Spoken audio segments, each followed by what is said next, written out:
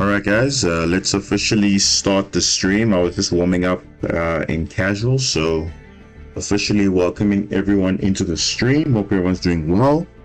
It's been a while since we last streamed. I was actually a bit ill, but I'm feeling better now, so we back at it again. It's almost end of the month, and we still have an objective to try and finish off the season on a high, and we're almost there. So as you can see, we're in Diamond 1 again. So we managed to pick ourselves up and grind a bit, but yeah, hope everyone's doing well. And yeah, I see some guys already asking some questions, so let me just go to the chat quickly to see where I missed. I believe Presto wanted to find out how to make a deck from scratch. I believe is it Marincess specific or is it any deck in general? Demosades says, hey boss, did you participate in the qualifiers with this deck? I did. I did eventually get division level max, but I didn't have time to participate in that stage 2 because we all know what happened in the stage 2.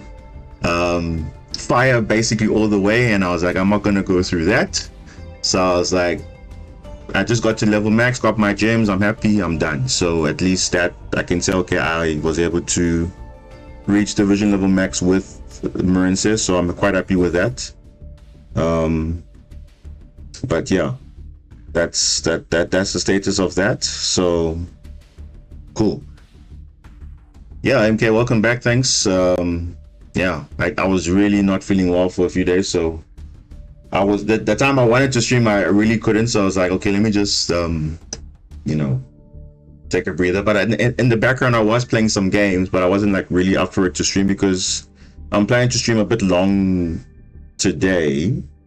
We'll see how far we get, then we can take it from there, because like I said, it is the end of the month, so we're trying to obviously get to yeah, cool. Just don't know where to start to make any deck. Okay, that's pretty interesting. So yeah, okay, let me get back to you, Presto, on that. So let me just return to other comments first. Okay, cool. It's impossible to do 1 round 2 if you have, yeah, the thing is, that thing was just 72 hours of non-stop grinding, and yeah, the more win rate you get, the higher you have a chance to qualify. But obviously we're not there to qualify for Worlds, so not to say that you can't do it, but obviously now you're competing with like the best decks in that kind of format. It's a bit crazy. So yeah, I'm not surprised where you see the top decks, they're all playing floodgates and all that stuff, and obviously fire decks were all over the show. I think Rescue Ace got global #1, I believe, followed by Snake Eye Fire King, so it was quite intense, I would say.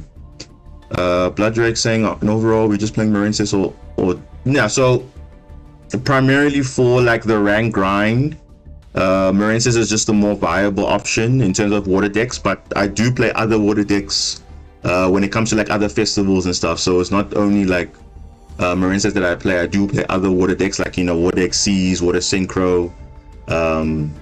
Yeah, as far as possible, try and play. I'm more a fan of non-meta because it requires you to be a bit more creative, because let's be honest, if I had to pick a meta deck right now, what am I really learning? What am I really like, is it really entertaining for you guys to see just playing the same old deck everyone else is playing? There's no like, okay, we know it's the best deck, like we know it can play through a lot of things, but non-meta is also kind of interesting because that's where a bit of skill is incorporated. So I think that's why I enjoy and I like challenges. So yeah, I like water decks in general, and that's what kind of brought me into the game in the first place. Just I'm not just a fan of water in general. So yeah, not that I do play also other decks as well, but if I had to rank my top 5, definitely water is up there. What's the highest rank I've reached? The highest rank I've reached is Master 3. Master 3. I think it was a few months back, Master 3. Recently, Master 4, I think. Let me just see. Yeah, recently, based on this stats here. So recently, Master 4 back-to-back. So, yep. That's where I've done recently, but the highest I've actually achieved is Master 3.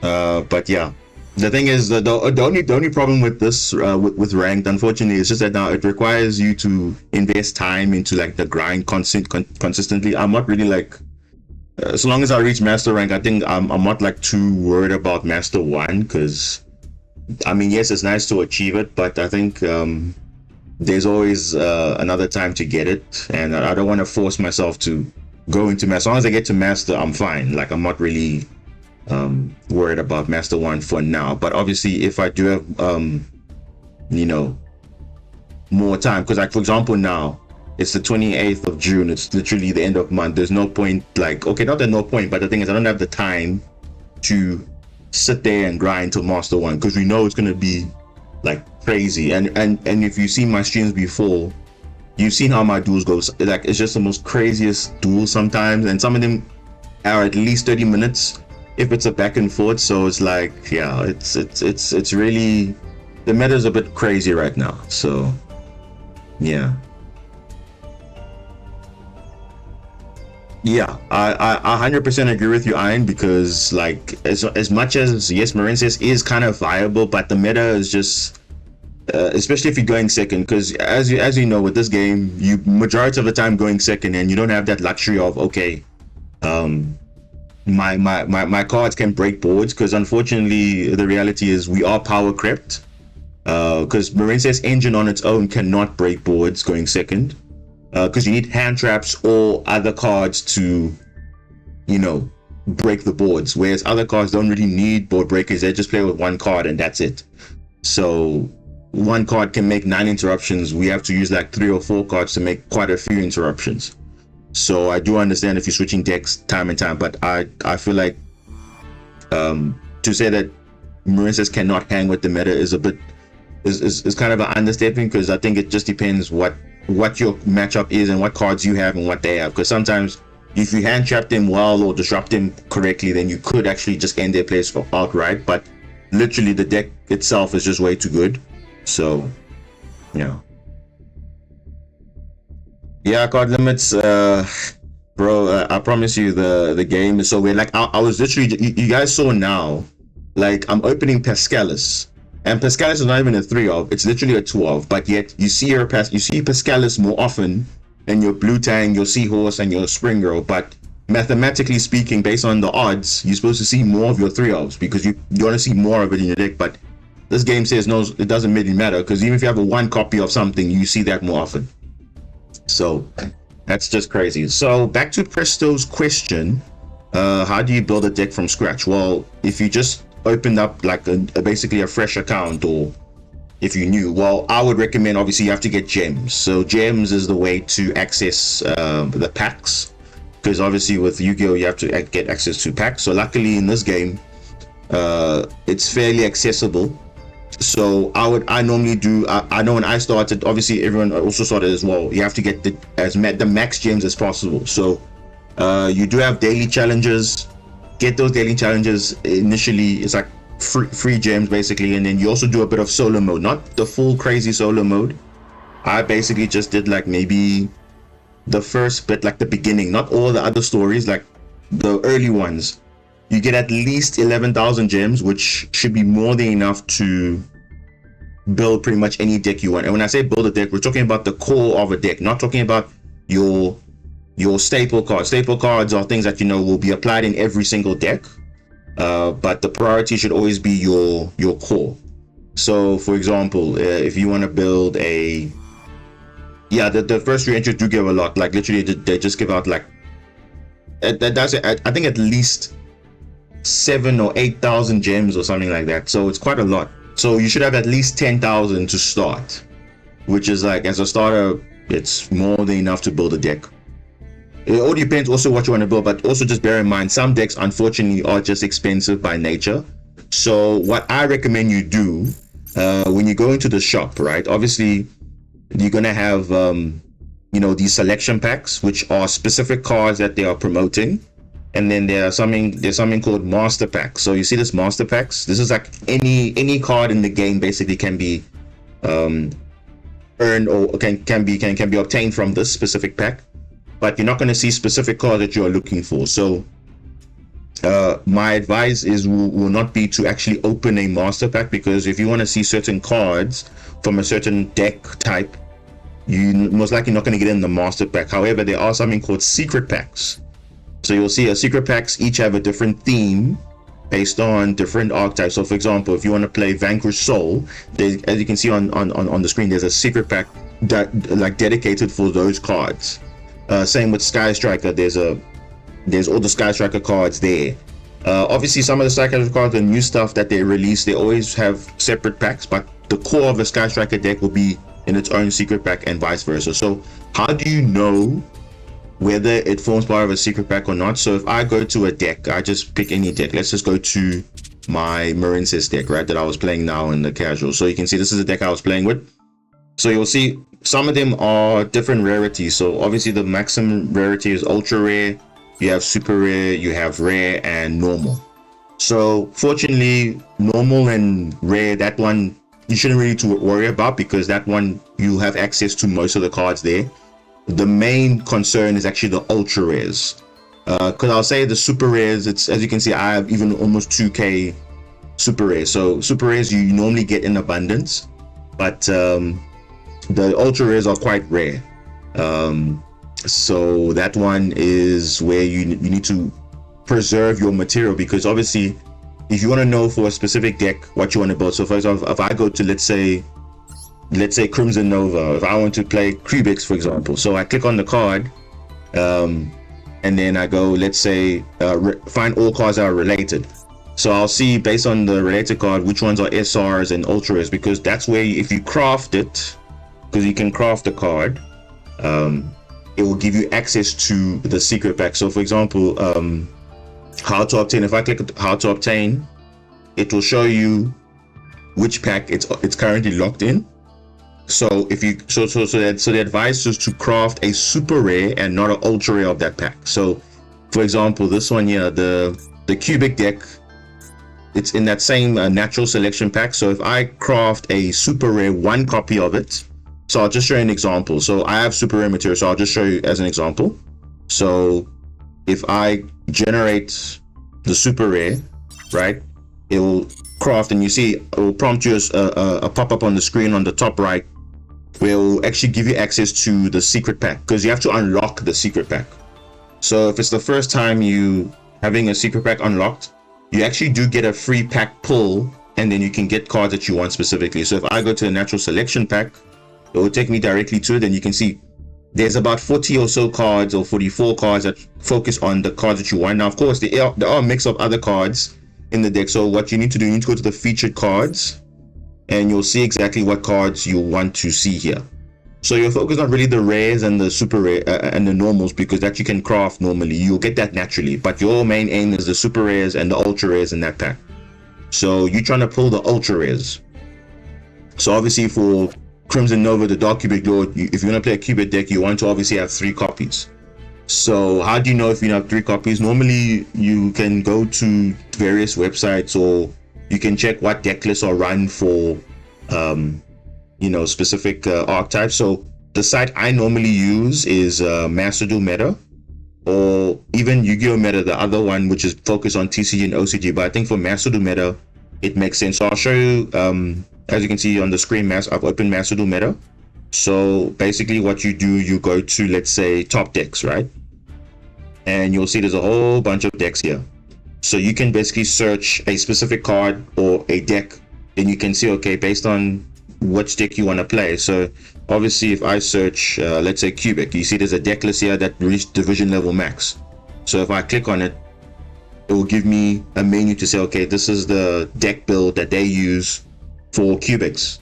But obviously it's a guide, so obviously you'll notice there's some staples here, like the cards that will be applied in every single deck. Your focus is the core. So you can see this one is, you don't have to worry about, because this you can get naturally. This one you need 3, this one you need 3, and I think that's literally the core of cubics, because everything else, this one is also a 2 of, this one maybe is a 2 of, but you see the cubic deck's actually not that expensive. And obviously the fusion monster maybe is a 1 of, but I don't see people playing this. But you can have an idea when you go on the website to see, okay, based on the top decks, you can search a card, or you can search a specific deck type. You can see what the breakdown is. So for example, if I go to Marincess, for example, because we're talking about Marincess now, if I click a card, any card for that matter, you'll see it will tell you where it's most played. And so if you go to the bottom, you'll see, okay, most played in Marincess, Paleozoic, whatever. So I'll say Marincess, and then what it will do, it will give you a deck breakdown. So remember, the deck breakdown is not saying this is how you should play. This is just based on stats that they have on the site, based on the deck submitted. These are the ratios that people are playing. But if I go to the bottom, this is a latest deck list that recently reached Master. Like in this one, this is a Master 5 deck list. That now this is like an example. So if I had to say my core, this is the core I would work with. So 3 Seahorse, 3 Blue Tang, 3 Pescalis, 3 Spring Girl, maybe 1 Mandarin, and then the rest are all staple cards, because these cards you'll see in pretty much every deck. Your hand traps, which is like your Veilers, your Ghost Spell. Okay, Ghost Spell is maybe an optional hand trap, but not really like, you could say it's meta relevant, but your main ones are like your Ash Blossom, Veiler, obviously Maxi in the game, so of course you need Call by the Grave, Cross Out for Maxi or whatever, Imperm as well. So also on the topic of bundles and stuff, you'll notice some of these cards are actually part of bundles. So you'll see on the website it actually separates. They say 5 URs or some certain URs are from a structure deck or a bundle. So you'll see like Effect Veiler, Ash Blossom, Nibiru, Tactics Talent, and Impermanence are literally in a bundle. So the bundle will give you the card plus 10 master packs, which may unlock secret packs. So there's quite a few ways to get these cards, but I think over time you can get these. But I think if you want to build your deck first, build your core first, and then after that go to the bundle. So I'll show you on the site, well, not on the site, but on in the game. Oh geez, what am I doing? I'm in the game now. I'll show you in the game how to access the bundle section. Let me just go back here. So this will be where you're going to go to the shop again, and you go all the way to this where it says special. So you'll see something called bundle deal. So you see all these cards, your Solemn Judgment, Lightning Storm, all these good staple cards. I think it's like 500. I think it's 500 for the bundle, which is not bad. You get the free card plus 10 master packs, which you could get something nice. You could even get a staple in there as well. So that's another good way to get your staples. But in terms of your core, I would recommend just going into like going to the deck list, like go to the deck page, build your deck that you want to build, craft 1 SR that will unlock the secret pack.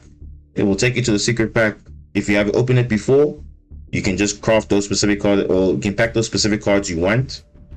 If it's if you haven't opened that secret pack before, you get a free pack pull, and then you get to craft, or then you get to pull from there afterwards. So it's actually not that bad in terms of accessing the cards you want. Just also bear in mind the deck you want to build, some are quite expensive and some are not. So that's what I said, the website will be a good indicator as to see, okay, which cards you actually need as a core. Then you can prioritize your staples later, because you just started in the game now. I believe there's also structure decks as well. If you're not really sure what deck you want to build first, maybe you want to start off with this page here, which has structure decks. So I know here, kind of like the most decent structure decks actually right now I would recommend is probably Salamangreat or Black Wings in terms of the structure decks.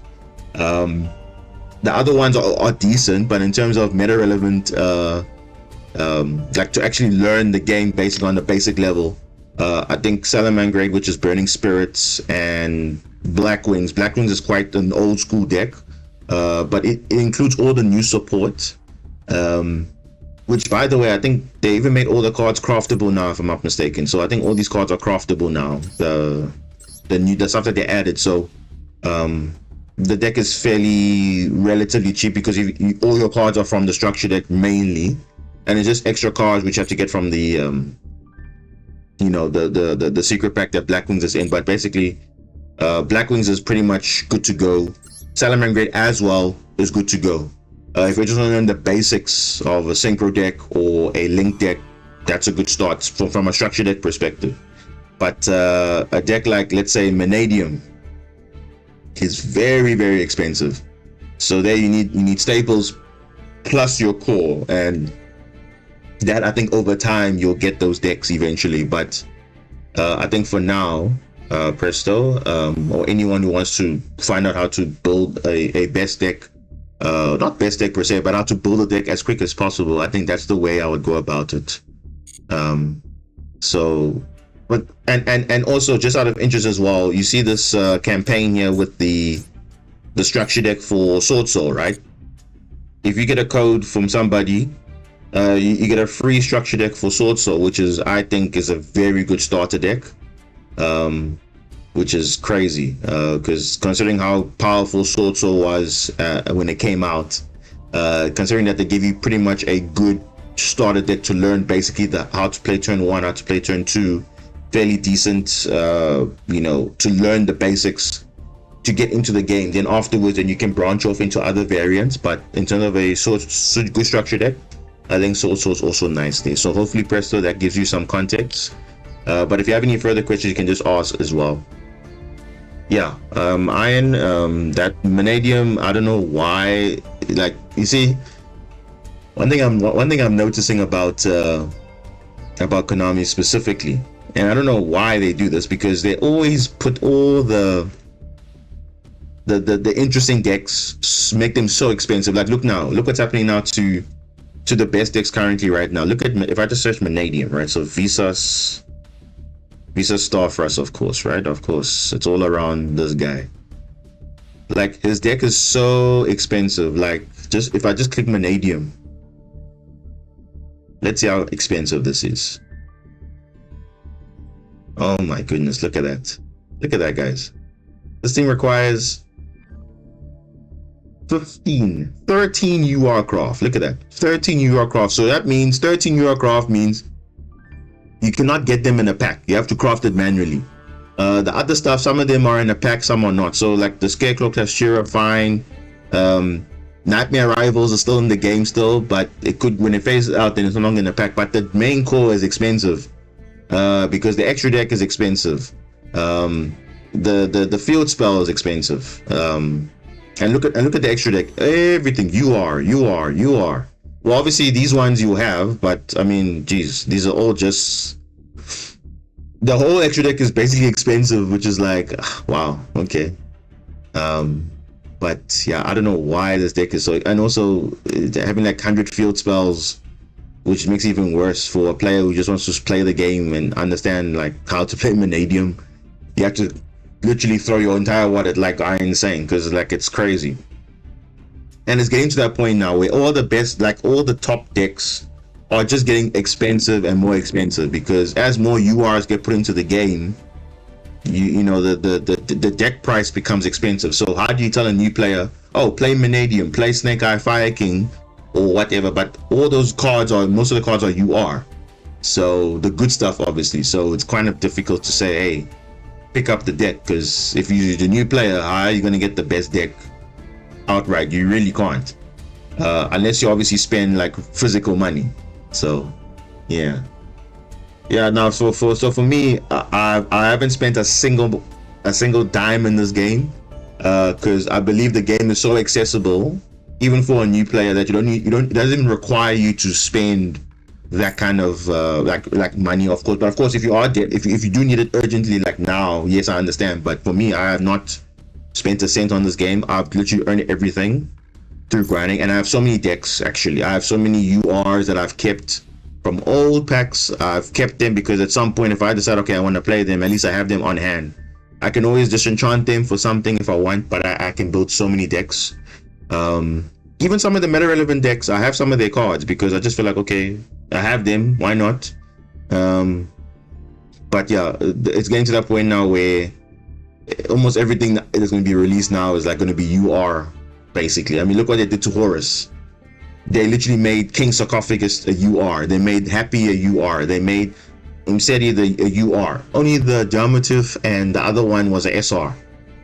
And obviously Horus the Black Flame, but not really people are playing that, but the Horus cards basically was expensive. If you're playing pure version, it's expensive.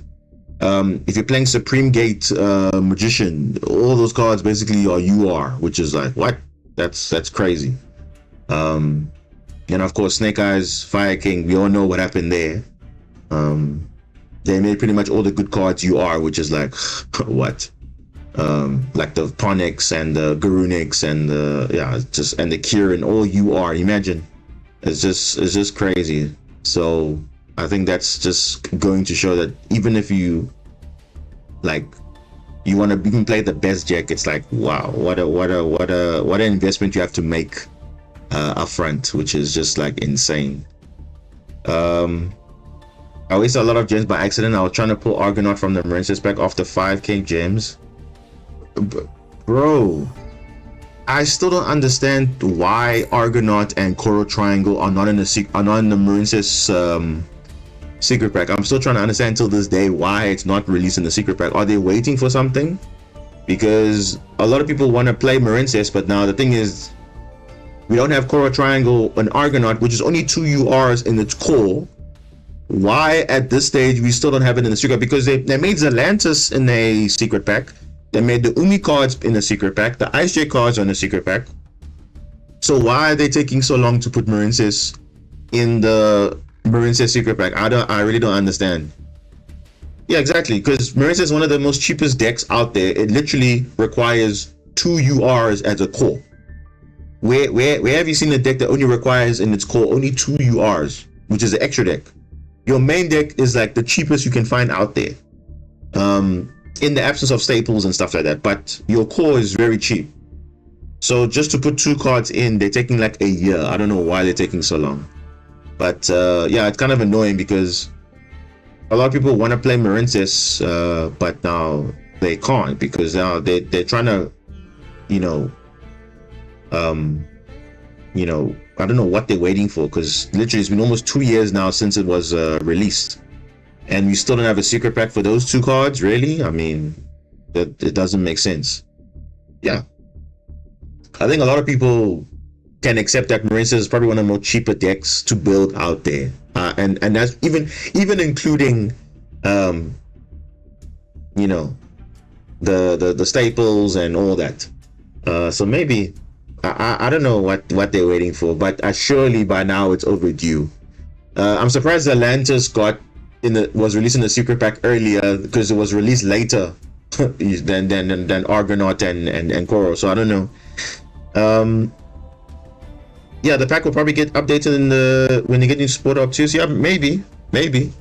But when is that new support going to come though? Because we also don't know if there's still further support going to be coming for the deck, because we still have a pack that's still yet to announce some cards.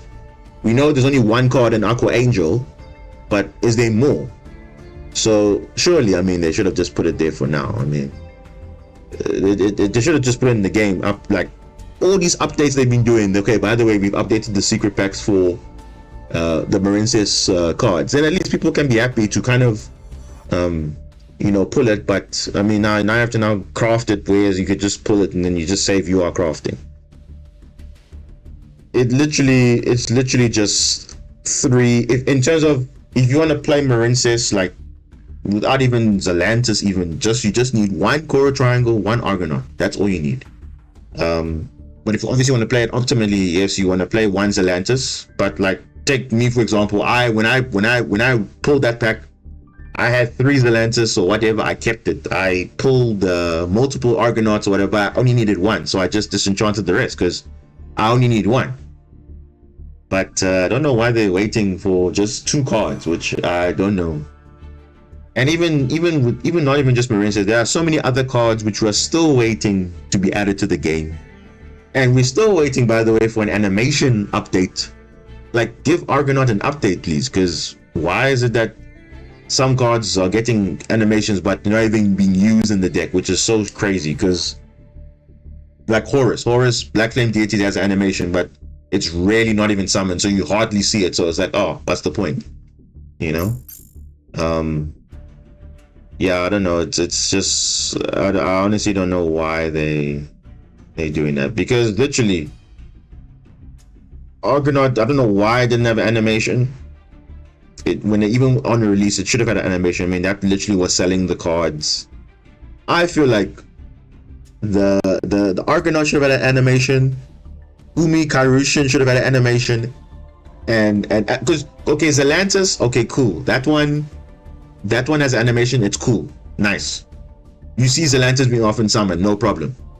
They gave the it's so weird because they gave the animation, like you're saying, Iron, correctly to Wonderheart. But remember, before the new support, they did a small update. Okay, we're gonna add an animation, but they gave it to the wrong monster. If they gave it to Bubble Reef, I think people would compensate, because Bubble Reef is actually more played than Wonderheart, but Wonderheart is not played, and unfortunately the meta is not suitable for her to be played at all. And Marble Rock does basically what she does, but better. Because I promise you, everyone was playing it before the new support, but Bubble Reef is just so much better. And the fact that she was actually an anime card, mind you, she was an anime card. Argonaut and Wonderheart and even Korra Triangle are not anime cards. Bubble Reef was the link for that we saw in if you watch the anime, go look at it. Bubble Reef was in the anime, and it was a quite an interesting, you know, at the time, like, wow, that was quite cool. Like, the monster's pretty broken. So at least if they gave Bubble Reef the animation, no one would really complain. But come on, you giving a monster that is really being summoned an animation is like, okay. Could have just waited a little bit until the support came, give Argonaut, then I'm fine.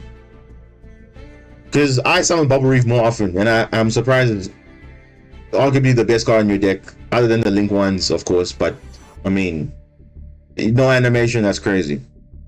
So anyway, that's just me. Oh, by the way, before I forget, I don't know if you guys, okay, I'm sure most of you would have seen it, but how do you guys feel about the ban list that just came out recently? Obviously, this was post the qualifiers.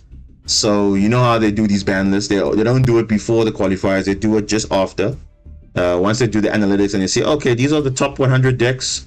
These are the ones that are performing. Okay, we need to make a hit now before the World Championship. So yeah, it's really crazy. Even in events, you rarely summon the animated Marines. Yeah, I mean, it's so true. It is so true. Even playing events like the Link Festival that we had recently, no one played Wonderheart still. They were playing still the normal combo, you know. But yeah, let's talk about this ban list quickly. I mean, I saw it, but then I had questions from in my head. I'm like, why did they do these changes? Like, okay, some of them are okay. So let's just go straight to the end, right? Because I think most of you have seen it already. So let's just look at it from like the unlimits to the ban, right? So my take on it is this. So first of all, the Telenite card, this card is only playing one. So this one is not really doing anything. Back in the day, you used to skip your opponent's turn, but not really do anything. Yadagarasu not doing anything. It's an old card. Kashtira Birth. Like, why are they giving this card? They first limited to one. This card, it was first unlimited. Then Kashtira was going crazy, so they limited to one this card when Cash was thing, like a meta thing. Then now they slowly but surely now just unbanning it again. I'm like, what is the purpose of this? Because I don't think anyone thought this was gonna get unlimited. I thought semi-limited was even a question back then, like, oh, okay, you semi-limiting this card, okay, cool, but why are you unlimiting? I don't know, because this card is so broken. I think it's just so, like, I mean, it probably has one of the worst interactions you could think about, because there was a case where, if you know, it says when you control a Kashtira monster, like control a Kashtira monster, it doesn't even have to be on the resolution when you resolve, when a spell card is resolved. So long as at the time of the new chain is starting, the Kashtira monster is there, this card is resolving. I'm like, there's no way, because other cards, the trap card, it doesn't work like that. Because if you control a monster, it has to be at resolution. the same like Rescue Ace cards. If we're going to use the Hydrant bonus effect, Hydrant has to be there on resolution, otherwise you're not going to get that bonus effect. But for some reason this birth, I don't know if they didn't code it properly, but if the Kashira monster was not there at the time of activation, but on resolution it's there, it still works. I'm like, what? It doesn't make sense. So this card, it's too broken. It's a monster reborn infinite from the banished pile and the graveyard, which basically makes Shifter more viable in that deck because, like, okay, cool. And on top of that, spell cards are used properly, so or used more popular than anything else. So you just get to just banish 3 cards from your grave without any issue. And you know, Unicorn is like a 1-card starter for, not even 1-card starter, it's an interruption on its own. Which I don't know why they're making it now more viable for these guys to have more access to birth, because it's just going to be so annoying. Magic Spectre, Unicorn, Kirin. To be honest, I saw this card. This card's not been doing anything. Even when it was at 1 in OCG and TCG, it's not doing anything. So I doubt this thing's going to do anything in Master. So that's my unlimited thoughts. Nothing too crazy there. Just birth, I was just confused, but yeah. I was playing casual when first bricked and passed. Then my opponents actually summoned Yatagarasu. Yeah, bro, remember, in the context of Yatagarasu, it's not really as broken as it was back then. Because you can easily stop this with the simple hand trap, and then it won't even activate its effect when you inflict battle damage. So it's a matter of just getting, and the attack is so small. And obviously this card was paired up with Chaos Emperor Dragon, but obviously they nerfed that effect, so you can't send all your hand to the graveyard multiple times. So the combo is just dead, so it doesn't really do anything. So if you summon it, yay, but yeah, it is what it is. Obviously if you break, then it's unfortunate, but I mean, what are the chances you're going to see in the rank ladder Yatagarasu? Yeah, exactly. If you had Imperm, the bird, there are so many ways to stop the effect from resolving, like Imperm, Veiler. There's so many things to, so it's not really an issue. So this thing, win to 3, no, it's not going to do anything. It was at 1 for so long, no one's really doing anything unless it's like an event. But that's it. Now the semi-limits are interesting because you have Pure Lily at 2, which I don't know why they're hurting the main deck monsters, because obviously the most broken thing about Purely, of course, is the not once per turn quick play spells.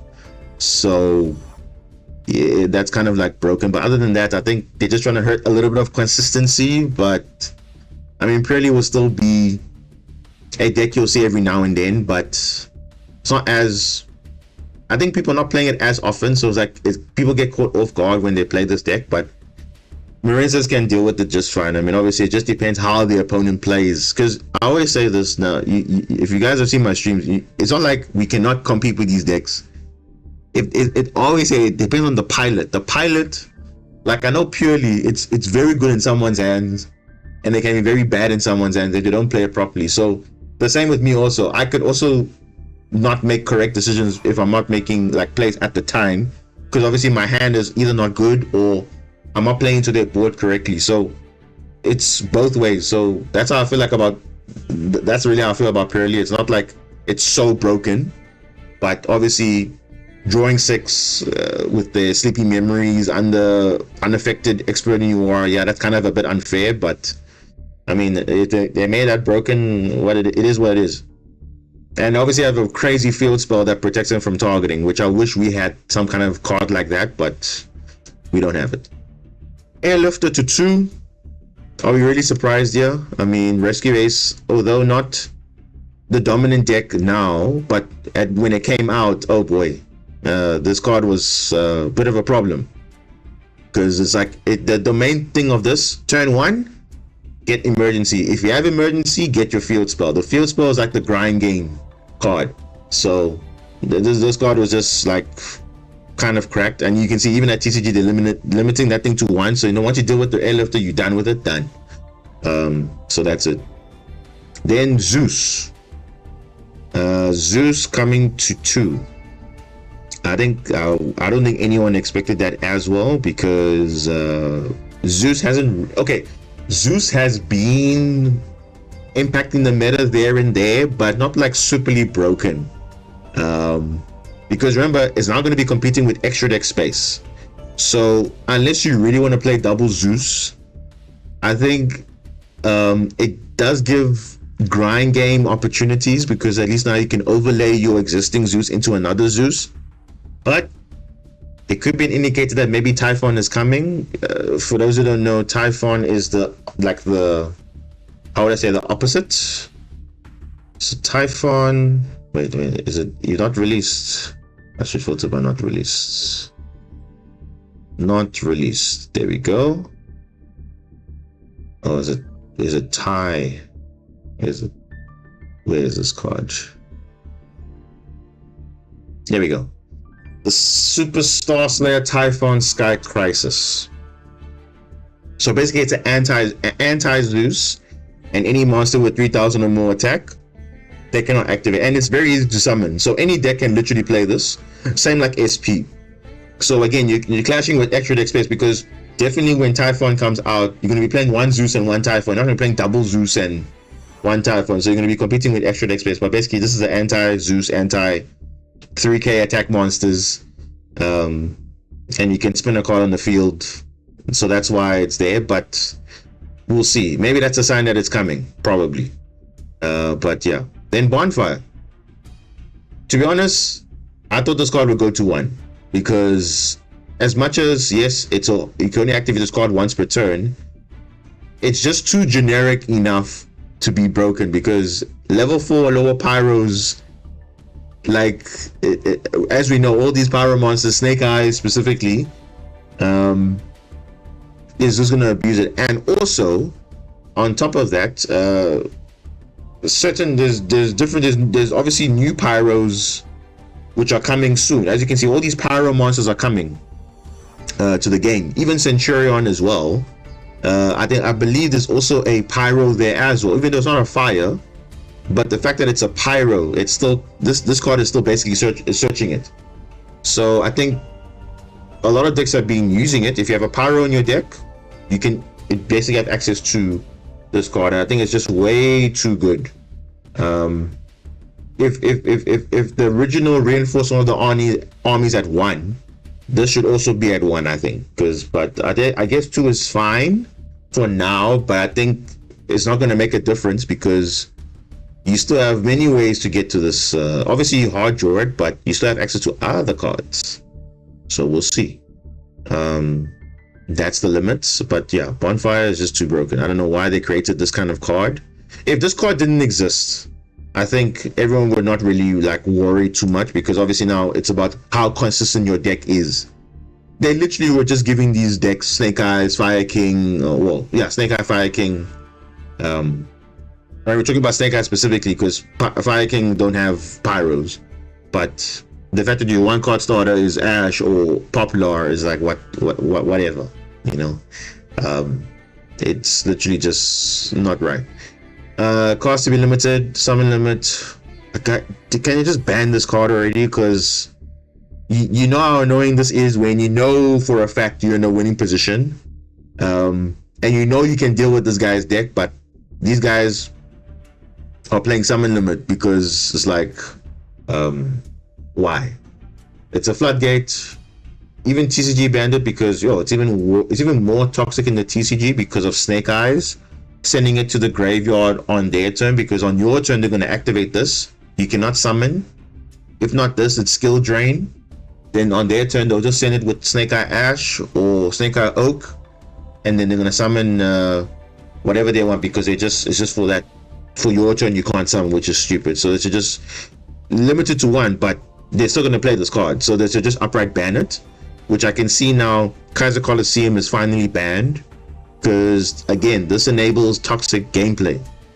You know, there's no real interaction, because if you don't out this card specifically, you cannot play the game. And if you have a good monster on the field on your opponent's side, how do you have to deal with that monster for you to play the game? But that's kind of unfair. So I think that's not ideal. And good riddance, because seriously, I'm as much as yes, it's a floodgate, but I think this floodgates in the form of spell and trap cards are very hard to interact with compared to monster floodgates. Now we're saying monster floodgates, we're talking about the barrier statues and all that, but let's be honest, the barrier, the only reason why, for example, barrier statue of the storm winds was broken was because Flouanderies was searching it, and they don't special summon, so it's hurting everybody else but not them, because technically it's supposed to hurt both players, but that was just a problem. And now I also run a barrier statue, but I either hard draw it or I have to search it on small world. It's not to say it comes up every single game, you know, and I'm only playing it because I have to keep up with the meta in check. But it doesn't mean that they technically can't play the game, because they can kind of out it, because they can just crash over it, you know. But obviously they have to have a good normal summon, which is at least a 1k attack. But this says no, you need to have a specific out, like Cyclone or Duster, which, you know, most decks are not really running that, so it becomes an issue.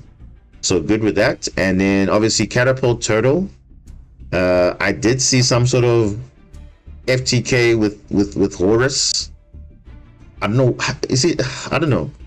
I don't know about you guys, but I think Konami knows when they make cards, they really think that, oh, this card is not going to be used in some sort of degenerate first turn kill, because they want to minimize interactions where now you don't have an opportunity to respond to it or whatever. But everyone's going to find a way to do it, you know. You remember back in the like for a few times now, there was a moment where people were playing like bot accounts just to FTK your opponent. If they were going turn 1, a certain combo had to be resolved, otherwise they'll just scoop, because they literally just programmed it that way, that okay, this combo is going to FTK you without any interruption. So Catapult Turtle, maybe it's for the future. They're just banning it now because maybe they want to release something that now is going to come and potentially be broken. So I guess, yeah, Catapult Turtle must just go. It is what it is, you know. But again, based on its effect, it's kind of like, okay, whatever, you know. But to be fair though, we also have the same thing in Stealth Kraken, but Stealth Kraken is harder to summon. That's the difference, because this card is not difficult to summon. It's just, okay, you can special summon it, or you can normal summon it, or tribute summon it rather. But Stealth Kraken requires 2 level 4 water monsters, which is kind of not generic, so it's kind of balanced in a way. But yeah, this is pretty much the same thing. But yeah, that's pretty much the balance. So honestly, I kind of shocked with some of the stuff, but overall, I mean, it's not really going to change the meta too much. Yes, floodgates are slowly getting hit, but people are still going to play them. You're giving them 1 extra space to play, so why not? It is what it is. Zeus coming to 2, interesting. Bonfire should be at 1. I would expect Original Sin for spoils at some point to be at least limited to 1 or straight out banned, but who knows, we'll see. And then obviously the purely got hit, but we'll see. That's all that we have on that ban list. But yeah, I guess it is what it is. All right, that's enough of that. So what else I want to talk about? What else? Yeah, so where we are currently in rank. So like I said, I did play in the background, so I did get back into Diamond 1. So as you can see, we are 3 wins away from Master 5. So I was playing some games, but this guy was cheating, because this guy literally we're playing the game. I went first, I was doing a combo, then all of a sudden my server disconnected, but then I still had the loss. I'm like, this guy must have booted me off the server or something, because you see, I can't even go and check the replay, and then he gets the win, I get the loss, which is strange. But I just, as you can see, I started 28th. I started playing and I was like, okay, I was going on a crazy streak. So, and we're here now. So again, just to remind everyone what I'm playing, it's version 2, because version 2 is a condensed version. Remember, I was normally playing 50 cards, whatnot. But now this is as close to as pure as it will get. The only exception would be the inclusion of Foolish Burial Goods package to search my either Kaiju or Ron Adrian quickly, or even June Moon if needed. And Barrier Statue and June Moon are also good small world targets. Hence, I'm running one small world, so just in case I need something, then I can do it. Also running double Basilima, which is arguably not a good choice because you normally want to run one copy. However, we are in a meta of destruction, so I think 2 has been working for me, and I don't see a problem with it because having more than one is actually not bad. Especially 2. 3 is a bit overkill, but 2 I think is okay. Same thing with Pascalis. 2 is fine, nothing issue. So I actually dropped the field spell for that. I'm just trying it out, you know. So far, not really complaining so far. But yeah, this is as pure as I'm trying to get at. And I think someone asked earlier in the chat why there's no Cashier Ogre. Remember, this is taking away all the the horror stuff and the Cashier. I just want to see how it will fare, because everyone actually wants to see a pure deck, you know. So obviously later on, once we get the additional support, then obviously we'll get as close to a purest deck. But for now, whenever that meta is going to be, we have to work with this for now. So I'm just trying it without Cashier Ogre. I can always bring it back in. It's literally just not an issue, but I'm just trying it for now. But there are some times where I'm like, oh, you know, Cashier Ogre would it be nicer, because at least we'll bait out interruptions at least. But for now, it's been okay. But yeah, we're at this point now, and like I said, extra deck you'll see has not changed. Anytime I change the variant, extra deck does not change. Why? Because it's just been working. Double Zelantis might be overkill, because remember, I'm still thinking about cash format when I started playing double, and literally it still even and even it just comes up in matchups where they don't expect the second one. Because I think everyone's convinced that, okay, people only playing one Zelantis, so if you deal with it, then it's fine. But then the second one, like, what? Second one? Even a second Bubble Reef, they don't expect it. So it's the extra deck has not really changed for like months now. It's just the main deck that I'm changing, just to make sure, okay, you trying to make it as pure or trying different engines, you know, like I said, just trying to explore, because I'm not trying to show you guys, okay, the same build every time, because what's gonna happen is, and I see some of my friends also, they're playing, they're like, I actually get burnt out because like I'm playing the same thing, same combo, not trying to, you know, be a bit not feeling something different, you know. So that's what I'm trying to make sure that at least every now and then I'm trying different builds, you know, trying this without that, without this, and see. So that's kind of my mindset right now. So currently we are 3 wins away from Master 5, so hopefully we can get it on stream, which would be nice. But yeah, we've warmed up enough, but obviously casual match is not the representation of ranked, so we'll definitely expect harder matchups. But so far, I mean, we'll see how it goes.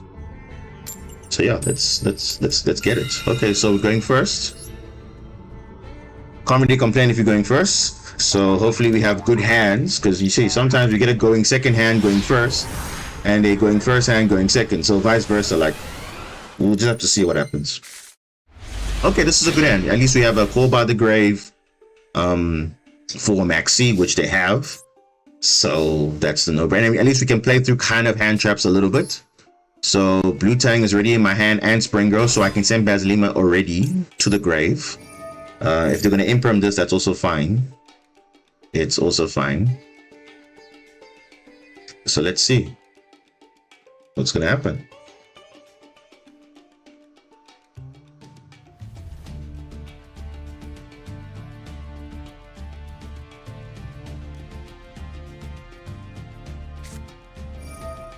Oh, they're going to imperm. Okay. That's interesting.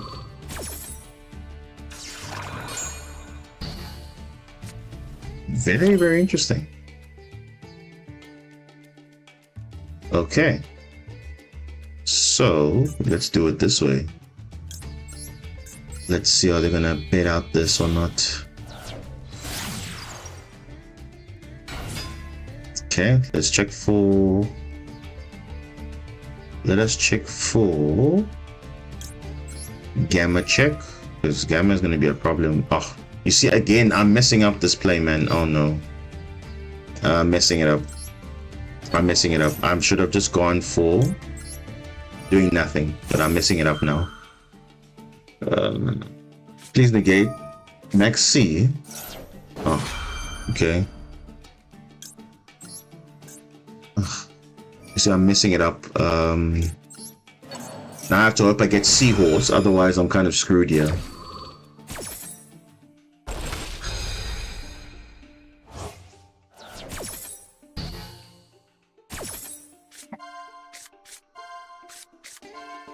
Ooh. And he just... What? Why did he... Oh my gosh, don't tell me it's good because of Max C being negated. This is so unfortunate. Like, why? That's so weird. Anyway, I mean, I literally messed up and he's still scooped. I don't understand that logic also, but anyway. I'm not complaining. That's literally what the game is doing. It's... You see, Max C is making people play so... I don't know, they're playing like as if they don't want to play the game. That's how they feel like. It's like, oh, what's the point? Max C gets negated, they're gonna go full combo, I had nothing to respond, done. I used Imprim early. He probably had nothing, but come on, you have to see what's gonna happen. You know? Oh, okay. We have a hand here. Okay.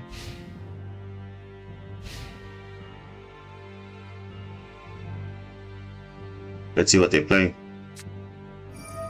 Ah, they're playing Telements. Okay. They're playing Telements.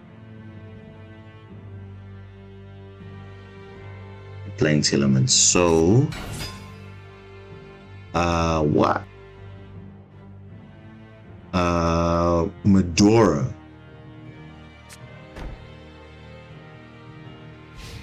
Oh, okay. Interesting. So they probably bricked.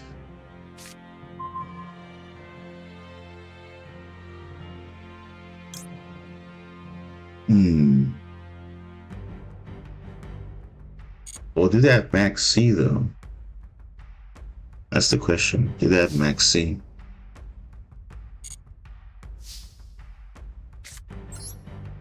And let me just imperm this Mudora, because they're just gonna spin cards in my grave. So we don't want that. Yeah, then we can just play through nicely. They could have imperm as well, which is... It is what it is, you know. It's probably imperm.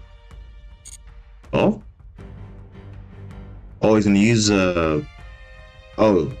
Okay, what am I sending? I'm sending Springer, right? Yeah.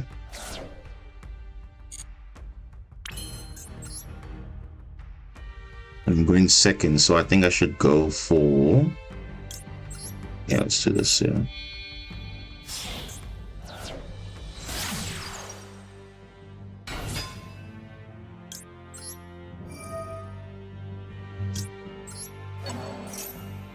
Let's hope we get something nice here. Oh, by the grave, maybe? Yeah? Okay. Oh, Seahorse, that's perfect actually. More than perfect actually. Definitely take that. I can bait out an Ash Blossom. Ooh. What is that? Yeah, you know. Yeah, let me do this.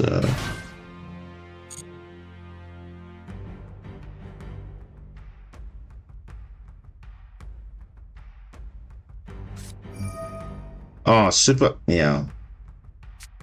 Yeah, super poly. Yeah. Super poly. Fairy Tale Snow? Wow. Okay. Super poly. Okay. Yeah. Okay. So it's kind of, well, it's not really a problem because we can still do this. Yeah, we can still make plays.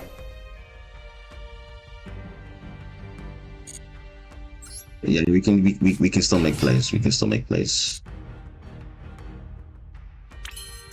Yeah, we can still make plays because he doesn't have enough to go banish anything, so we should be fine. And Medora is negated, so even if he leaves the field, he's still negated. So lucky we didn't activate Sea Angel's effect yet. So we should be fine, I think.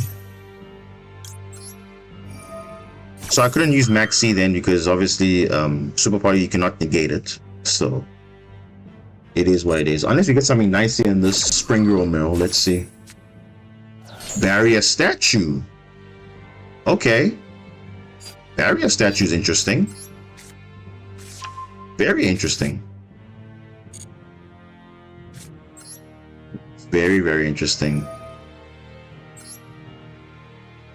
Now let's go, yeah.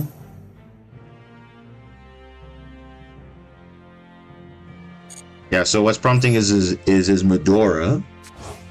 That's what's prompting him at the moment. Okay, so I've used all these effects, so it's kind of like, yeah.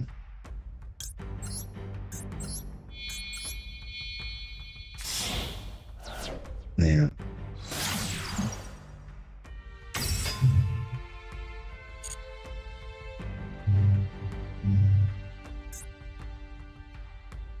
You see, I could go Barrier Statue and then pass, but she could have something. Then he's forced to go Battle Phase, and at least I still have a turn. But I think maybe I should go for double wave. I think I'll do that.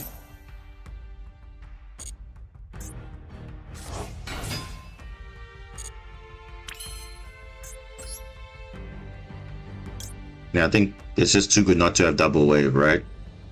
Would I go Coral? No. You see, we can get this in the grave, but now the thing is it'll be live if it's in the graveyard. That's the thing.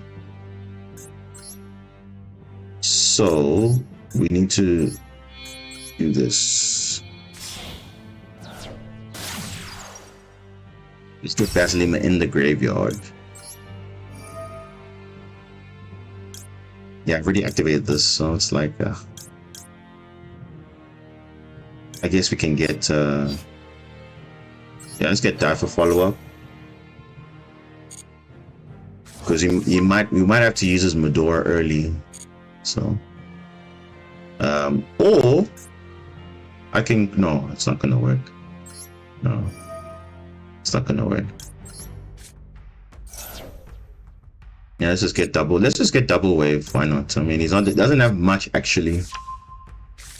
He doesn't have much. Could just crash into him, but there's no point.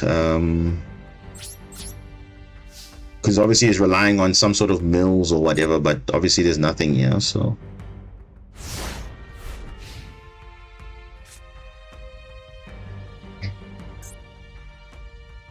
Fairy Tale Snow. So that Maxi was kind of crucial, but he didn't have plays, unfortunately, so.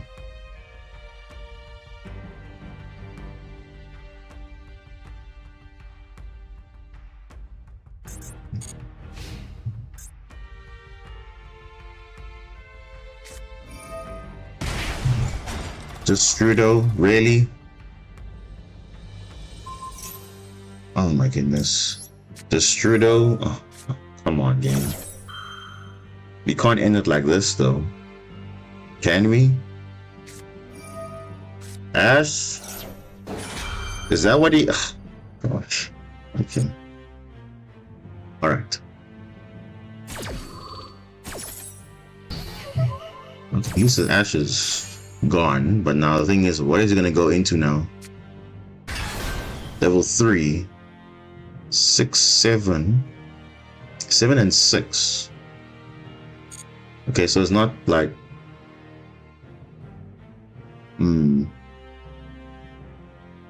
Hey, so this guy brick really hard, eh? And that's quite rare for Tillerman if they brick. SP.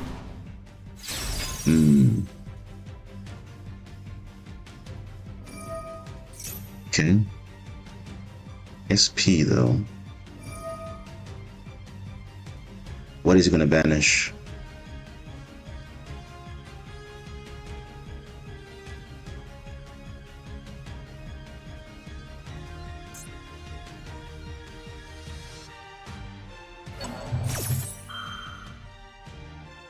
Spring Girl. Spring Girl. Really? Spring Girl. Okay, you can have that. It's fine. Okay, can have that, I guess.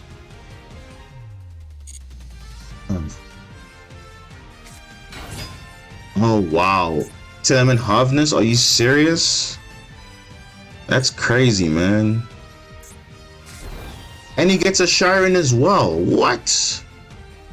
And a Scream. What are these mills? Oh my goodness. It's the luckiest man on earth, clearly. Clearly. He's that lucky.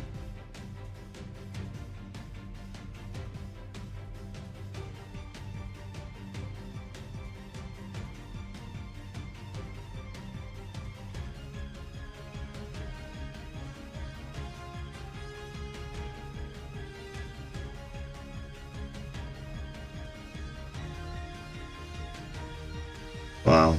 This guy had like the god tier draws. Not even god tier draw, but just the mills were just like perfect.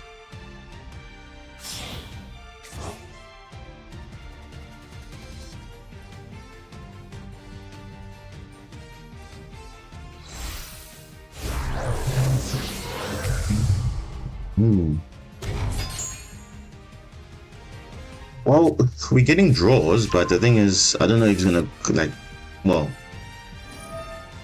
Saliak, yeah.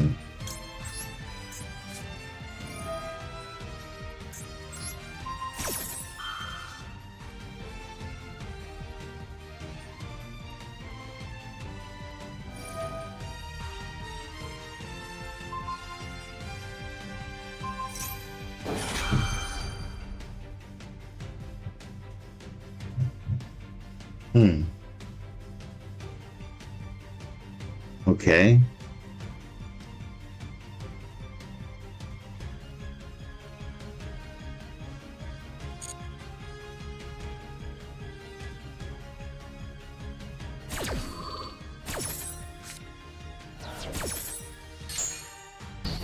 Still negated though.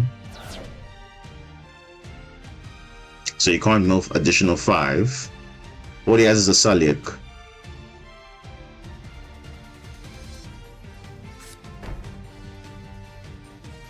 And obviously he still has Medora in the graveyard. So that's still a play as well he can make as well.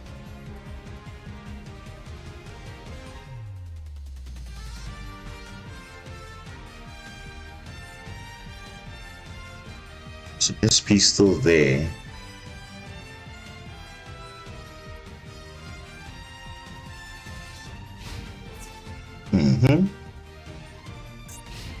Battle phase.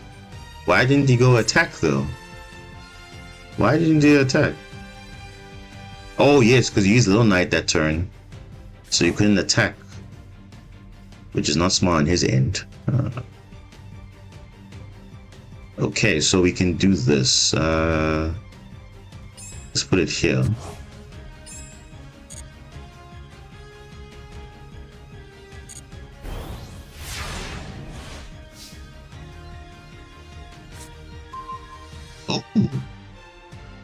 Okay.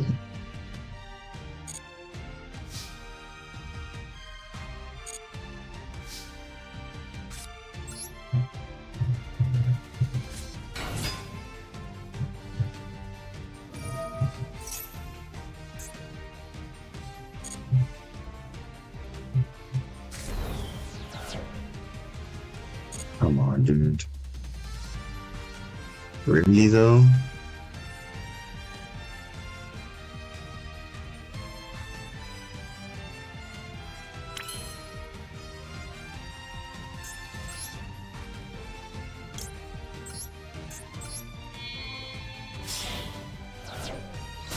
All I need is 4K. That's all I need, really. But then Medora is gonna be an issue.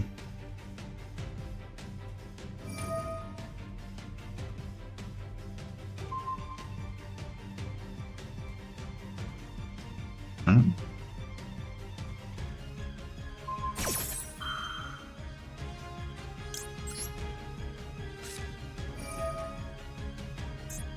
Can you force out the SP? Force out the Salic to negate.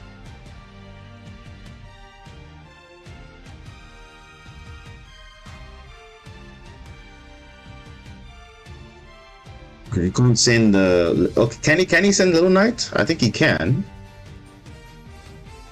I think he can to dodge. Yeah, I think he can.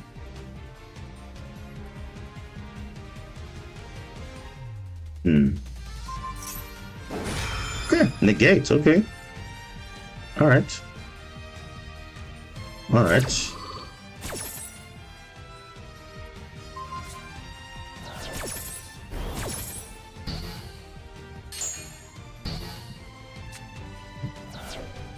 Yeah, so because it worked backwards, it was negated before it was unaffected. So, yeah. Oh, whoa, whoa, whoa, whoa. What are these mills? What are these mills? Tillman Shiren?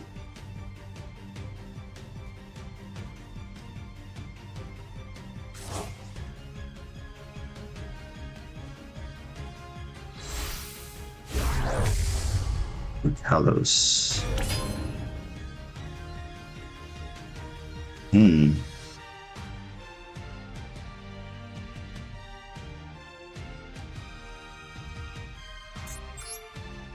Okay, what do I do here?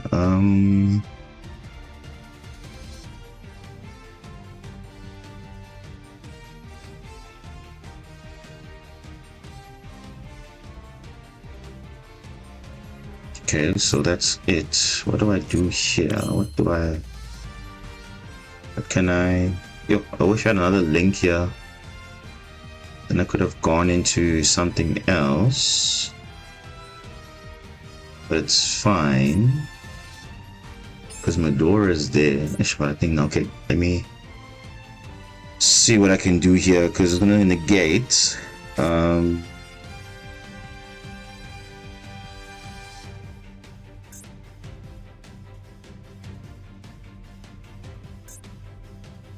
Can go into a psychic end, so we need to,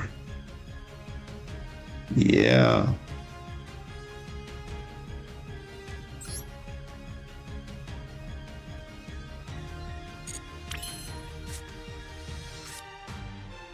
I think we need to force it. Let's force it out.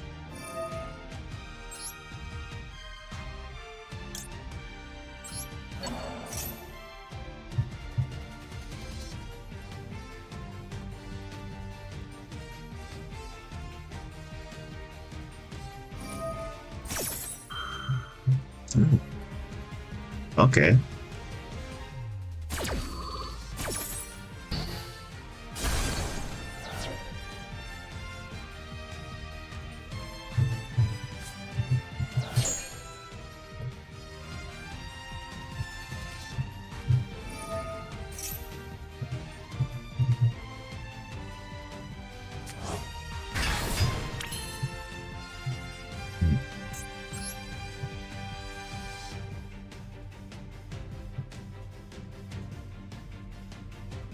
Is there a way to get it back though? That's the question. I think I'm gonna go like this.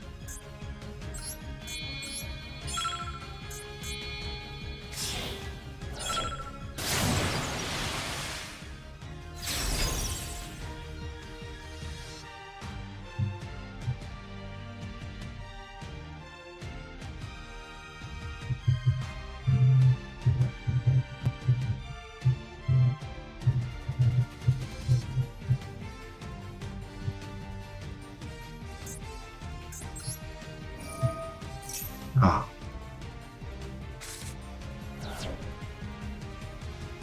Wait, why did it not result? Wait, why is this coming back though? Is it not? I activated this thing. It's still. Ugh. gosh.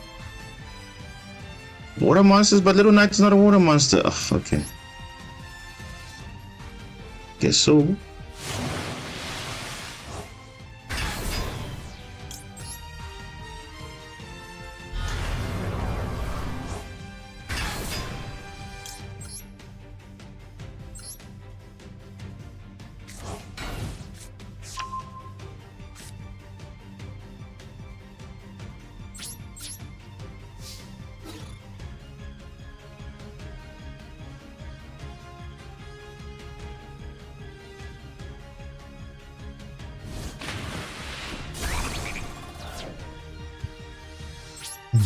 Okay.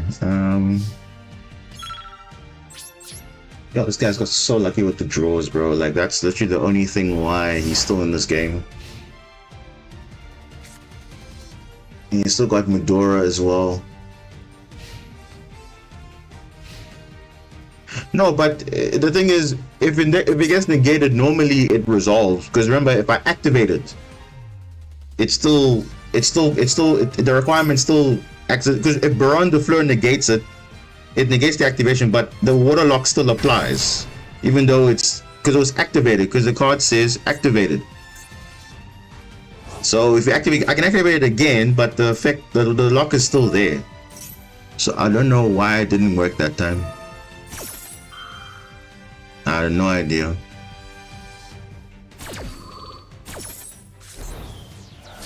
Gosh, Revolution Synchron. And Tillerman Harvness. Oh, these guys are just so lucky with the mills. Come on now, game. Come on. It's always towards the end. Then we get this like this is literally RNG right here. Literally RNG. He's getting the most god tier draws. And remember, he bricked first. And yet we are unfortunately struggling now. Now he's got game basically now. Look at that. He's got game. Look at that. He literally has game now. All from nothing. Literally. That's crazy, man. That's unfortunate because he literally had good draws. And obviously the Super Poly did mess up things, but literally got god tier mills, which obviously, you know, Tillerman loved milling. And that basically got him into the game. That was it.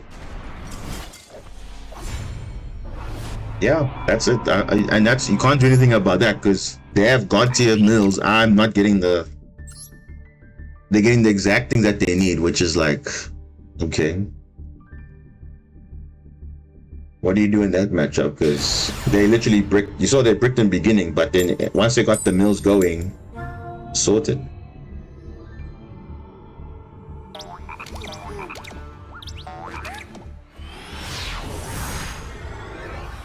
That should have resolved. That should have waterlocked him. I don't know why I did not. Oh my god, what is his hand, bro? Okay.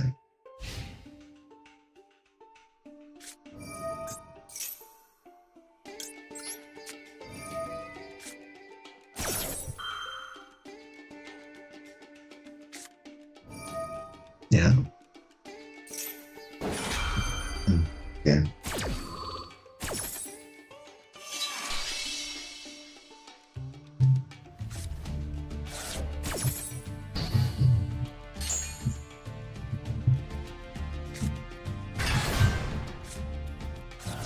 Let's catch Hero.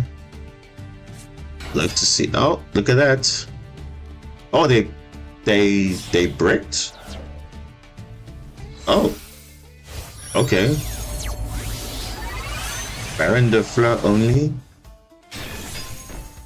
Oh, okay. I guess it's something. No game. What is that? Oh my gosh. What is that? That is not good. What now? What am I supposed to do with this though? This is like another dive, really? Like that's not. At least field spell or something. But now you're giving this guy fuel now.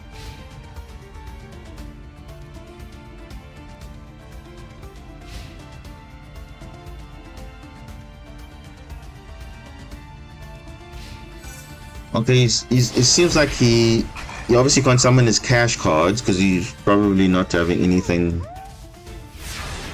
Oh man. No, I don't want thrust, man. Dude. What? Well, thrust is not gonna help me here. It's really like, what are these drawers now? I'm getting all my. I just need a water monster. That's all I need. Because I don't want this guy to have a chance now coming into the game. Yeah, you see? Yeah, he's literally getting back in the game now. Yeah, man, Yu-Gi-Oh! It's not the best out there, but oh, this is an Ash. Oh, this is a mistake. You should have. This is a mistake. Unless that's called by the grave. That's a mistake. Why did he put Barone back? Why did he do that? Why did he do that? Why did he throw away his nigga? Oh my gosh. Why did he do that?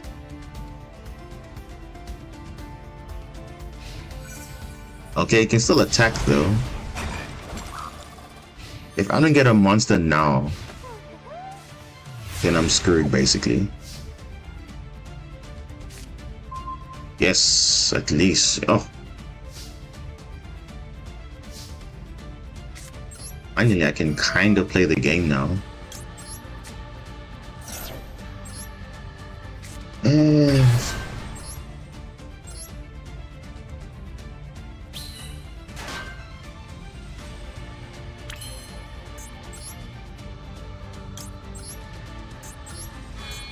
Yeah, this card normally is a checkmate against Castura, so we should be.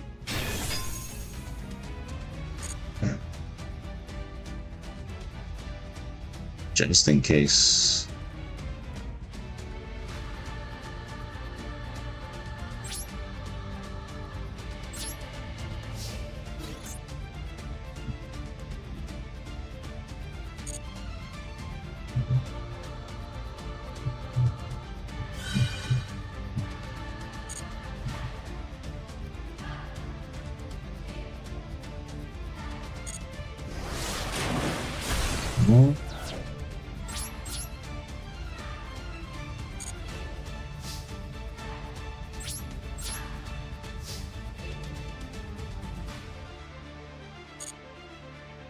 If he top decks a Cashier, I'll be like, wow, that is like god tier right there.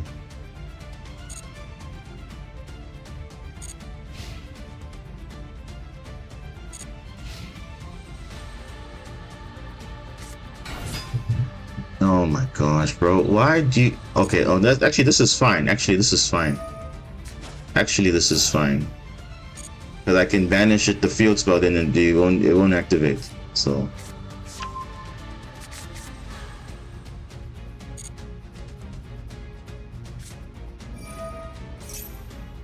yo, unless that's imperm, I'll be like, wow, this guy is god tier.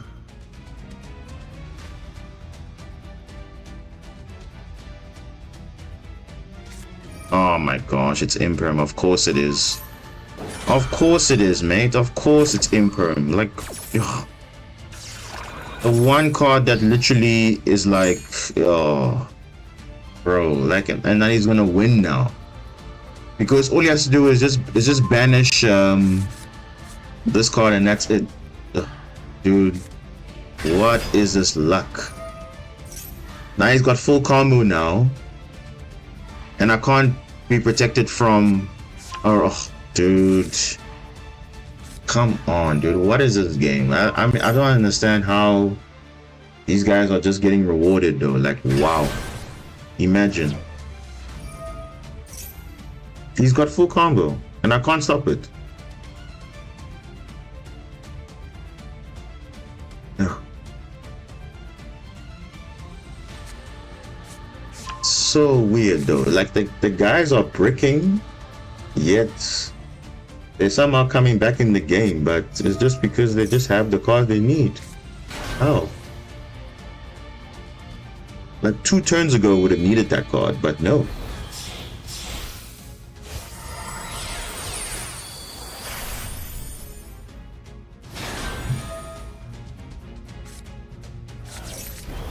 Yeah, nice one. Nah, this is game because he just has to summon Fenrir, banish this, and then that's it. Literally, that's game. You know.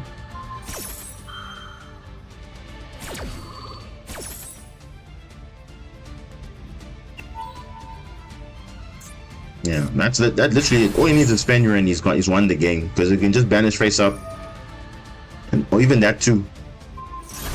Yeah, that's even better.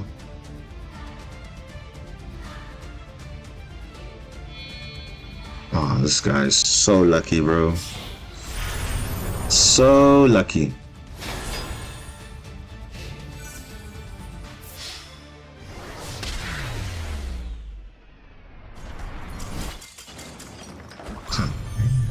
That's so funny though. Now when I don't want to break, now it breaks, but then this guy gets rewarded for that.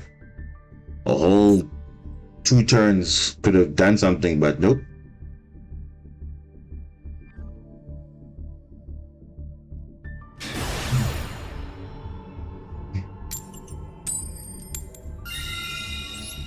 There's no time to D-rank now. I literally just got back up there. Because if I'm going back up and down, it's kind of annoying because like...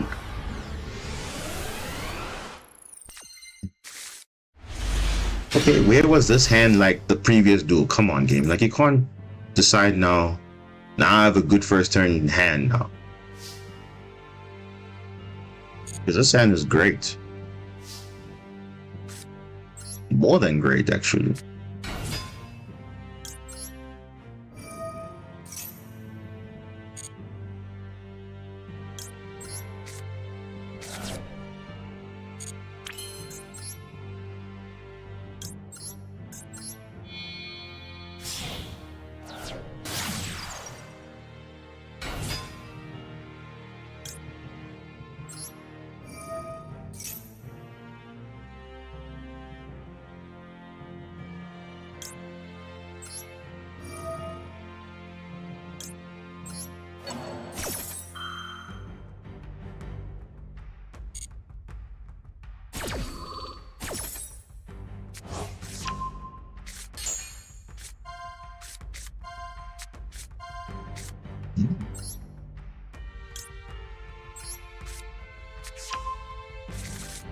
It's new. So I think he can summon Argonaut if I wanted to. But I can literally just summon, and I can summon Crystal Heart underneath. Get this cards from deck. Yeah, I can do all of that plays. If I really wanted to, but to kind of play around Nibiru, but then we have cross out, so it's like don't really need to play around Nibiru.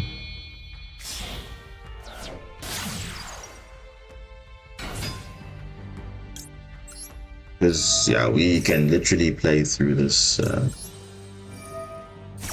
quite comfortably, I think.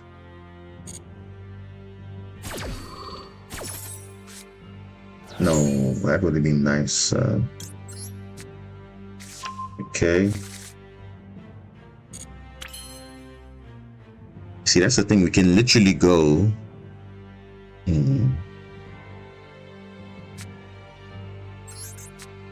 Yeah, let's try and summon.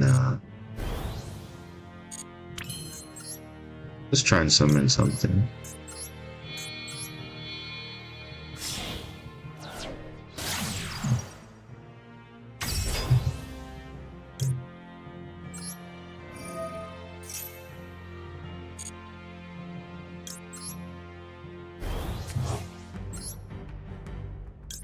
Yep.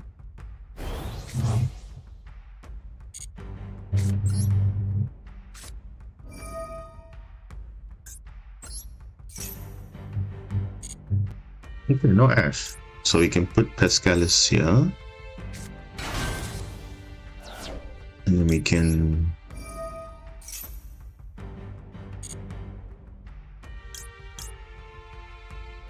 put Mandarin here. Yeah, so you can go for the maximum combo.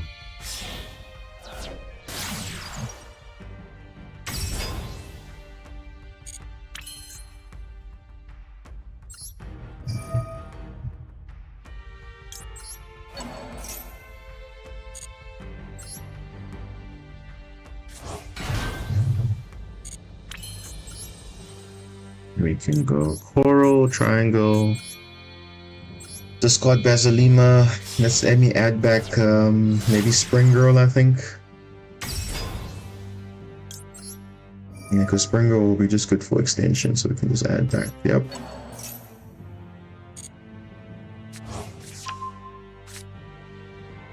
Yeah.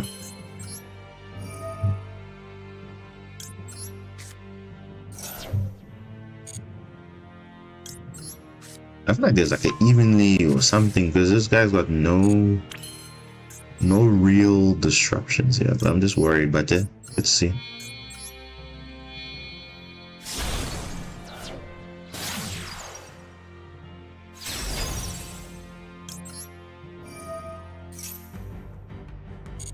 Okay.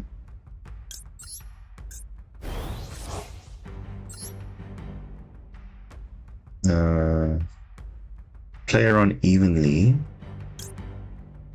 What do I have equipped here? And this one.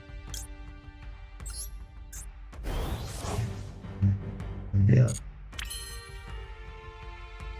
You want to put cross out? Nah. Nah, let's not put cross out there. Let's just hold on to it, because they could have something. I don't want to potentially waste cross out because it's at 1.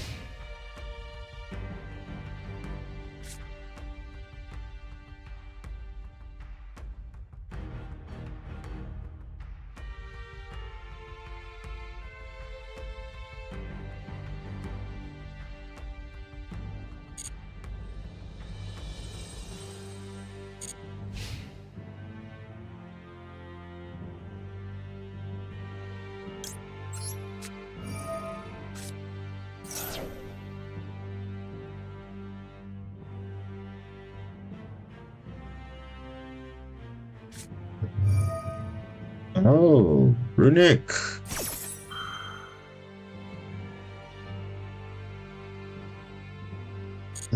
Let's okay. You're playing Runic. What are they playing though?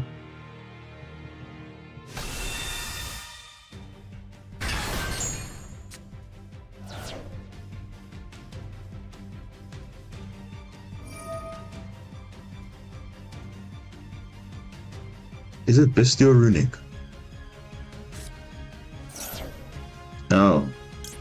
It's just Ibli. Okay, well, that's fine.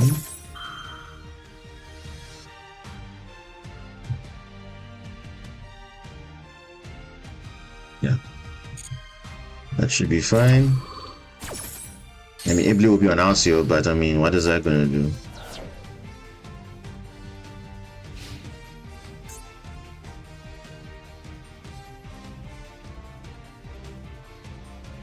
Damn. Supposed to send it from the field though, is it not? Yeah.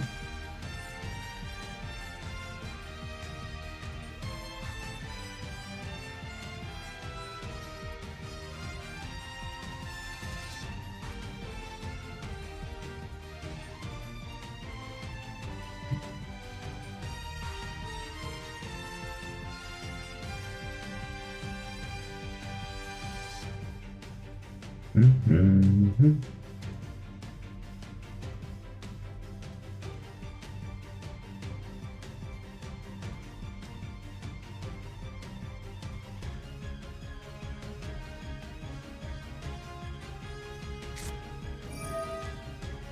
Hmm?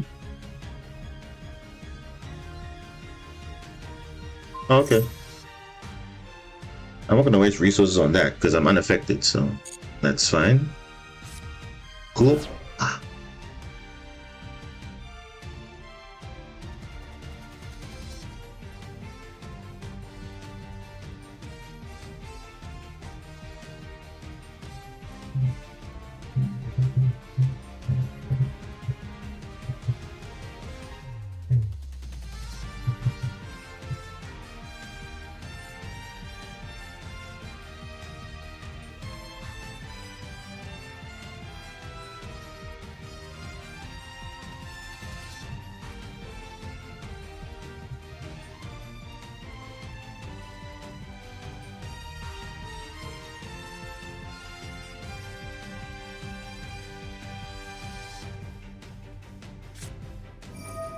Though.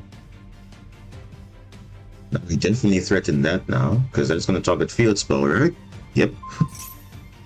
Yeah, that one we have to unfortunately negate.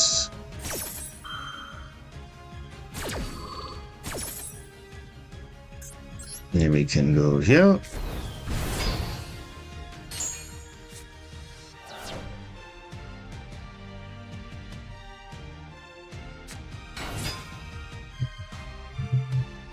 Oh, Runic Sprite. Okay.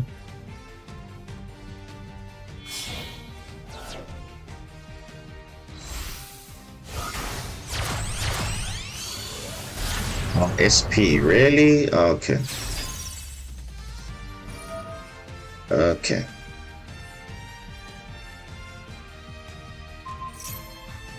What? Why would he do? Oh my gosh, why would he do that? Why would he target the... Oh my gosh. Oh my goodness, why did he target Argonaut? Oh my gosh, this guy just messed up. Bro, like... And you see what I'm saying? Like, sometimes these guys, they're playing good decks, but they're just not like... I mean, you tried it with the Flashing Fire, it didn't work. Little Knight was... Ugh, gosh, bro. Now imagine if I lost that duel because... Don't know, bro. Like, that's just like, that's the basic. You saw, okay, I'm prioritizing field spell protection. That's why I destroyed the Runic Destruction, not the other one. Like, come on, dude. Like, surely if it didn't, Flashing Fire didn't work, Little Knight was not going to work as well. Oh.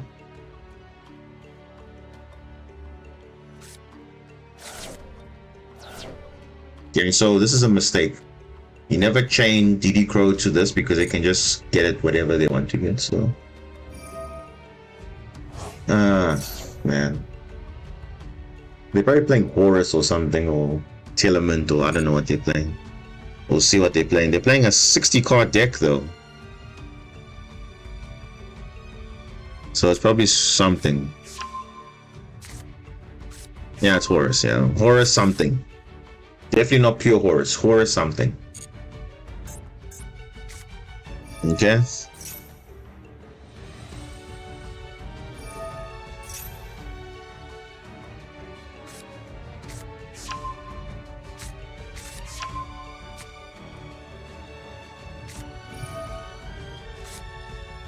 Okay, it's not the water monster. I want the water monster to not be there.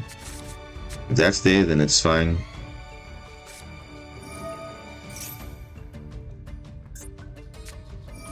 Telement, okay, that so it's actually fine. We can... Oh, okay. What a cracked hand you have, sir. Oh my goodness. What? You still have a normal summon, by the way. And you got a shuffler, and you got you got follow-up, eh? Clearly. So I guess we stopping the fusion, it looks like. Yeah. Exactly. For 60 cards though, that's like insane. Literally insane mills. Like that's the I'm sure he's gonna get perfect draws here as well, for perfect mills here too. Oh, really? Double Spring Girl, which is not bad, but the thing is he's got the shuffler. Like, he'll probably just take my Nibiru most likely or something. Oh, Spring Girl. Level 4. You're going to time T for a Duel. Remember, he hasn't normal summon yet, so he's making sure that his normal summon is gonna be there. And he can still make plays. And that's why we need, that's why restrictions are there, because I mean, look at this. They can play almost anything they want. And it's like, yeah, that's what that's what I'm saying. Even for me, when I'm playing 50, I don't feel like I'm breaking, but for like 60, it doesn't feel like you're breaking a lot at all. It doesn't feel like that. Okay, that's when we're gonna have to use DD Crow here.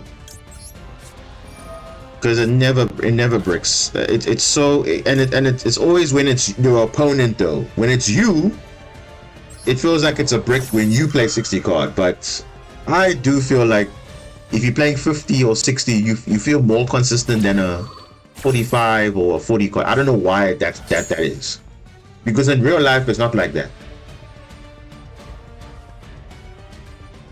Because jeez, god tier mills. Look at this. So he's definitely fusing next turn. Oh, he's just fusing now. Okay, that also works. But you can only fuse once though. So you can only go into Callus, most likely. Yeah, you can only go into that.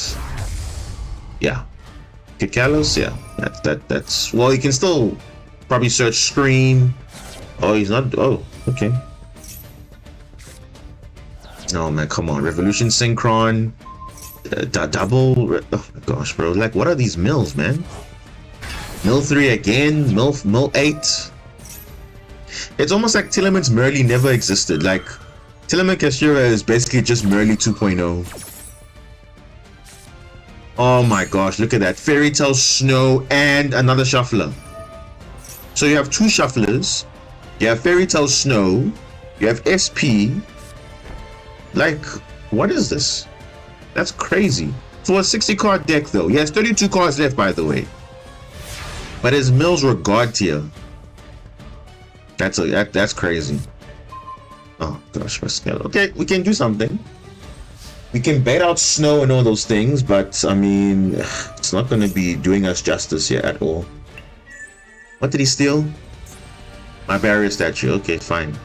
So we have at least, we don't know what his other two cards in his hand is, but already from the graveyard we have 3 disruptions. Eudora, Fairy Tale Snow, and Chowdo.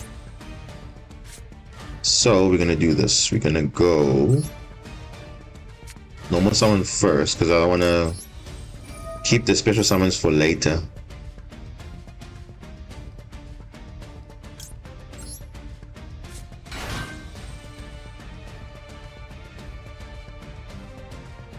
Yeah. Oh my gosh, Super Poly on top of that. Wow, this guy's god tier, really god tier. Look at that, Super Poly. He top deck Super Poly in 60 card deck. Really, that's insane though. Really insane.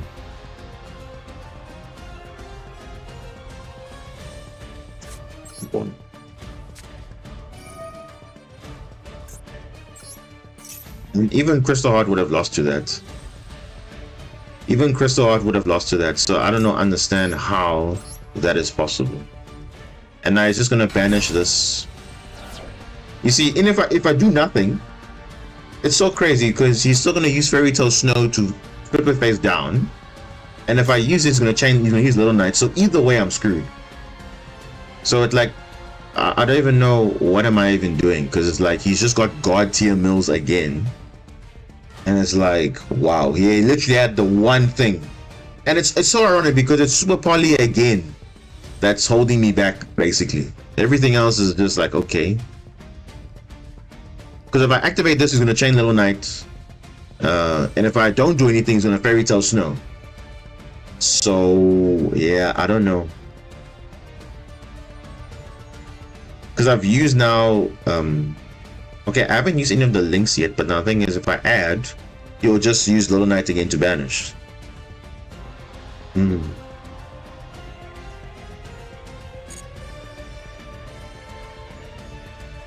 Yeah, Snow, please use Snow. Yeah, there we go. Like I said.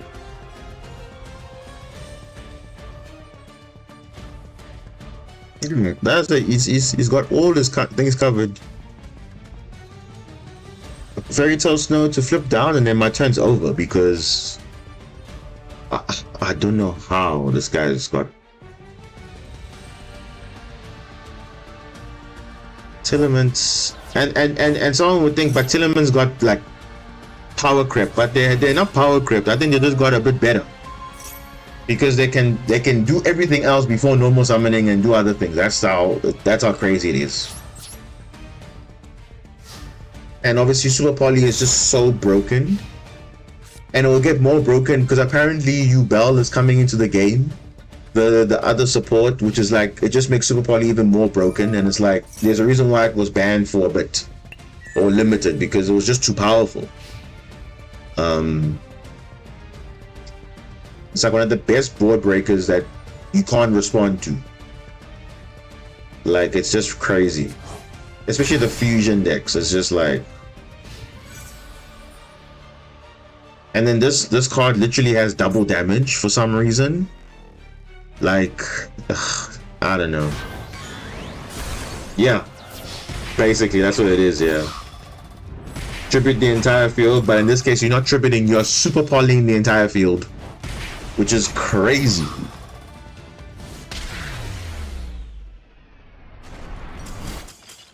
And it has so much synergy with the super poly, because super poly literally does the same thing.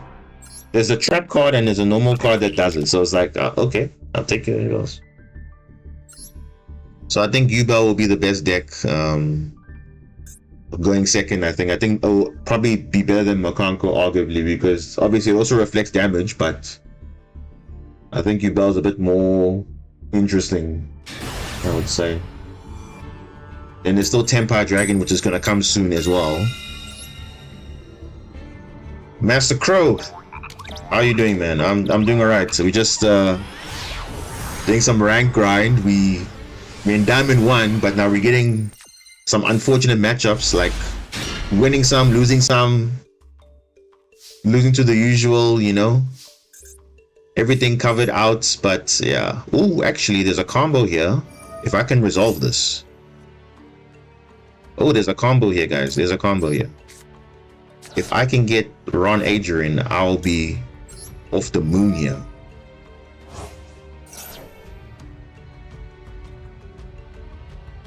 Yep, the usual suspects. Super Poly twice against Tillerman. Super Poly twice. And they had Shufflers, and they had Snow. Like, it was just like they had everything set up perfect. They had God tier mills. The first guy bricked, but he had everything. The guy was playing, the second guy we're playing now was 60 card deck. He had everything. He opened Super Poly. Opened Super Poly. So we're gonna normal summon Barrier Statue.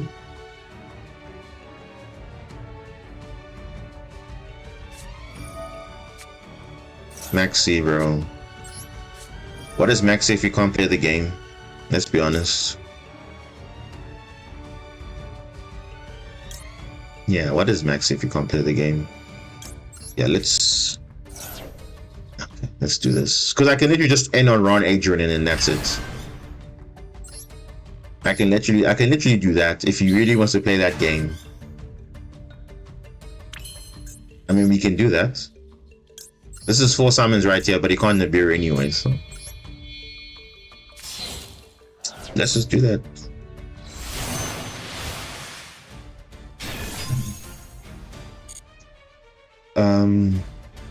I don't think anyone disagrees with you there, because I feel like it's a card that people are being forced to play, not because they actually like the card. It's just poor card design. That's it. It's just in the form, especially in Master Duel, it's not good for the game at all, because it just makes people play differently, which is like not in a good way, and like in a bad way. Because I guarantee you, if this Maxi was negated, he would have scooped most likely. So that's not.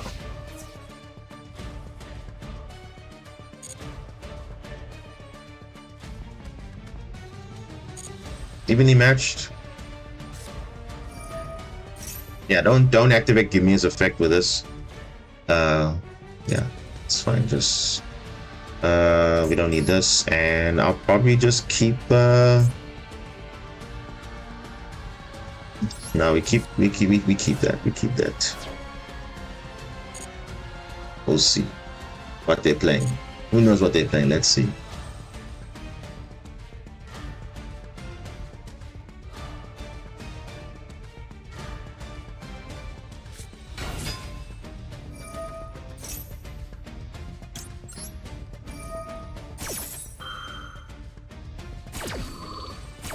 Tricks.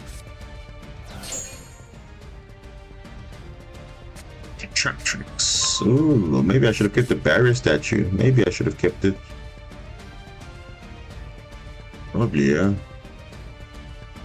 But then again, you want to know what you're playing, so you wouldn't have known.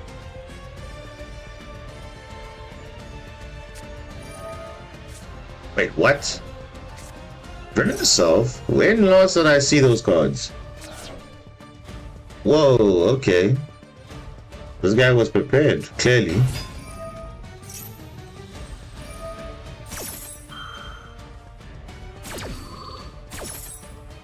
Goalkeeper?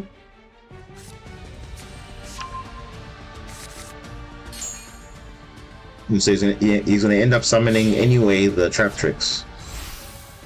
Okay. Ah, it's trap tricks. It's literally trap tricks.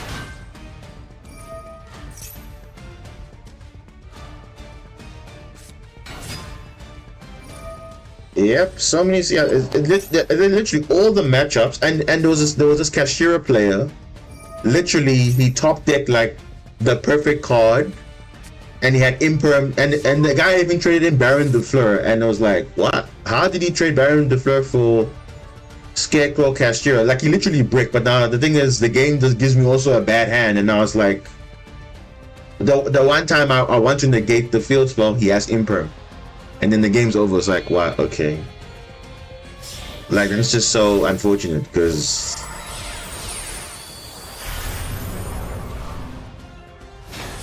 Time Thief Redoer. Okay.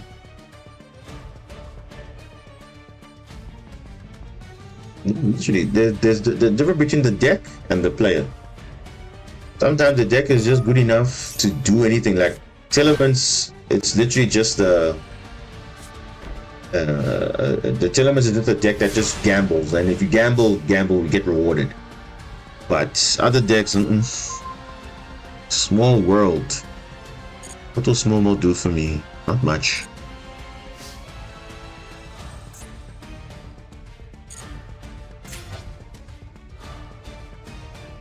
Okay, so he has Gravediggers, right? So I can't activate like Springer or like.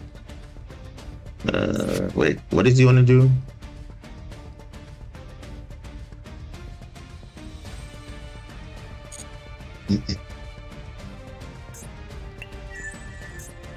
Oh, Dark Ruler. Okay.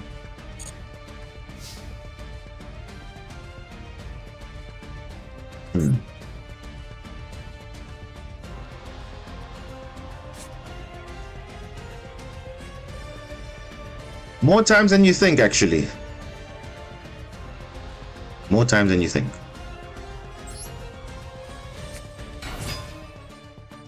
I can't give you the exact number, but I'm sure at least 100 times. What is he doing? It's activating.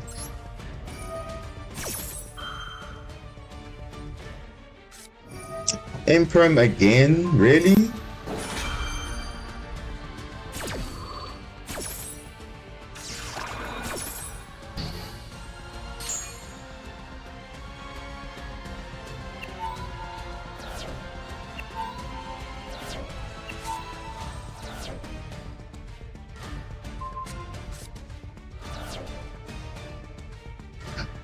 I'll definitely work on it.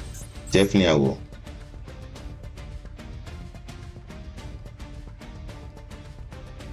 Let's see what we can do here.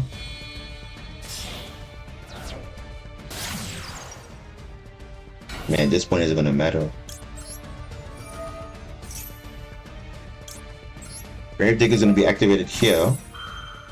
So let's see what's gonna happen. He has to chain to that, right? He has to chain.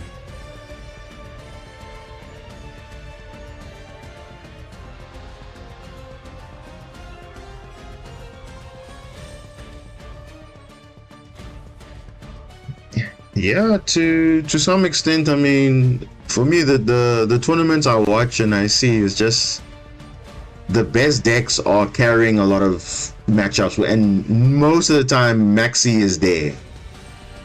Like and obviously they say, "Oh no, it's like a honest mistake," but in reality, if they're playing a not so meta deck, they will literally you can literally see the misplays. Like it is a lot. I don't know. You do get those sometimes road decks that make it to those like high top positions. But other than that, the deck is just good on its own. And like I said, if you just have a good pilot, your misplays are, well, if you're a good pilot, yes, you'll be fine. But if your misplays are not noticeable, like in those decks, one misplay is not really a bad thing because you just have other plays. You have like 20 different plays because the deck can just do that, you know? Because, for example, Snake Eye Fire King, you stop one combo line, you just go to another one. That's how crazy it is. Like, you just go Fire King. Okay, Fire King stop, I go Snake Eyes. If Snake Eyes stop, I go Fire King. So, really, are we seeing any skill, like, incorporated? And obviously, there's obviously the one-turn kill Zelantis play. But, I mean, that's just a combo that you can just memorize, okay? But, I don't know. Like that. A deck like Virtual World is not a simple deck for someone to learn. So you gotta commend those guys who are playing Endymion, which is a pendulum deck. Good pilot. Know what they're doing. Not playing the most simple deck out there. When I say simple, like, I mean, you could, like you guys are saying, you can make one or two misplays and it still feels like, wow, it still feels overpowered what you're doing because you have endless plays. Because, like I've said before, card design recently hasn't been too great. I think things have become too generic to the point where now it's like, hence everything's getting boring. So I think Master Duel, especially if it doesn't change, at some point people are going to be like, the game is really getting to a point where now, if your deck cannot make 10 plus disruptions and play through 10 plus disruptions, then it's not a good deck. Unless you're going first. But this game doesn't even care about going first, it's about going second. How good are you going second? Because let's be honest, a deck without restrictions is going to do way better than a deck with restrictions. You know? Because just think about it. Imagine if Virtual World had no restrictions on you can only summon Link 3 or level 3 or higher monsters for the turn. That would be pretty cracked, I would say. I would say that. Because Virtual World was summoning King of All Calamities, True King of All Calamities, and that was a broken card in itself, you know, when it was meta at the time. So it was very, I don't know, how would I say, the format back then was way different compared to now. I mean, come on, if Eldritch was even top tier, then you know the game is going backwards, you know? But yeah, I don't know. Oh man, we are just not. We have a D rank now. I think this next game is gonna matter.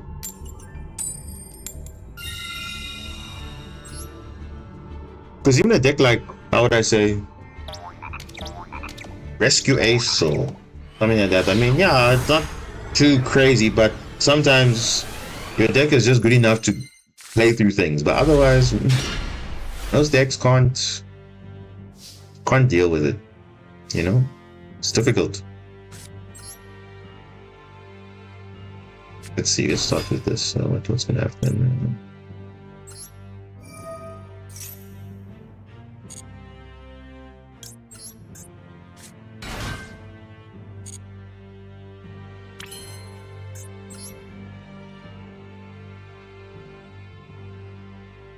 Yeah.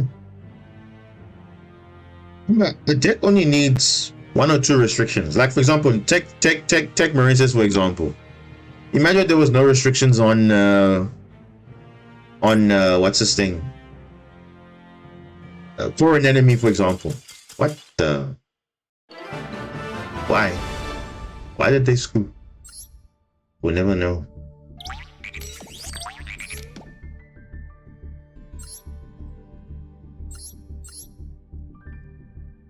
Wow.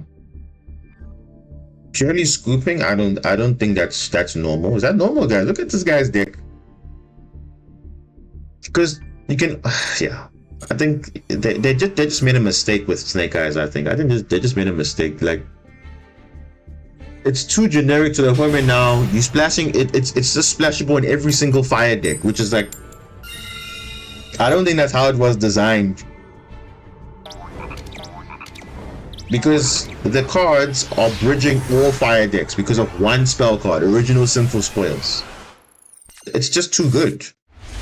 And they keep making level 1 fire monsters, and they keep making things that give them access to what they want. And I think that's now where they're missing the point now, I think so. I mean, yes, you're trying to have a new, different type of deck with interaction, but ultimately it's just making the format kind of a bit stale because, oh yes, it's the same old thing. Now you're making cards like Bonfire. Why are you making cards like Bonfire? You're just giving them super consistency now. And they only play with 1 card, by the way. They don't even need to play with 10 cards. You know? But I think for me also, on top of Original Sinful Spoils, Promethean Princess was also a mistake. I think that card also just makes fire decks also kind of like, oh, okay, cool, you kind of stop my plays, but I have something in the follower, you know, with like 0 restrictions as well. Because obviously when it's on the field, there's restrictions, but when it's off the field, no more restriction anymore. So it's like, okay, then what's the point? You know, you say you can't summon except fire monsters, but once it's off the field, done. And you happen to also make Raging Phoenix, which makes it so much easier for them to go for game easy. All these fire decks, which is like, and then you look at a card like For an Enemy, which literally has arguably the same thing as Promethean Princess. Only difference is there's a restriction. You know, 1500 or less attack, whereas Promethean is just any fire monster, and no restriction after that. You know. Because imagine if it said, Promethean Princess, you can only summon fire monsters for the rest of the turn. Then there's no more Zelantis OTK, because you are locked on the fires for the rest of the turn. You know? But no, nothing like that. This guy has something. I don't know what he has. I'm gonna play it safe because he might have something.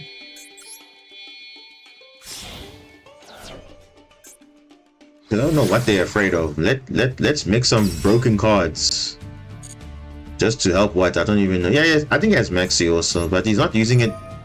Like, I don't know why he's not using it. He should be using it. Oh, maybe he has a Velo or something. I think he has Velo. I don't know. I don't know what he has. What is he? Oh, it's not an Ash. It could be an Ash also, but I don't even know.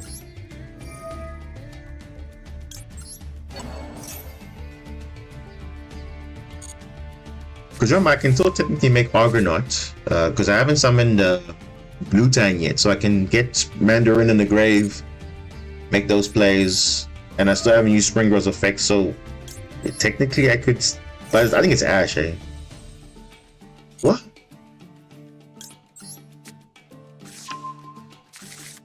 Does he not have Ash? That is... Doesn't have Ash? What does he have then? Or is he just maybe baiting me with into something? I don't know. I could go Argonaut here, actually. I could. But I might be gambling, but we'll see. Because if he has an Ash, it's still fine. So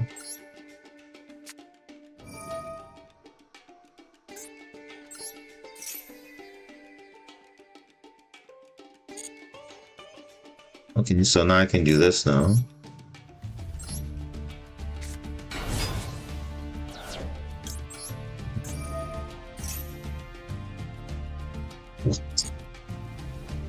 What does he have?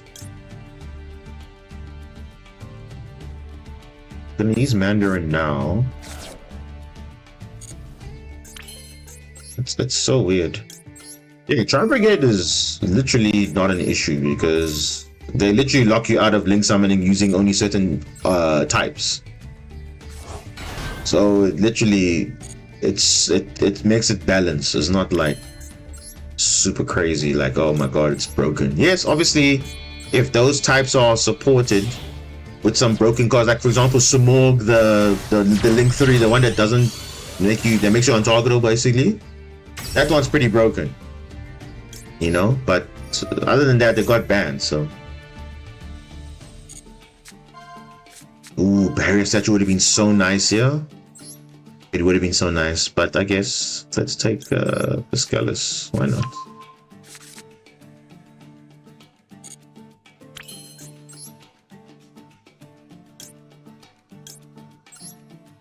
Basil should protect from Nib to like Bailings. Yeah. But I would argue that Basil's a little bit better than Bailings because Bailings only protects Salamangreat cards. But Basil's actually protects your monsters, and it boosts any monster with 600. So I feel like it's kind of more generic, even though it says Marincess in his name, but it's actually not that bad.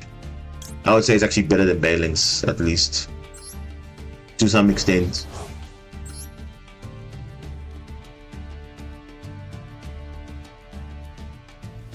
What am I gonna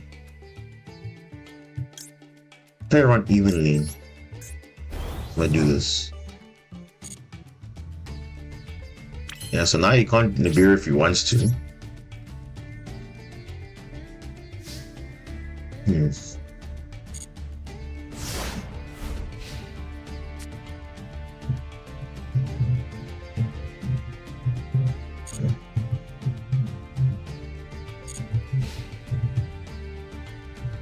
Have my face. No, let me wait. Because sometimes these guys don't want to summon anything. Let me wait for Max, you know.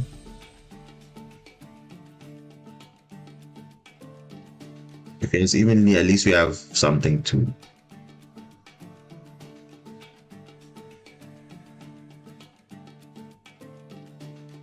work around.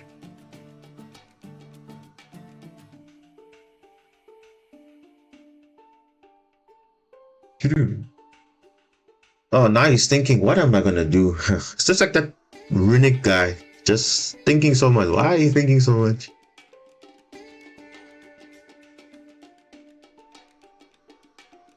Yeah. Oh. Oh. Fire King? Could be Fire King Snake Eyes, for all we know. So what was in his hand though? Oh, it's maybe a Kirin in his hand. Okay. It's probably Kirin in his hand. Okay. So that's what's probably prompting this. Most likely a Kirin in his hand.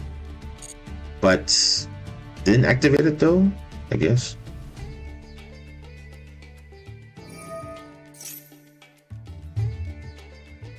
Yeah, we need to negate that.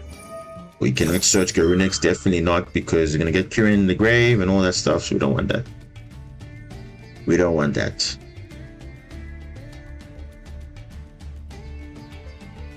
Definitely don't want that.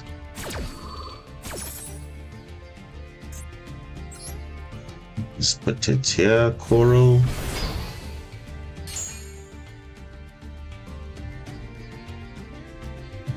Yeah, they want to do something. If they do want to summon something, now they can do it, because I'm sure they have called by. Oh, look at that.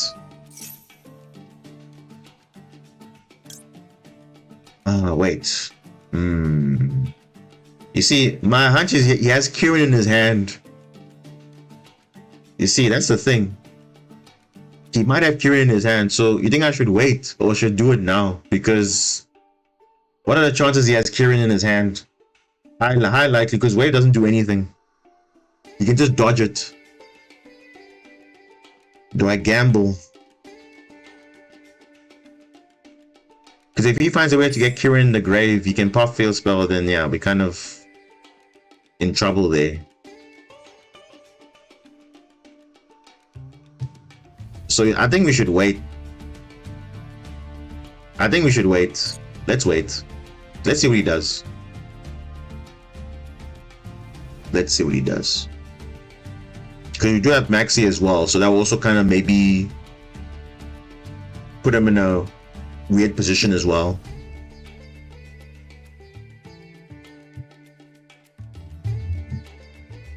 We'll see. Because he has a choice. Either search Original Sinful or Subversion. What? So that means he already has the Original Sinful Spoil. That means he already has it. I wonder why he's searching the Field Spell.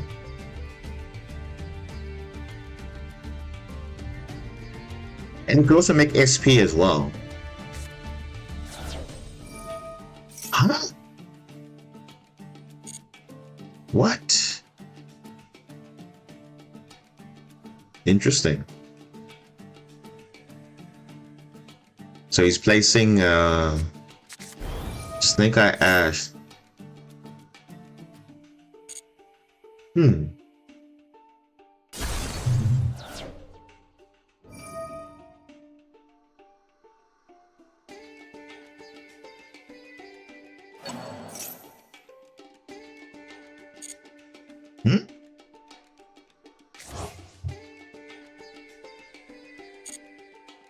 Okay.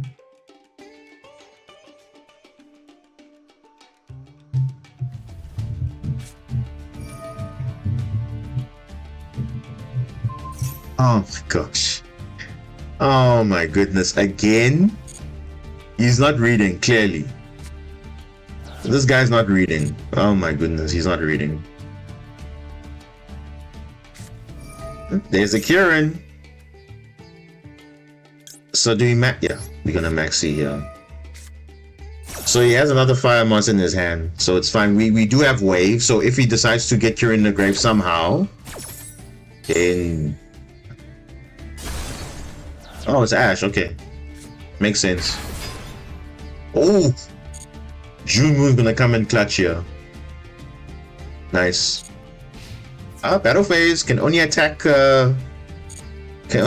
Argonaut, eh? So yeah. I know we're fine.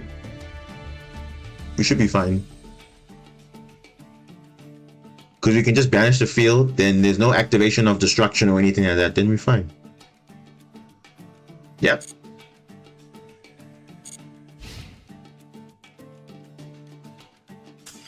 Yeah, like the guy knows it's over.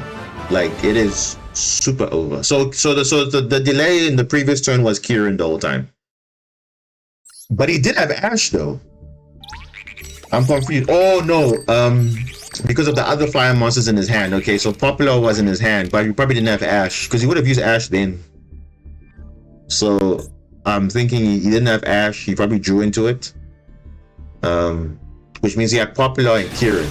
So Kieran one was the one that was just giving the delay the whole time. Okay. But again, he didn't read.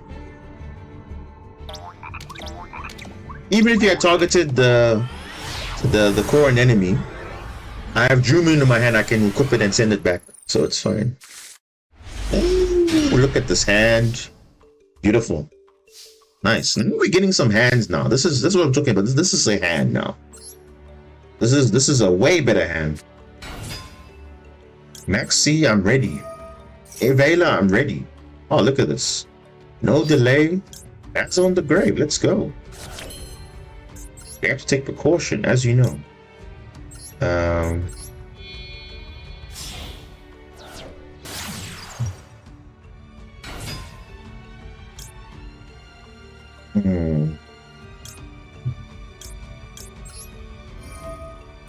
Check for Ash.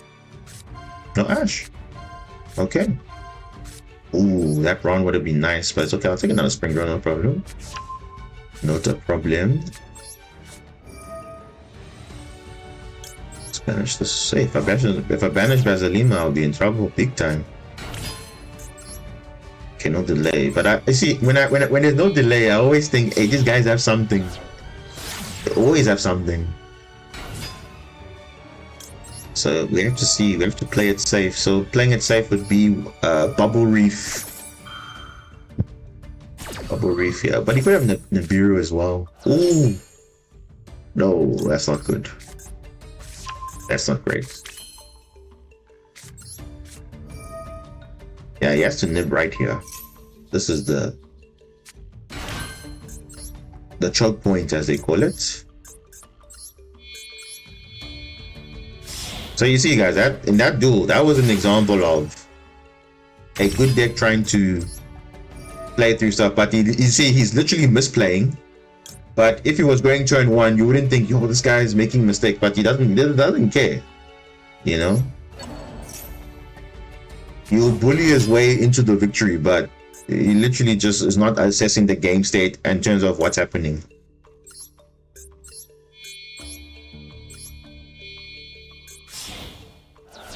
Because even though it'll take a bit of time, I prefer reading what's happening on the field versus now not just playing into a board, not knowing what's going on, because I'm not analyzing the game state. Because it will decide what you're going to be doing. Okay.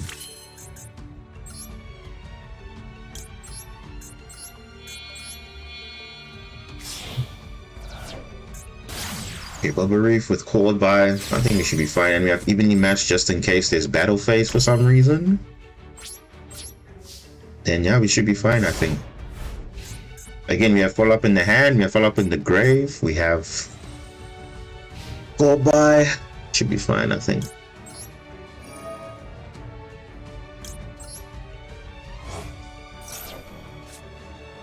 Another, yo, jeez. All my spring girls, really? Wow. That is interesting. Oh, Horus, perfect. Horus is fine. Horus is fine. More than fine, actually. If they're not playing stun though, if they're playing some stun version, I'll be a bit annoyed, but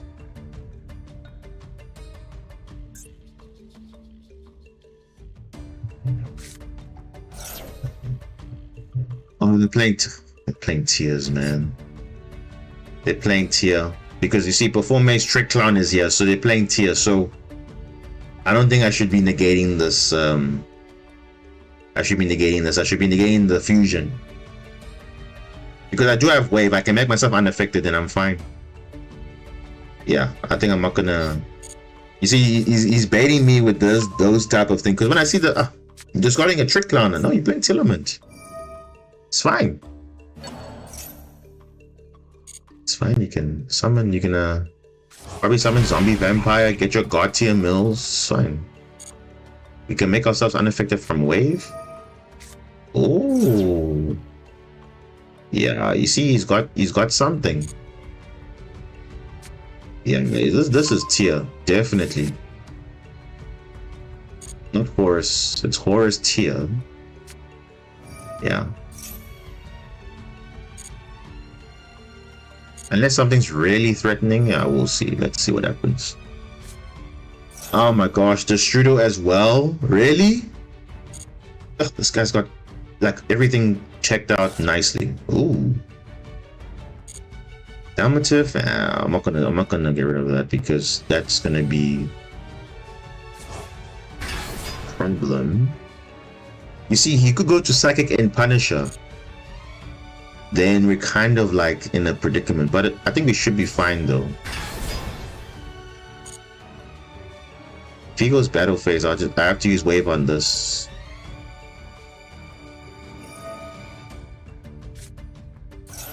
Huh?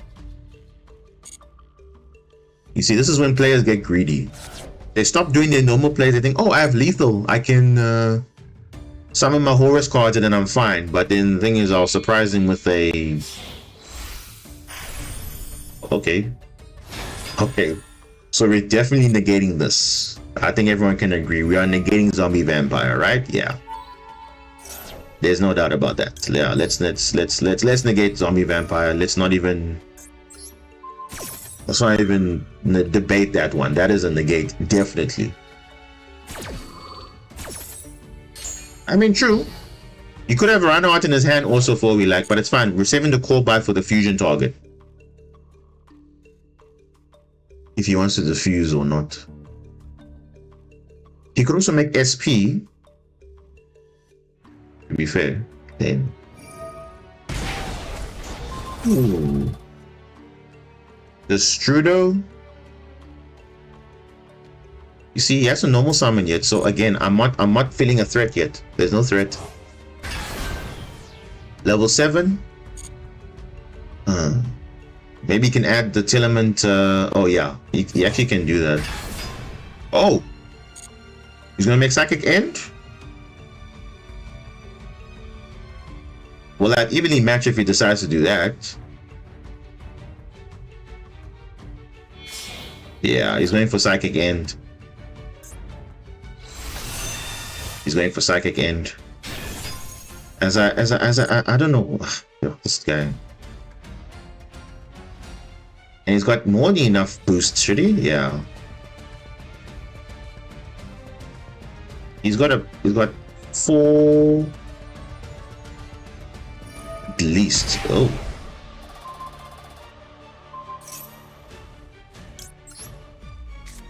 Now I'm forced to use this. Let me get rid of this King of the Swamp because that's going to be like a fusion target for something.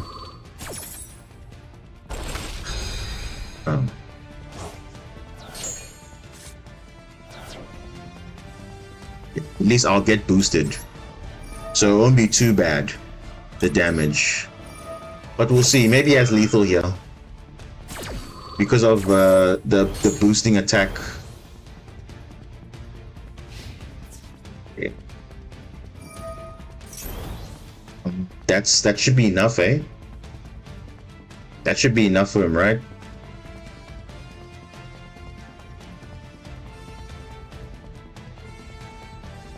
But if he attacks, he will be no longer unaffected. So he must decide what he wants to do. Oh, you see, this happened the last time I faced him. They do this, and they're gonna gain attack every time because they know if he attacks, he's gonna be not unaffected anymore. Oh, okay. No, not man. So my priority now, I need to make Marbled Rock. That's my priority.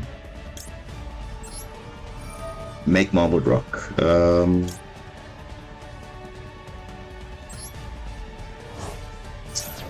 Bro, this guy is just...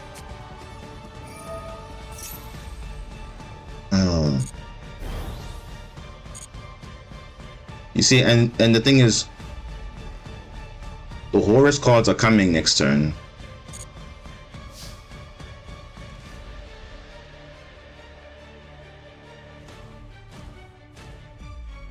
Let me see something.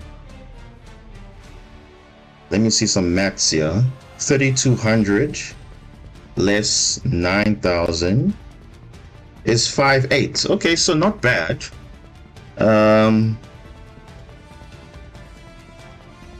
Yeah, I think I'll do that.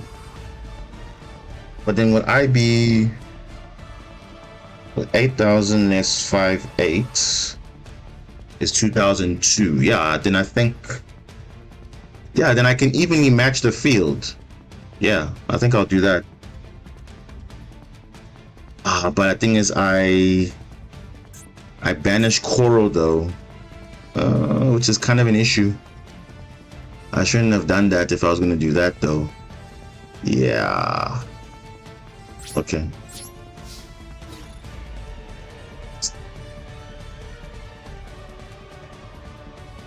Oh yes, he's gonna check. You see, I should have not even.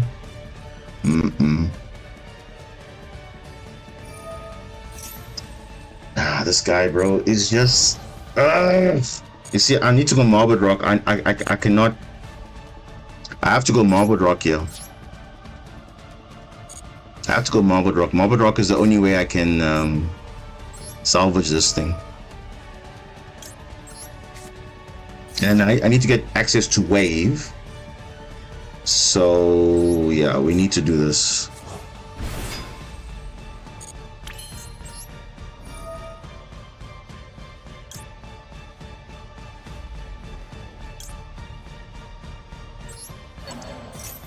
This guy, bro, he's just gonna, you see, he's gonna win because of Psychic and Punisher. That's it. And it's so annoying because, like, yo, this game is just, he's just, it shouldn't even be a thing, but for some reason the Master Duel is a thing. So this is how I won last time. I was using Spring Girl's effect to mill up to Marincess' name, which is 3. So that's how. Okay, that's 1. But the thing is, it's not a problem because, oh.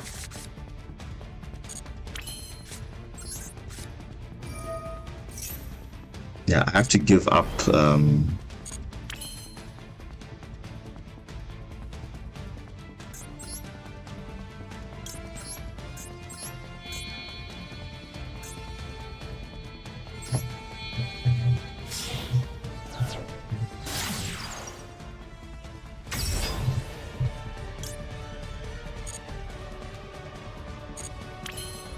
what rock is gonna make sense here?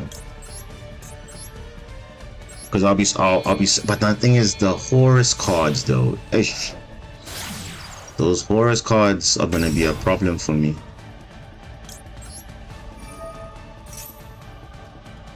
But you won't have enough space on the field. But he can go Little Knight though, you see.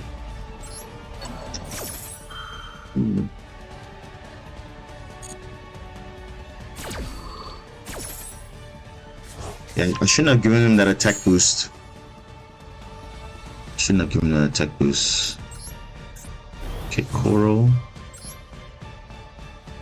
Yeah, let's put you here. Damn, man, that's tough. And what I can do, I can put some bodies in defense. Actually, let me do that as well. Yeah, let me just get 2 Spring Girls here. I can get Dive, get Mandarin. Oh, but Mandarin's banished. Yeah, I can actually just get another body for defense. Let's just do that. Yeah, I can do that. And I'll be unaffected. Then it'll be fine, I think. Then we're gonna go. Yeah, let's get this Piscalis. Let's get this. Yeah, so forward. So it's technically 3 attacks, I think. Plus, you have Maxi next turn as well, so you won't be able to summon his stuff. Then we'll be able to kind of salvage everything. But let's see. Let's see if he'll get greedy or not.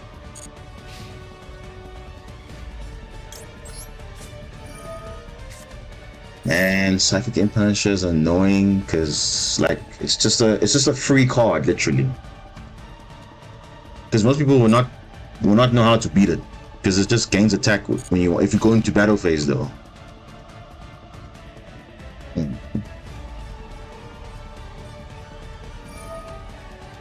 You see, and I don't want. Do I negate the zombie vampire? I have to just allow it. Yeah. Hope it doesn't have a valid fusion target. Ooh, barrier statue would be nice here. Okay, at least it's in the graveyard, so I can revive it off core enemy at least. That will kind of stop him a little bit. But it won't be enough though. If he has a target in his hand, they're kind of screwed a bit.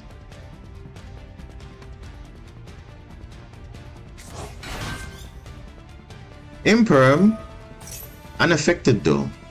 Unaffected. Okay, so you see he's gonna get Saliat now. So that's why luckily we got crime. Oh, crime. Yeah. You see? So he's just relying on Psychic and Punisher. That's literally it. He's just gonna get boosted attack. This happened the same duel. Yeah, he's just gonna put bodies in defense. Okay, great. This is good. This is good. can get rid of a horse. I can get rid of a horse. I can get rid of a horse so that dominative won't come back. So now he's got maybe 2 more horses. So I can get rid of that at least.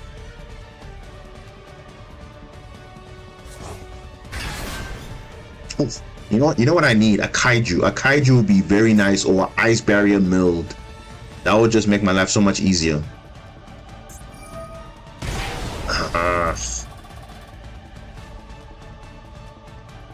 And I don't want the field spell to be banished. Yeah, he's making sacrifices here. Yeah, no. He's making sacrifices. I cannot allow that. Wait a second. I can't negate this though. Oh, I screwed up. I screwed up. I don't know why I waived this. Because he's targeting this. I can't protect that though. Man. Okay. Yeah, you see, he knows what he's doing. He wants to ensure maximum damage, but ish. Okay, so remember that I don't have another field spell again, so it'll be kind of a bit tricky now because he has Salik as well. Oh, and also Telement's Crime. Yeah. Yeah, he's just gonna boost attack. That's literally all he's doing, because that's literally all he's gonna do. Oh, wait. How do I bait this? That small will come in clutch actually. How do I bait that out though? If I can kaiju that, then I'm good. Let me get wave. Actually, let me get wave here with Pascalis.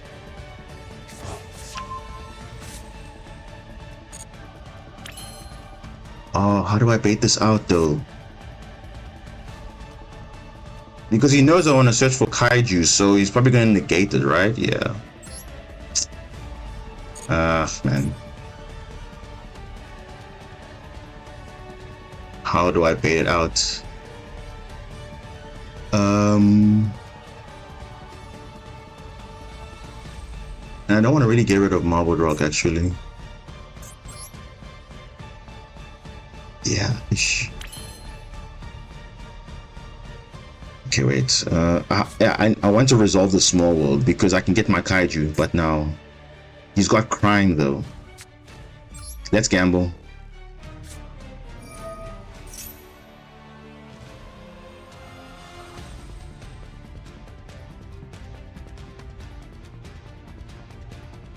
Oh, this has to resolve.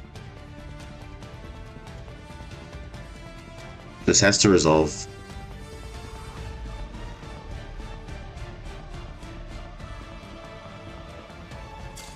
Oh, what? No. Connection failed. No way, guys. No way. Okay, I was gonna search a kaiju with this. So if the small world resolved, I would have searched kaiju, then that would have been it. Oh my goodness. Guys, I literally had the same duel where the guy was using Psychic End Punisher, gaining all the attack, so he knows, okay, if I have no more resources, he's gonna crash for game. But I kept on recurring my wave, kept on recurring my Marincess monsters. I actually had that duel save, so damn, that was hectic. Okay, one more. Let's go. We're almost there. We're almost there. Can we go first though? Yes, we can. Okay, good. Okay, let's hope the matchup's not too crazy. Damn, that was a close one there, guys. That was a close one. That small one came in clutch though.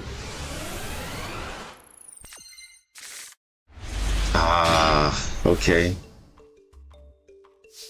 Okay.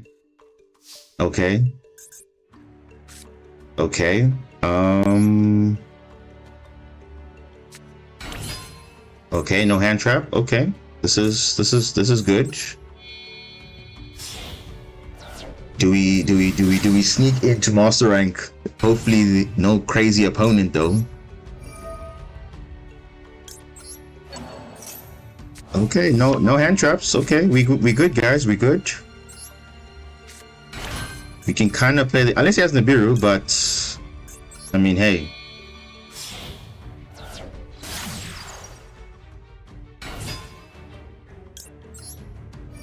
Does he have Ash? No Ash. Okay, we in it. We got Duster, we got Wave, a second one, and we're gonna search hopefully. Damn. Okay.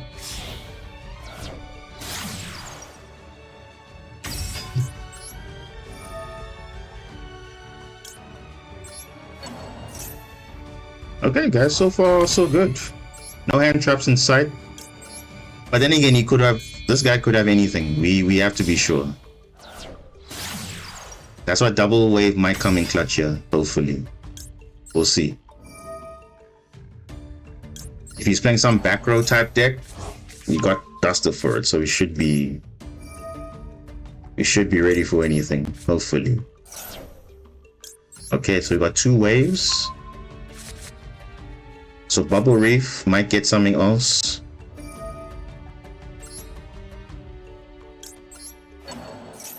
Okay, this is good.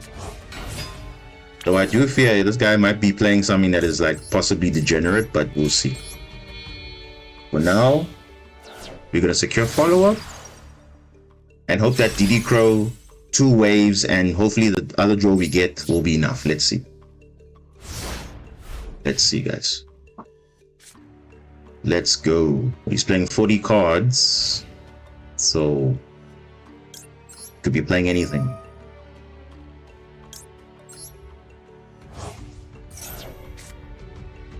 Ooh, okay. Ice Barrier not super ideal in my hand, but if I hard drew it, yeah, but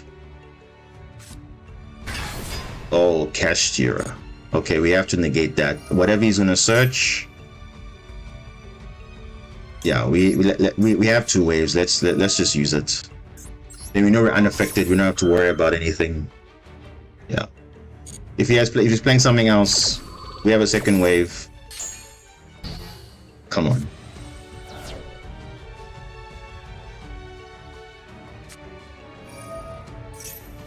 What? Black Wings. Black Wings. What?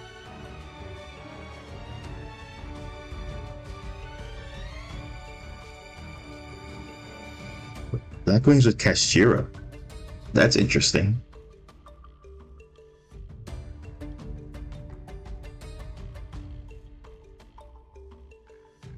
Very interesting, actually.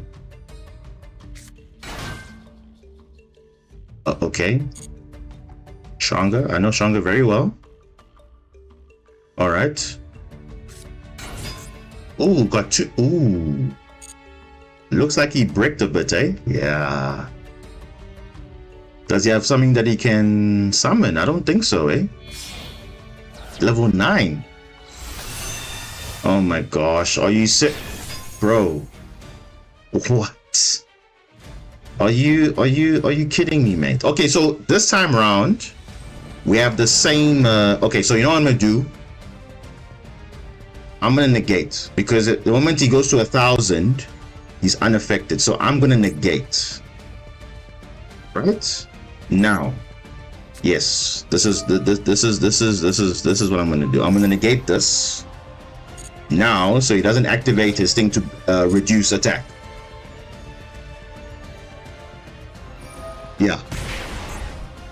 Oh wait. Did I? Oh, he's unaffected. Oh yes, equal or lower, right? Yeah, equal or lower. Okay.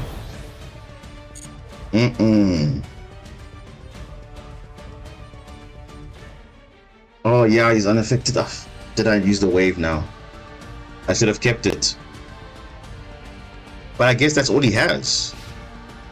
What? Oh. Okay. Okay. So I guess he bricked. Alright. Oh, this ice parrot could have been in my grave now. I would have had a kaiju or something, but okay. Let's try and do this. Let's do this.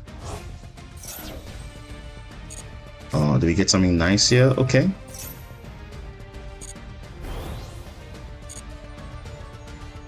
Actually, yeah, he just gains 1,000, so we can actually just beat over it if we have enough. Oh yeah, we can definitely deal with this. We can deal with this.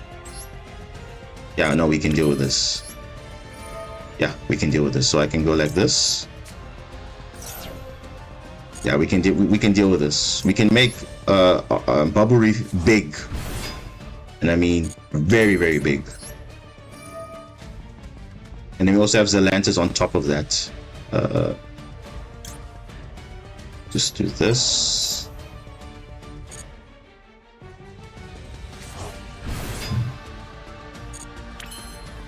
And then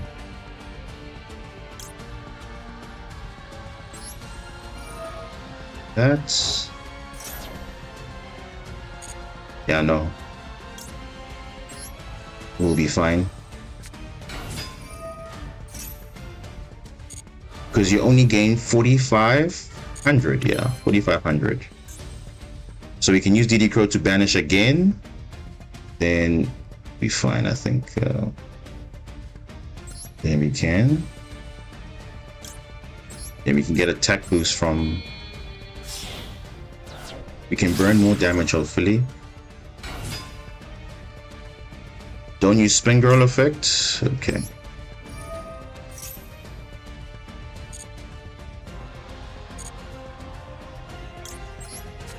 Okay.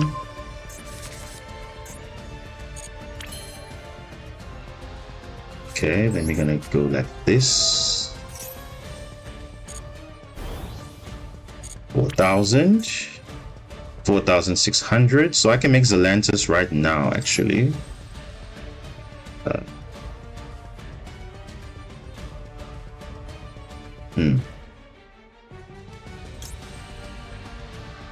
Yeah.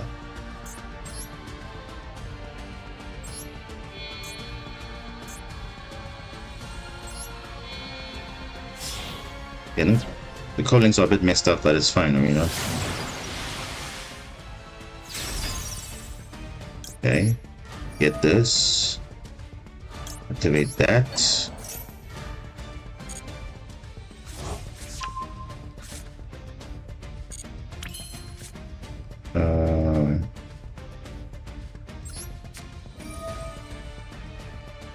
Manage. What was this one?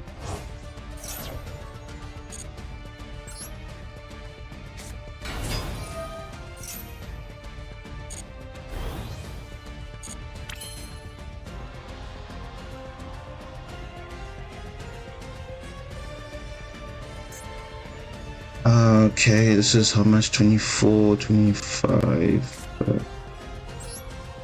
Let me feather duster this because I don't want him to have something.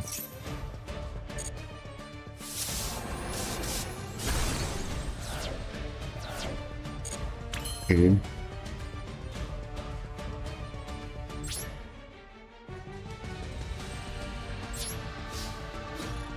Is the math right? Is it right? 1,000.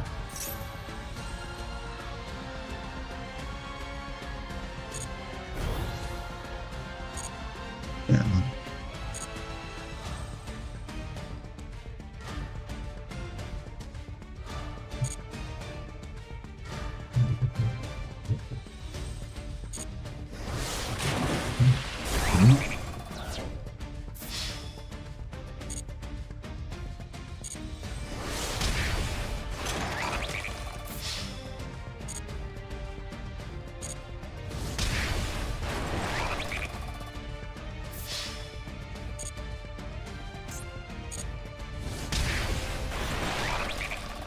Yeah, I think we're gonna be fine because I can make we can do this.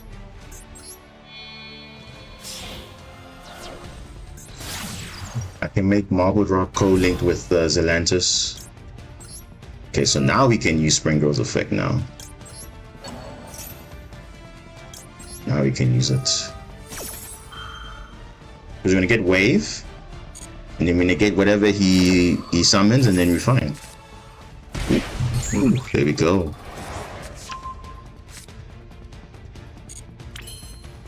Yeah. Perfect. Perfect. Yeah, let me do this. Now, 3 cards on the field we can destroy. Because Zelantis is calling to 3 monsters. And we can use this to get back Wave and then we're fine, right? Yep. Yeah, we're fine. More than fine. We're gonna set Ice Barrier as well. And if for some reason there's a threat enough evenly, we can just destroy 3 cards. So we can destroy literally everything else and then we're fine. Then we keep Bubble Reef and then it's okay. And that is it. Yeah. I think we should be comfortable now. Hey, so unfortunately he bricked. Which is good for us, but hey, that Psychic and Punisher is annoying. Very annoying. Yeah, let's try and draw something here. What do you want to banish? Let's banish this one. Oh! Okay. Jeez. Oh, finally. Finally, guys. We are in, what are we now? Oh, finally, we're in Master Rank. Finally. Jeez. Okay. Okay, finally. Jeez, we almost so like, yo, I don't know how going from the game before that quite intense to this one, and with double Psychic and Punisher again. Oh man, crazy game, man. But I mean, honestly, guys, this 5 turns. Look at this. You see, he's playing. Look at that. He's playing 50 cards, but it looks like he wasn't even playing 50. Omega, bro, like, finally, jeez. It's so like, you know, that sense of relief where you know, okay, you actually know what you're doing, and it's like you playing everything kind of right. But yo, that game was crazy. And I had a similar duel, guys. I kid you not. I have a similar duel like this where the guy was just relying on Psychic and Punisher gaining attack. I think he almost got to like 30,000 attack. But luckily, Spring Girl's effect to mill came in because he had low life points. So I had Marble Rock the same thing, but that time he had Sully, so I was like making sure, hey, I'm unaffected and everything, because he was just forcing the crash. And luckily it didn't work out in his favor. So and that was 10 turns. This is only 5, but if that small were resolved, I would have searched the Kaiju, tributed, gone. This one, the same. You know? Oh jeez. My phone is going crazy now. I think it's my alarm going off. Yeah, it is. Oh, crazy. Yeah, it's just crazy, man. So I think this is the first time on stream we ranked up into Master, I think. Because normally in the past I would showcase the rank up match in the replay, but now you guys have seen it yourself. So this was our rank up. Let's see what they were actually playing. Oh, Bestial, Kashira. Is it Super Poly? Blackwings, jeez. Soul Drain and Skill Drain, what? But that turns off your own stuff as well. That's crazy. So he literally had, okay, so he was relying on Kashira Unicorn searching Birth. That would have been a bit annoying for us. But yeah, I guess he bricked, I guess. He definitely didn't have Skill Drain and Soul Drain. He probably didn't have Raigeki. What did he have then? Maybe a dead Chinook, maybe? Or I don't know what he had. But you would have used the Bestials if you had used them, but I don't know what he had. Oh well, we'll never know.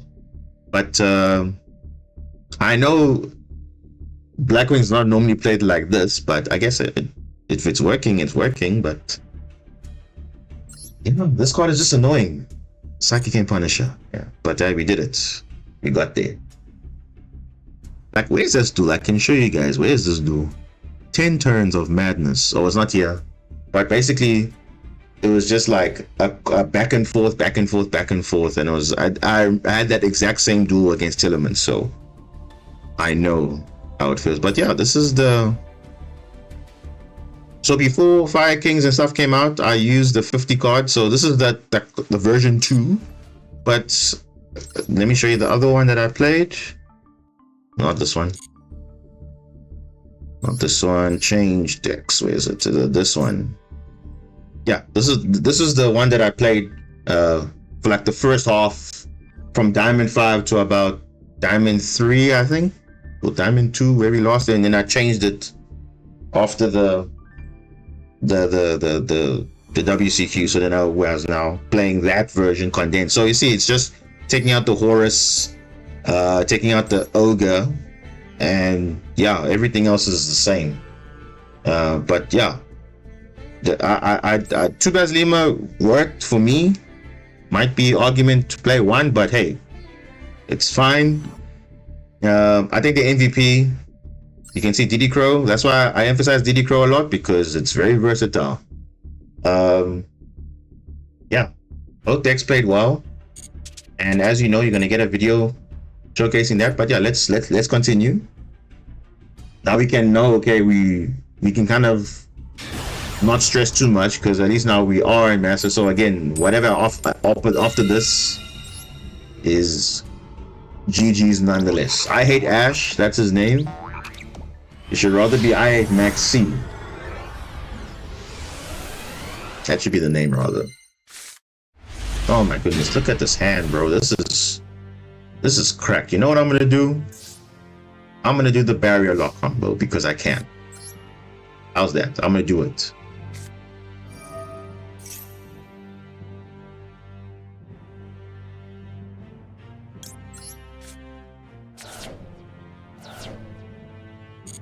Okay, first I want to see what he does first. Let me do the combo first, and then we can decide what we're going to do after that. So this is literally like full combo. If he doesn't disrupt though. So we send Spring Growth first, yep. Then we go like this. I can do it. Let's see if I can do it. If I can't do it, then I won't. Layer on Gamma. So we do that first. Ash point check.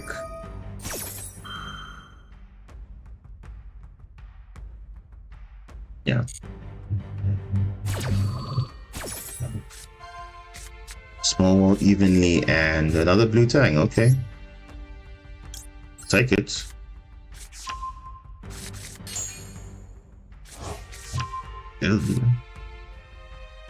Okay. Oh.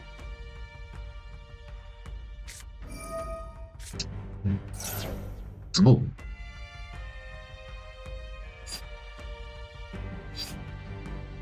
Do I draw? Nah. Yeah, let's carry on. Let's carry on. Let's carry on. Let's carry on with the combo. If he has Maxi or Ash, it's fine. Oh my gosh. Oh my gosh. You see, I won't be playing Call by the Grave and Cross Out Designator. Okay, maybe I'll play Cross Out, but actually I wouldn't, because I wasn't playing it before. But because of Maxi, you're playing all these cards, Call by and all that. You wouldn't, if Maxi wasn't existing, you wouldn't be playing those cards. Let's be honest. Especially a Master Duel, you would not be wasting 9 slots for a card which could resolve or not resolve. Because this is a Maxi minigame. Because sometimes, you know, Maxi almost taints, like, you know, your skill level. It's like, okay, oh, the matchup was influenced by Maxi, then that's what happened. Because the same thing happened at when I participated in the tournament, the same thing. I played against Take Out Fire King going second. I had evenly, cool. I was on over full combo, but he had Max. Oh my gosh. Shifter, Exo Sister. Okay. Alright. Okay, Exo Sister. Okay, no problem. When last have you seen Exo System? We can deal with them, kind of. I can see them playing with it, with Valmonica normally. So Valmonica, Exo Sister, because they're all level 4, so they have like free pendulum scales basically. So it doesn't like lock you into anything.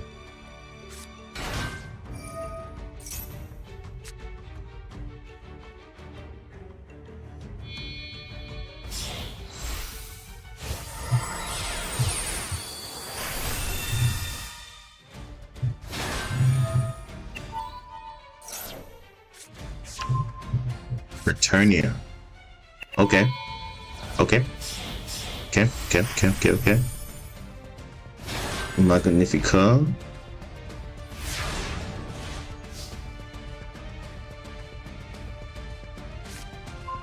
Ooh, Spring Girl. So, Triple Tactics Talent will be live. Then let's do it. Oh, Returnia can banish from the grave as well, right? Yeah. Ash. Oh, I forgot I'm under shifter. Like, what am I doing? I'm under shifter. Well, I get to do double attack on your monster. Now, you see, this is where Zeus would be nice, because you see, I steal his monster. He wants to, what's this thing? No, do I take control or do I draw 2? Take control.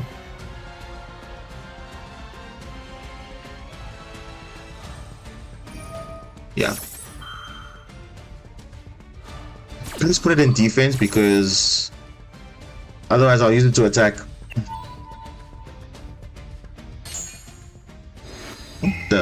What? Oh. Okay.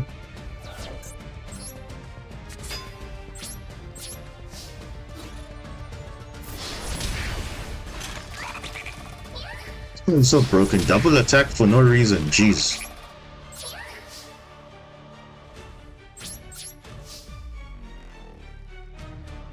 I mean, they're gonna win next turn most likely, right? Yeah, so might as well.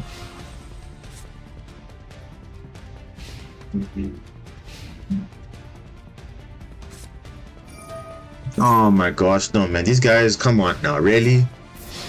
Really now? You're just playing, you see, Exorcister was one of the reasons also Kaiser Coliseum got banned, because they do stuff like this. Like, this is beyond toxic now. What is this? Oh, come on, bro. Like, and you know, he's going into Zeus without, like, the wipe. That's just... Ooh, okay. Now we can do some combos here. Okay, now we can do some combos. So you can't use Returnia or Verdis or anything like that. So I'm gonna banish Basilema, because it's gonna be, everything's getting banished anyway, so it's fine. Might as well.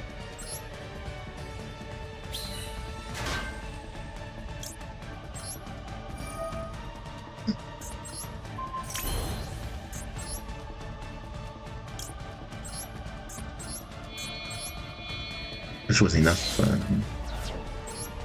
Which was big enough to attack. So now it can't be banished, because it literally Gamir counters the entire deck. And yeah, they can't even summon anything. They have to crash into it. Yeah. We still have something. So Zeus has to crash into this, and then whatever they add, whatever they use, we're gonna chain banish.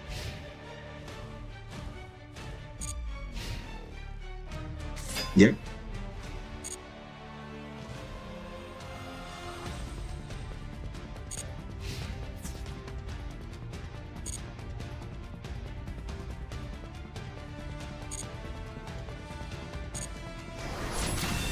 Okay. Fine.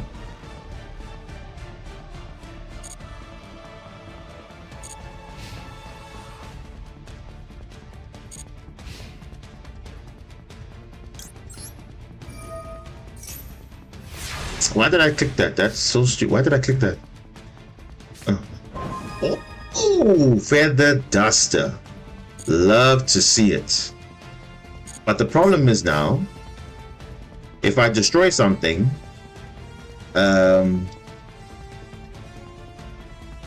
he's gonna attach a card from the deck though. Ah, man. That's not good. Do I care? Actually, no. I don't care, actually. No, I don't. Yeah, actually, I don't. Yeah. I actually don't, Oh, actually, this is fine, because I can chain banish. Yeah, I can chain banish, then it's GG, right?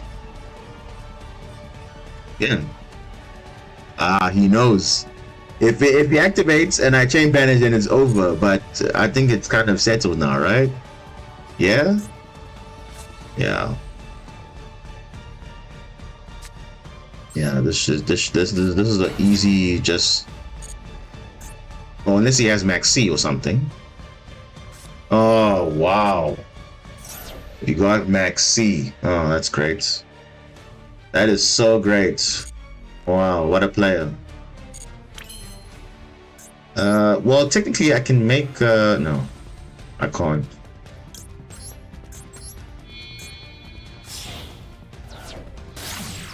Can I make enough to burn though? Let's go for it, YOLO. YOLO.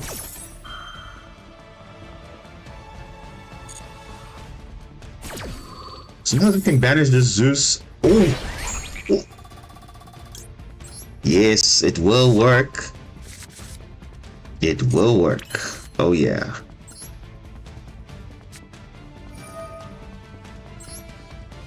Even if I just summon Zelantis itself, it's fine, because then I'll be able to deal with it. Or should I make wave to go into... Yeah, I think I'll do that. Yeah, I think I'll do that, because that's going to be more...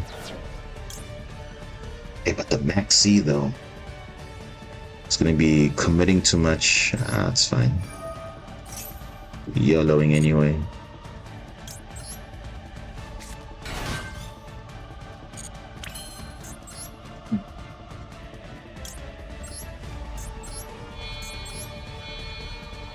Okay.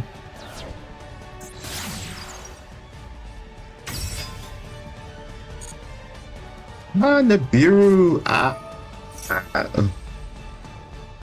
Well, I haven't used the Spring Girl yet, so. Oh man. Okay. That's fine. Let me just use this. It's not gonna matter, but I'm just gonna use it anyway. Maxi, man. Of course. Saving the day, of course, as usual.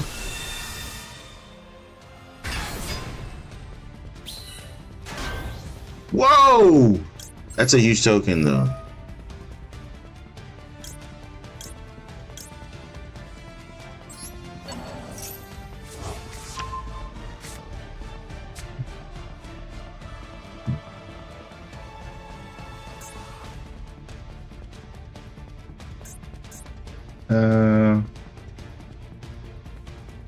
I think I just leave it like this, or do I just... Yeah, no, let me do this rather.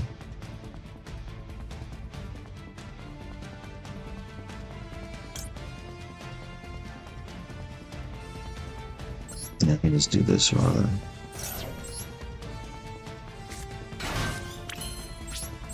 And just do that. Maxi would have... If Maxi wasn't there, would have been okay.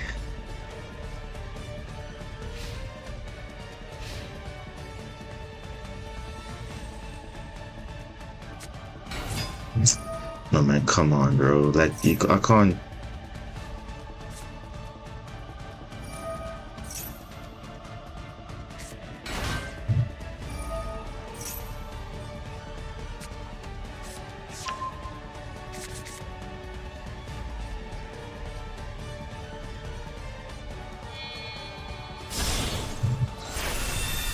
Oh, okay, Mikhail's gonna banish probably Gamia, right? If you smart banish Gamia, yep. Please banish Gamia.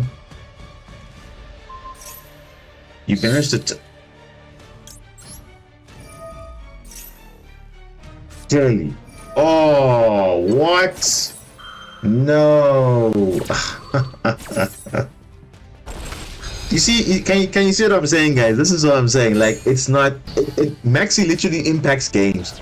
Not saying it's his fault, but literally, sometimes Maxi makes a difference in the game. Like, this was the difference in the game now, where it was an interesting back and forth. Well, not really back and forth because he was playing shifter, defissure, auto save, and he still gets rewarded with Maxi. Now, who's more toxic, me or him? I think he's more toxic because he's literally saying I shouldn't play the game, but I'm literally trying. Yeah. You know? Because I think it's only fair if I Maxi you, you Maxi me. But if you go full combo and like you prevent me from playing, and you still get rewarded on top of that, then how is that fair though? Because that's literally one in the game. Because you drew into the Nibiru and then that was it. So in that matchup, there was an influence. Maxi had an influence in that, you know. But again, not faulting the player. It's just how the game is designed that way. Like he literally was having floodgates, and he was benefiting off the floodgates. Doesn't make sense, but I guess it is what it is.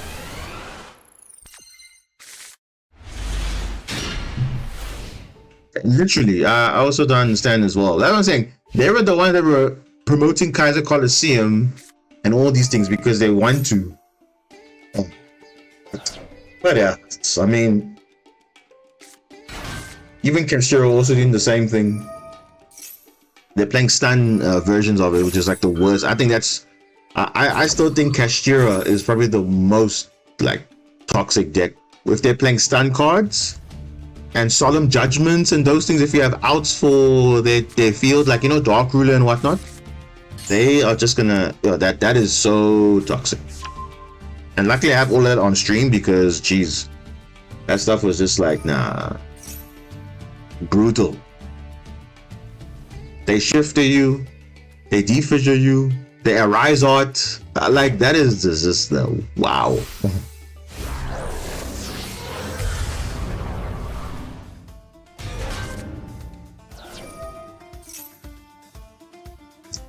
Have you thought about Chang Ying in your extra deck? I have, but the problem is with Chang Ying, it's not live all the time because, for example, it needs to have both a card in your opponent's graveyard and the field. At least Gamia at all times is active. Doesn't depend on the graveyard. It just as long as there's a card activated from your opponent, and that's it. But Gamia counters those type of cards when they activate. But I don't know.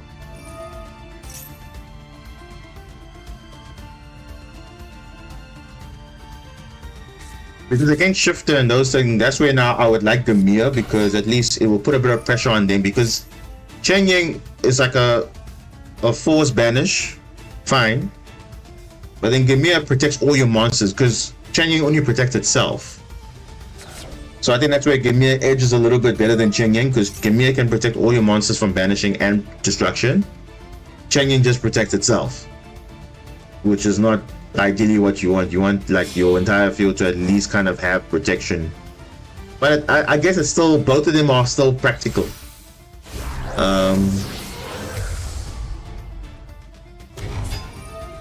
In that situation, it's an argument. Probably. Yeah, I'll probably maybe he would have. But then you see, you see when Zeus was on the field, Cheng Ying wouldn't have done anything because it would have just been it would have attached a card from the extra deck and then board wipe, and then Cheng Ying can't do anything about that. So, I'm talking about the situation where Zeus was in play. Gamir was better there because it literally countered that, but Cheng Ying cannot counter that. But in terms of defissure and those things, oh yeah, definitely it can counter. But yeah, I guess Both of them have their niche. But if I had to pick one of them, I'll easily go Gamia over Cheng Ying. Because, for example, Gamia can revive herself back. Cheng Ying, once you deal with it, you can't get it back. How else do you get it back? At least Gamia can summon herself back if a card gets banished by your opponent. But Cheng Ying, once you deal with it, it's done. And obviously Gamia has a lingering effect, so even if you target with Imperm, you can still activate it, then it still is live. So, but I guess there's both.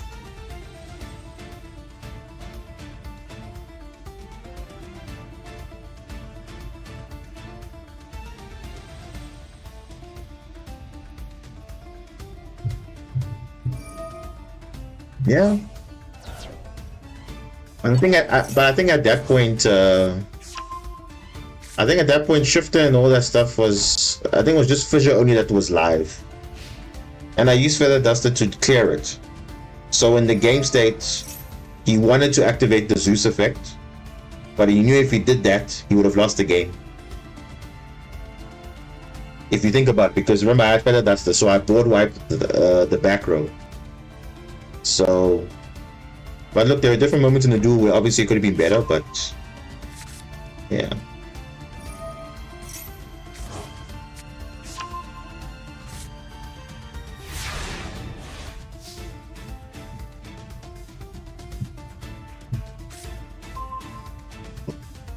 Real statue. Okay.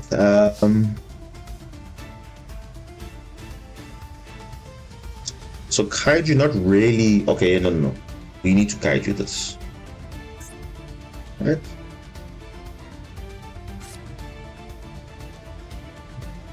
I mean, we need to Kaiju that, right?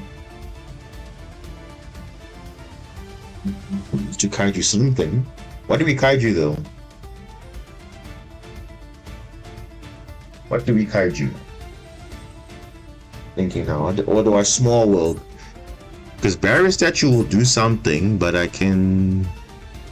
Evenly Match will go hard here, actually. Oh wait, this thing is in play.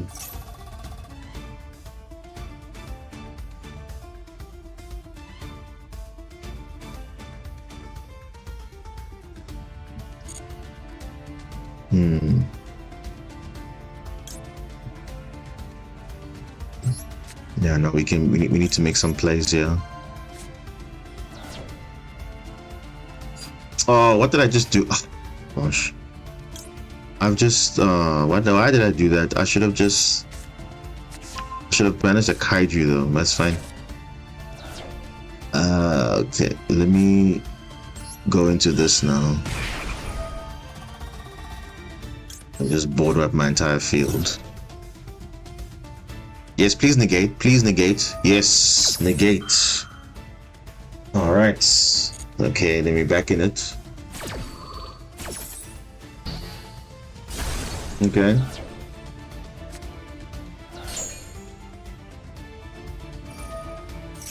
So here's the only time I run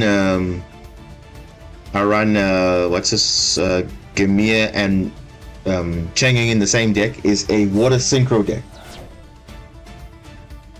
That's the only time I run it. Hey, this card can be annoying. Give me evenly. No.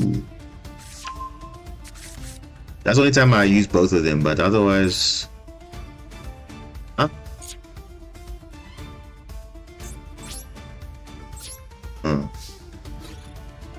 Okay, main.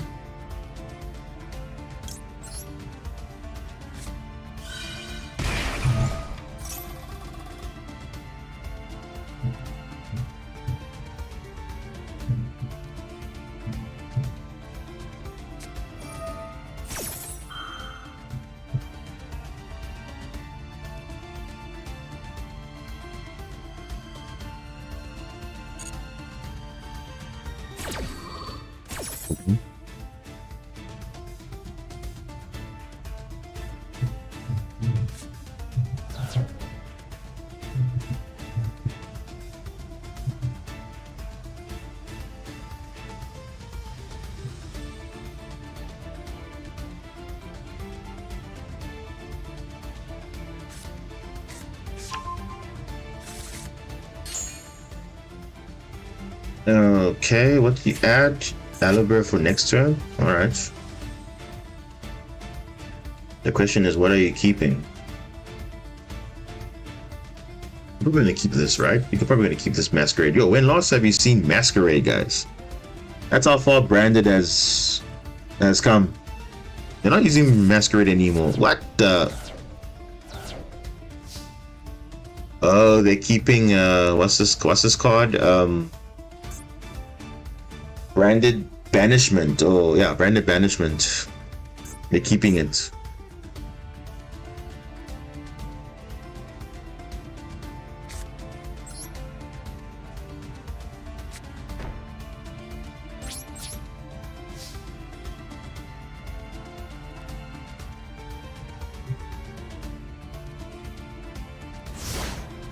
Yeah.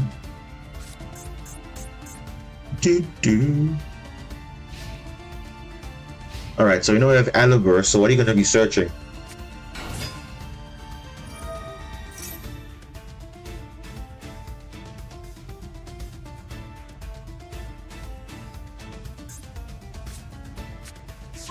Branded in red. Okay.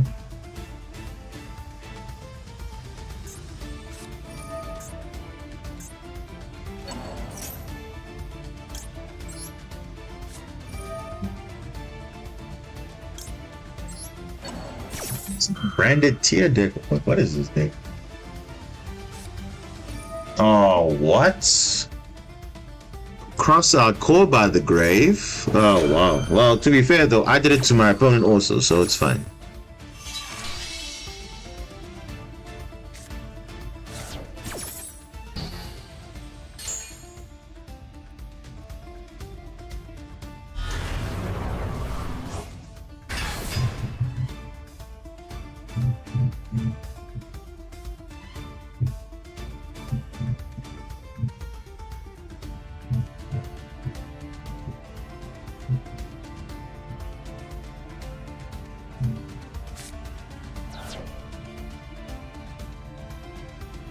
But he are not fusing anyway, so what's the point then? What? SP. What? SP and branded, guys. That's something you don't see every day. You don't see that every day though. You don't see that every day. You're running a 60 card Abomination. Why would you call it an Abomination? If it's working, it's working. This is the same guy that's I'm not even playing Marincess properly, but I'm still like doing okay. You know? Because I'm not convinced that Marincess on its own can oh wow, there's the Ash. Okay.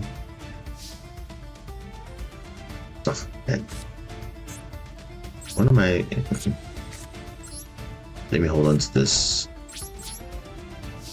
It's really an Abomination. If it works, it works. If it doesn't work, then obviously, because here's my thing, right? If you're playing a deck and you're getting results, then who's there to say that your deck is not optimal or it doesn't play?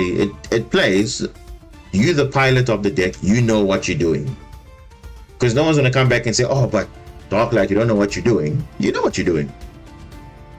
Hence, no one has, like no one has come back to say, "Hey, like you don't know what you don't know what you're doing. Your plays are not making sense." Obviously, yes, the choice of cards is questionable, but I do explain why I select them, and it's working for me. Then I'm getting results. Then I don't see an issue with that, you know. Because as long as there's synergy, because that's the main thing with deck building, there must be synergy. If there's no synergy, you can't really do much. Draw a card. Wait, is Branded Fusion in the grave though? Yes, it is. So why am I even? No, let's just. I end on tier combo with Rhino. Tier cash on the field. As long as I will know one Marincess name, I go into an enemy. And an Argonaut. Along with my tears. And Astrid gives me recursion. Yeah. But now, what's the opening hand that you need to have to go full combo though? Because it sounds like you need to have a lot of hands to, like a good hand to have that full end board, basically.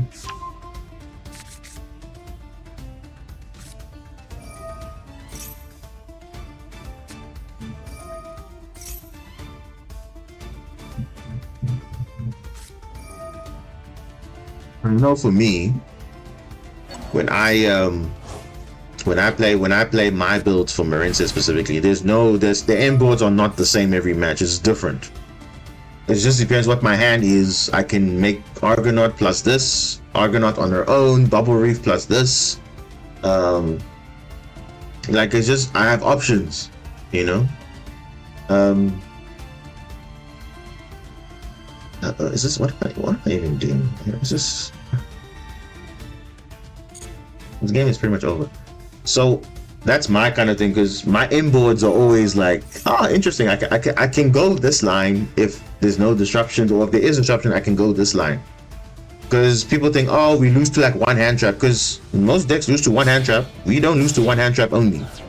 The only real hand trap we have to worry about is Maxi. Everything else, not really too much. Obviously, if it's drawn Lockbird, yes, but not really. You can kind of play around it. What's the other? It's really just Maxi that is like the only problem. But also, if you're also chain blocking correctly, and like for example, playing around Ash, those type of things, then you good. Because as long as we know how to play around Ash, we can do that. It's just implement Veiler, but that we can play through. You know, it all depends what your hand is as well. But you know, I mean, you guys saw. If you guys were early in the stream, you saw. Pascalis is obviously not the best starter, but you can still get something with that. And mind you, I don't play Splash Mage as well. So.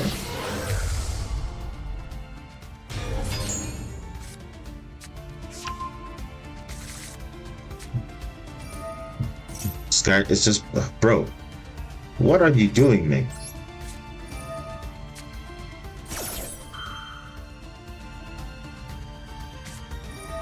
Bro, just spam everything because you can. Even the Springle Mill gives me Rukalos. She's water, so the Waterlock doesn't matter at this point. But the thing is, you can't use the... Remember, the only real... Oh my goodness. Remember, the only real restriction for Marincess is that you cannot search Wave. Because Cora Triangle says, I cannot search traps. But you technically can splash Marincess everywhere. But you just can't search the trap. And I think that for me is like the biggest turnoff, because it's the most powerful card in the deck next to your normal summons and whatever. That's the only like drawback really. Other than that, you can definitely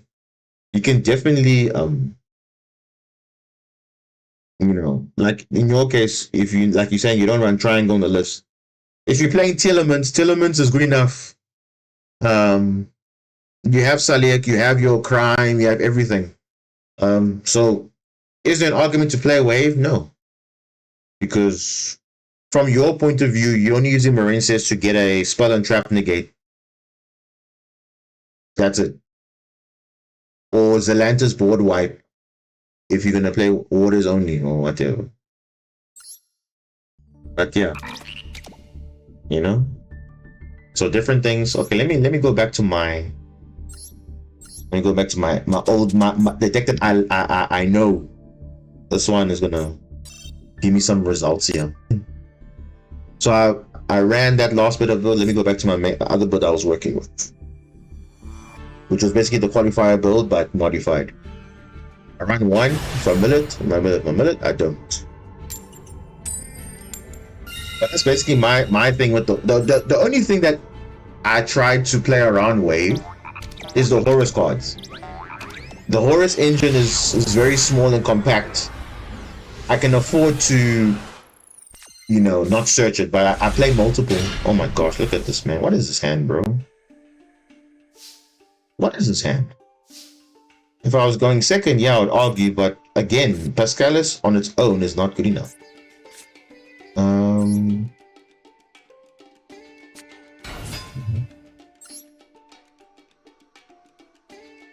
Maxi, please. Please, Maxi, or Imperm or something. Yeah.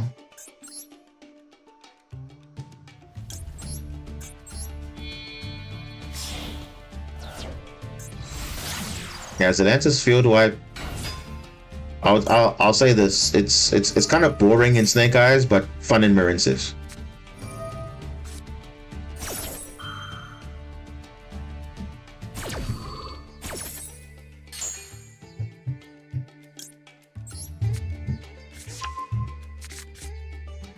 Maxi challenge. Okay, let's see. Let's see what you got, sir. Let's see. There's your Ash.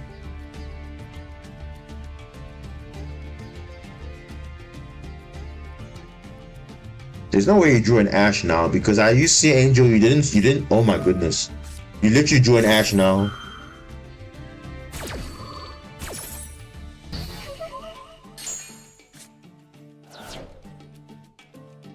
Yeah, doing it against them is even more fun. You can go look at my video of last season where literally the guy thought, oh, I summoned Apollo USA with some back row, whatever. I literally just had like a similar hand like this with talents and what Promethean in the grave, played through his board like no one's business, and then he was like, oh my gosh, I used Apollo to go into Zelantis.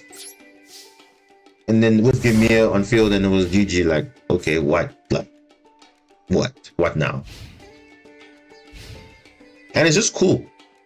It's just cool. The Zelantis banish is in Marincess is very cool. What are you playing, mate? What are you playing? You playing some? Okay, let me just imperm you because I don't know what you're gonna be playing. You're probably playing Telements, of course, most likely.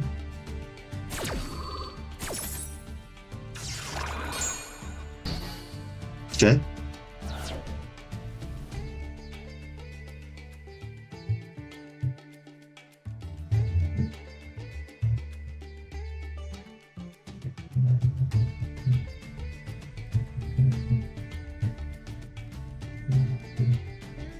Because, like I said, they're not really using the benefit of Zelantis. They're just like, okay, it's just to maximize battle damage, yes, but the main thing is you board wiping everything, getting rid of all non-waters, which is crazy.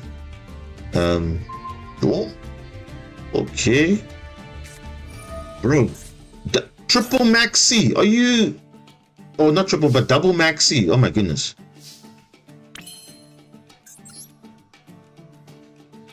Oh my goodness. Okay. Do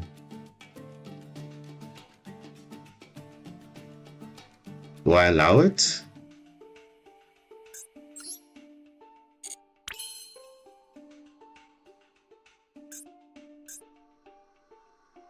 I mean, do I have to allow it? Kind of. Ah, no, I'm not giving him cards, this guy. I'm not giving him cards.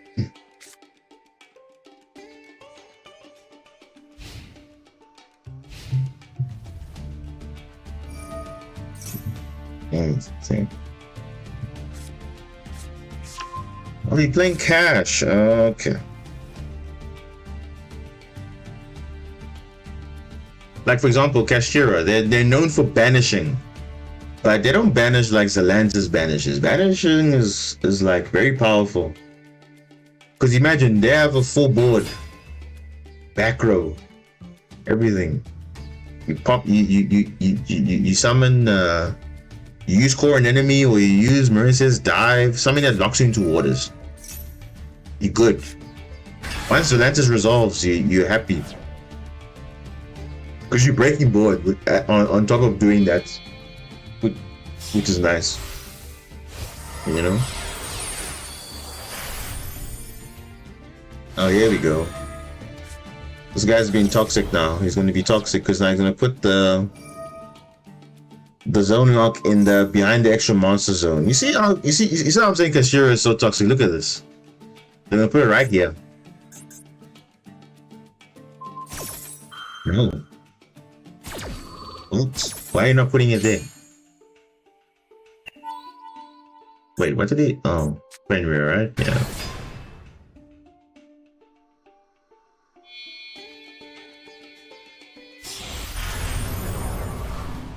You'd be surprised. Unicorn, the people that use Unicorn against me, they don't know what they're gonna banish. They literally see, oh, double Zelantis. Like, what is the real threat in your extra deck? The real threat is, they say it's Argonaut, so they banish that. I'm like, huh? What? Why that? Or Gemia. Gemia is fine. But why not banish my link ones or banish my lower links? Because I need to link climb. If I don't have lower links, I can't link climb. But you're banishing Argonaut. Argonaut's not gonna do anything. It's not like it's not. I would get rid of Zelantis because Zelantis is the biggest threat to your board. You know, that's how. If I was a mind of a cash player, that's how I'll think. But obviously, they're not. They're not banishing the right stuff. No, now okay, I'm under a Rise Out now, so this is where we have Ron now. But then again, we got, you know. Oh, and you. Oh, there it is. So let's prove it to the test. Let's see. Let's activate. This guy. Let's just banish. Okay, cool. Let's see what they're gonna banish. Let's see. Let's prove it to the test. Let's see what Unicorn's gonna banish. Let's see.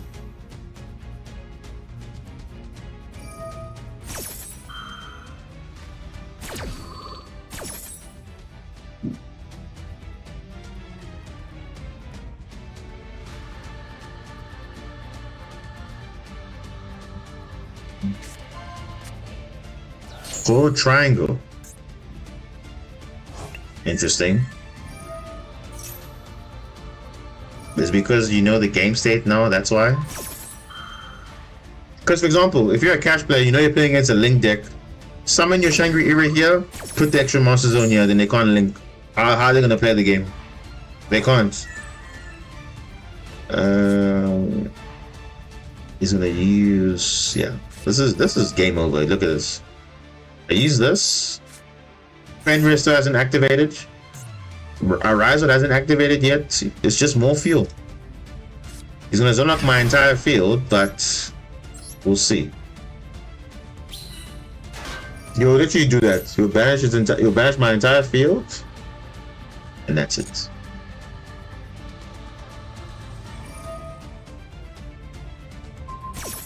Okay. And you'll do it again, then you'll banish my main monster zones, and then he's happy.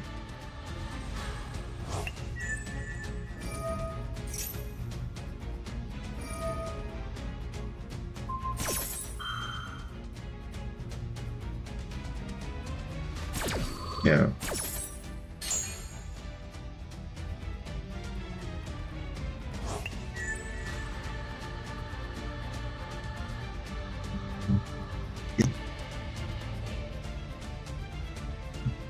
It is. That's why they say, "Oh, but we need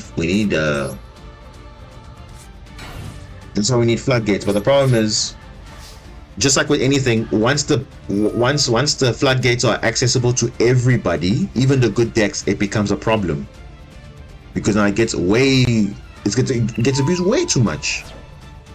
Way too much. Because Snake Eye players are running skill drain and those things because they know they can just tribute it off on their turn.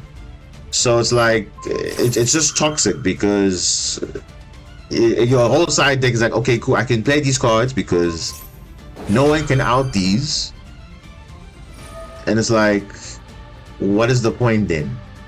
You know? And for Master Duel especially, it's like it shouldn't even be a thing. Like, okay.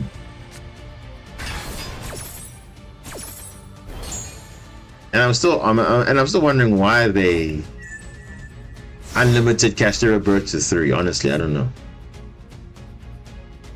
That we still don't know why they did that, but they're gonna do it in the future. So.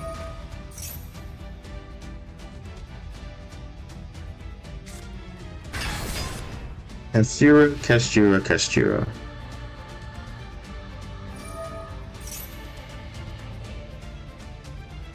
True. But the thing is, you see, the issue is now, Kurikara was overhyped, but now no one's really playing it as much. I have not seen people playing Kurikara, because people are playing Kurikara because of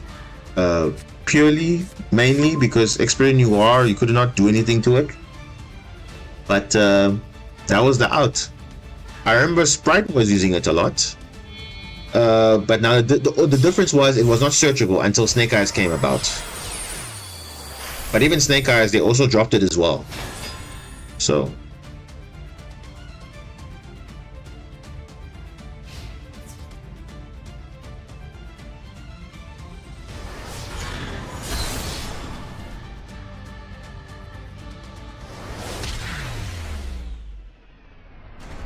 that was a very interactive duel, eh?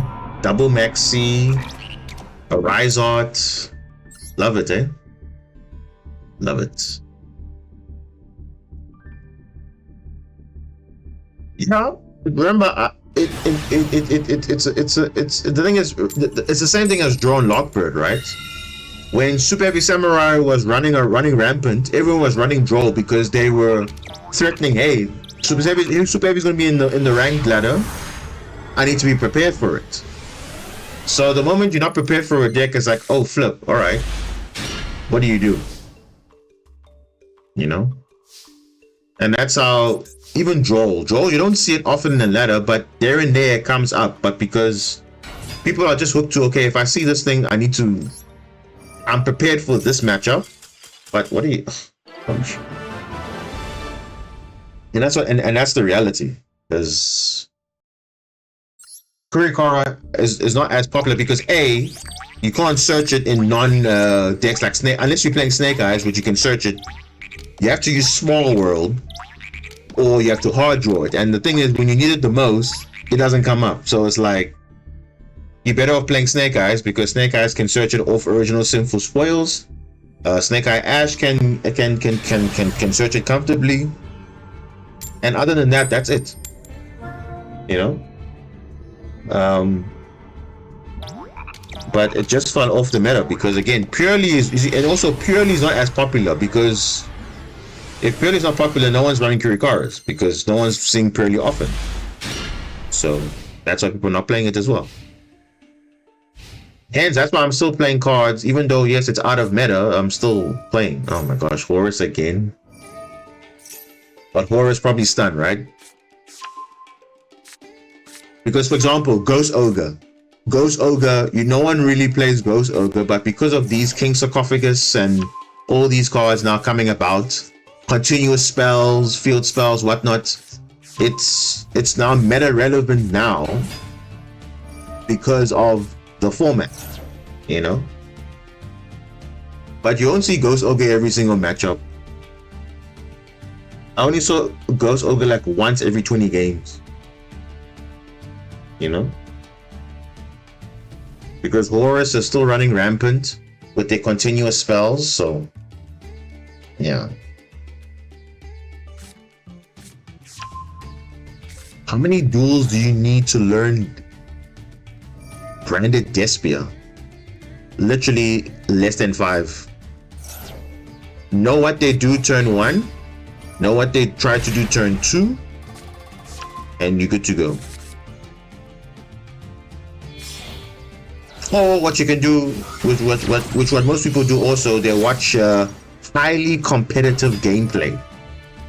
And we're not just talking about the community tournaments like the DK tournaments or whatever. Like, just watch some gameplay and you will see, okay, this is how people are playing the deck going first, going second. Because, for example, I have not played Branded Despia myself, but I faced it quite a few times to know this is their end goal. Because remember, the whole point about playing these decks is to understand what is the end board typically are, where are the choke points possibly, and then where you could shake it up there and there. So I would say watch Branded Despia going first with a certain hand, going second with certain hand, which obviously you have to now watch a few matches, but I think no more than 5 duels will be able to know what Branded Despier's end goal is. Resolve Branded Fusion, for example, like that. Branded Despier's main aim is to resolve Branded Fusion. So of course the choke point there is you have to Ash Branded Fusion. If they have other plays beyond that, then that's it. That's extra, but their main play is Branded Fusion. You know? Although sometimes if you Ash Branded Fusion, doesn't mean it's always enough, but that will hurt them a lot. Because everyone knows Ash is the answer for Branded Fusion. Because sometimes we have Branded Lost, you can't use anything else. You know? So, you know.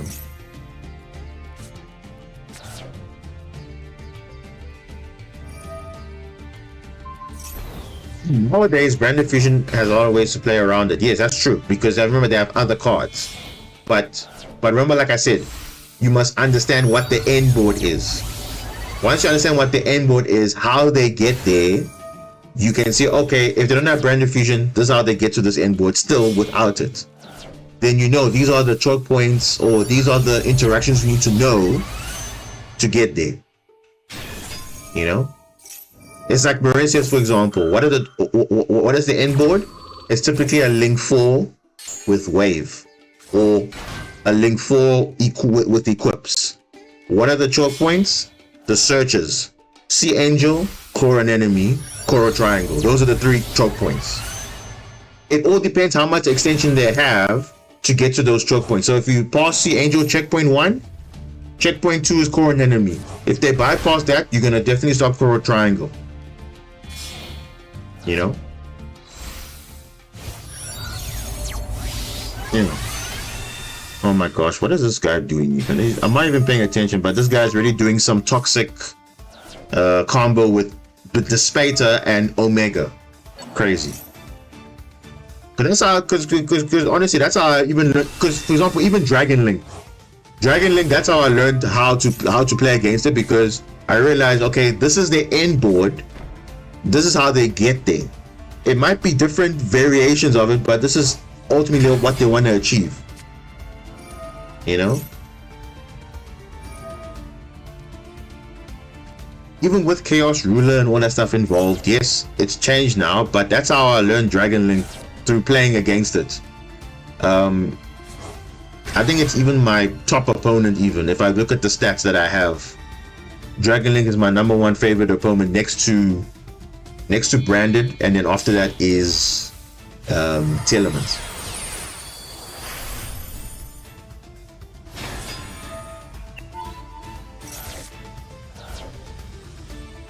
Bro, I'm so confused. What is this deck? What is this guy doing?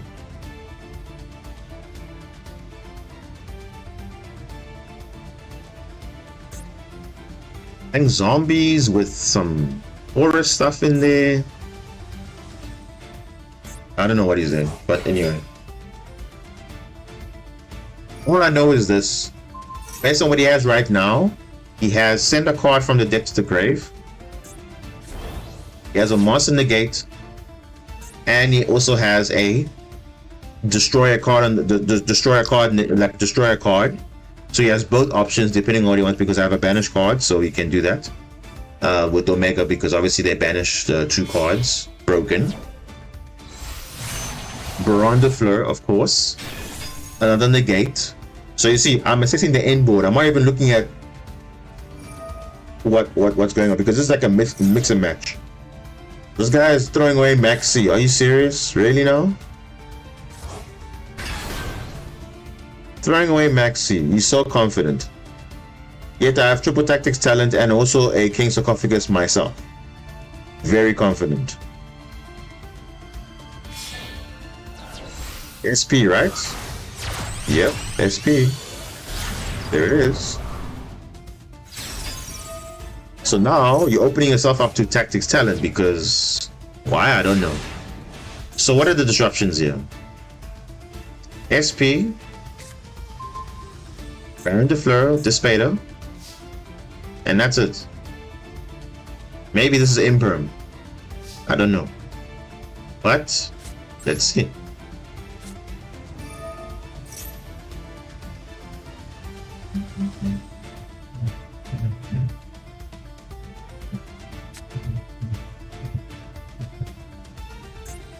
Wait, where's my... Oh.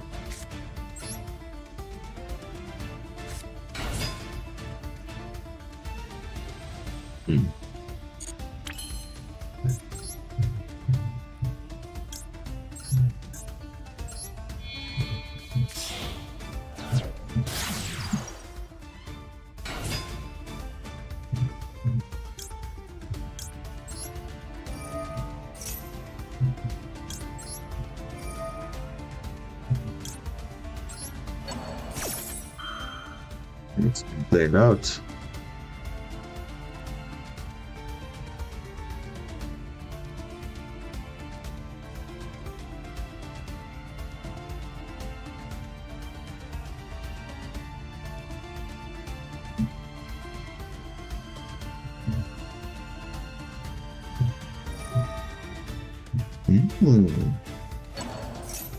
Okay, the spade and the gate, interesting.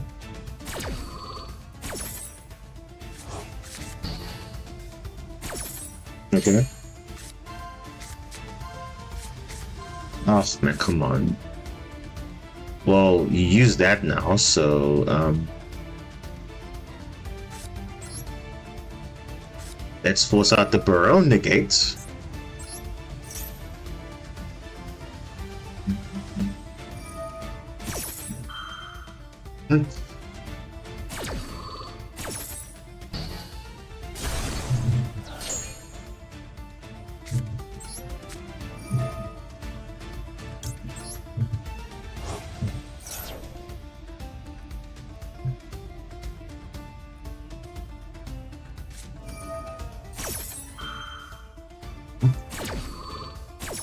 By domination? Really? You need that type of card? Really? Okay. I'm sorry he's happy now. There it is. Like, okay. Alright.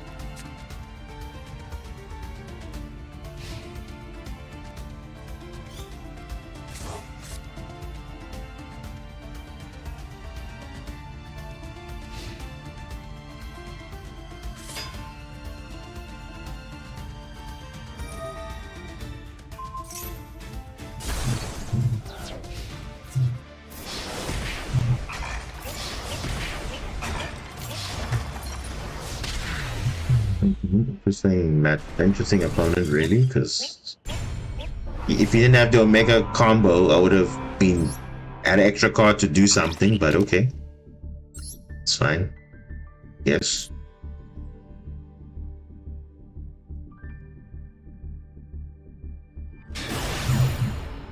I say you get more strange decks in not even in Diamond, you get more interesting decks in Master, because as you can see, no one's trying hard in Master. It's just like, okay, I'm ready in Master, so it's fine, I can play whatever. But Diamond feels like, geez, people are just doing way too much there. Okay. Look at this. This is crazy. First things first, let's do this.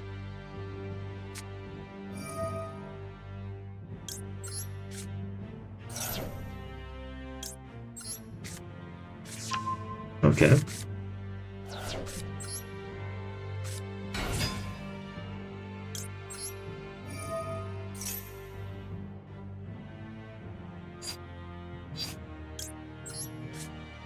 Like, oh, you see what I'm saying? Like they're literally just like, okay, I don't have hand traps. Okay, scoop. That's it, because they say there's no pressure for them.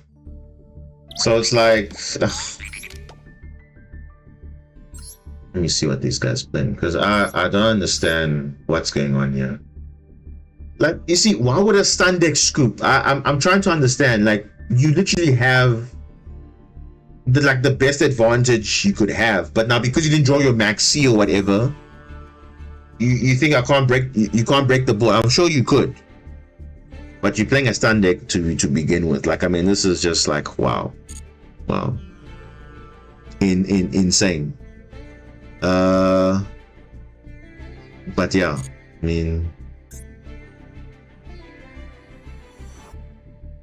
I guess, you know what I'm saying, there's not that serious decks you're seeing here. haven't seen one serious deck yet. Alright. Okay, so that hand was pretty good.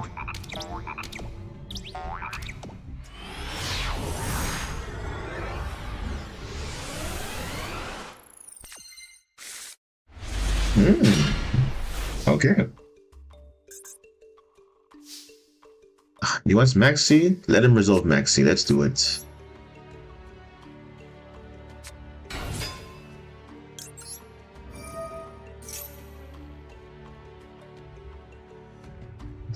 No.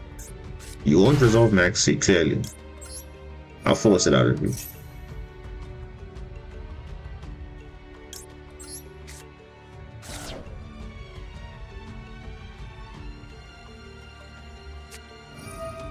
Why did you Maxi now? You could have just Maxied when, oh my goodness. Okay. Anyway.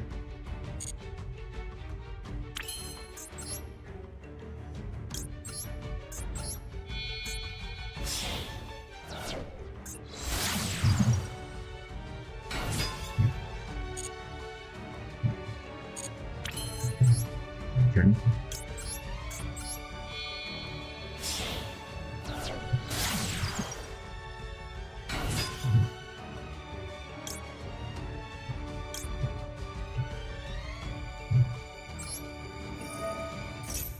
For Ash. Let's see if you have Ash here. You should Ash this.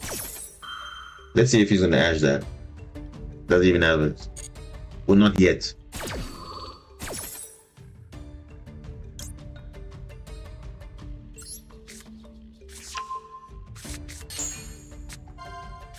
Oh.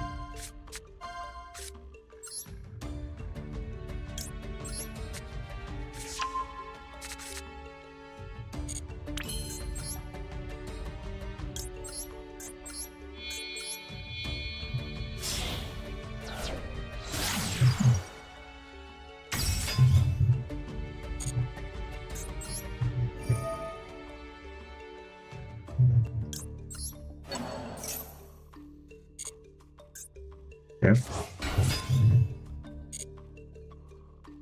The bureau, please. Oh, there's the bureau. There it is.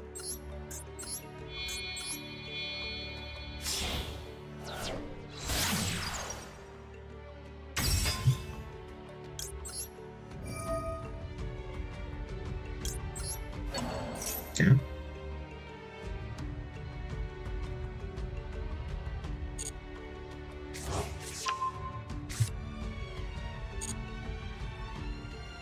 So this is the last checkpoint right here. So if he has Ash, he must use it right here.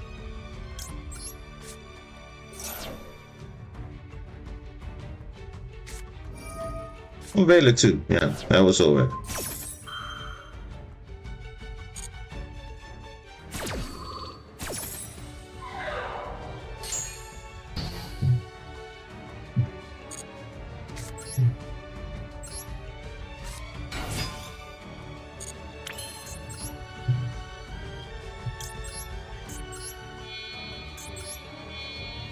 Well, let's see if this is enough.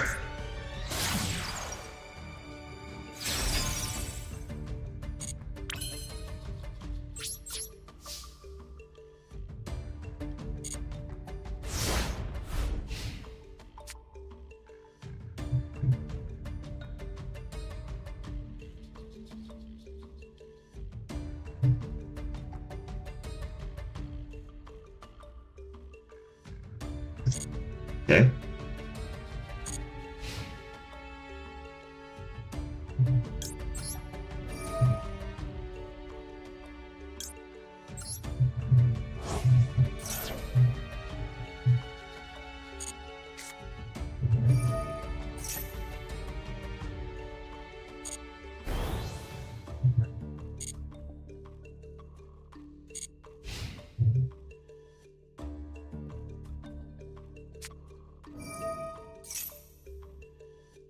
No, are they playing Fonderies?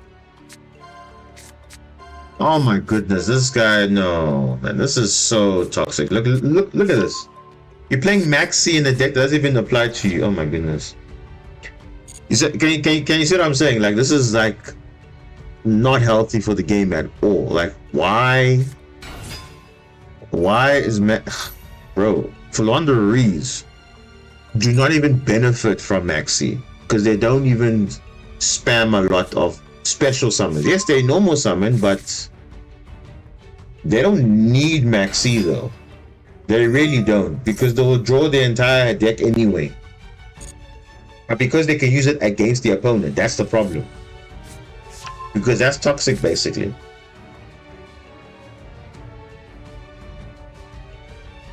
Because that's what they were doing back then. They were summoning M-Pen with barrier statue, so you couldn't even summon anything. Plus, you had to now play a Wind Kaiju just to play the game.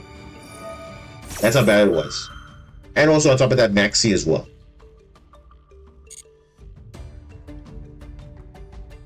It's like it shouldn't even make sense because all the pot cards restrict them. No, nothing. And I understand why people don't like Flu, because Flanders doesn't make sense as a deck. Yes, it's a cheap deck. It's a good deck, but the problem is it just has like it's kind of anti Yu-Gi-Oh, if I can say that, because they are just abusing normal summons, and no deck can do that but them. They are the only deck in the game that does not special summon. The only deck in the game that's actually like a good deck, that is, that's competitive and all that stuff. They don't even need to special summon, which is like ridiculous. They put floodgates on their monsters so they know that, okay, there's a bit of compensation, because if M-Pen was bad, no one would be touching this deck at all. No one.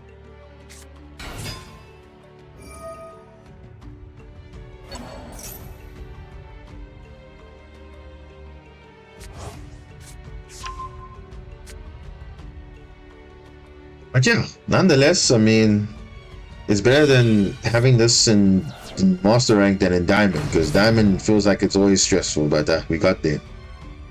We got out of that. So we should be good.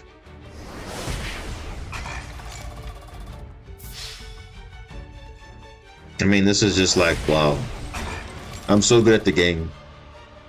Not really.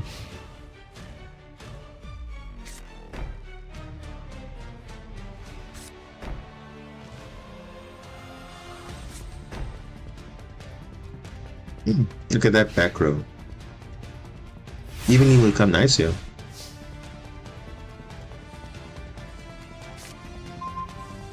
You think so? You think Molchami is gonna make a difference? I don't think so. It might, but I will take a latte.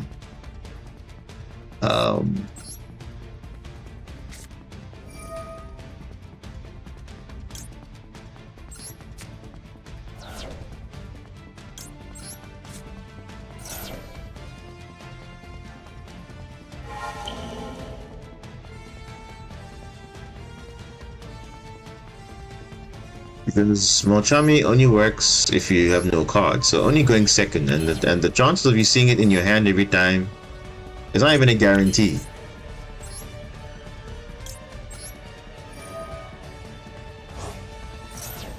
But obviously we have to see, because similarly Master Duel seems to surprise everybody. Oh god, bro, look at this guy. I can't believe it, bro. This guy. Oh. Double Max C, really? Like, really?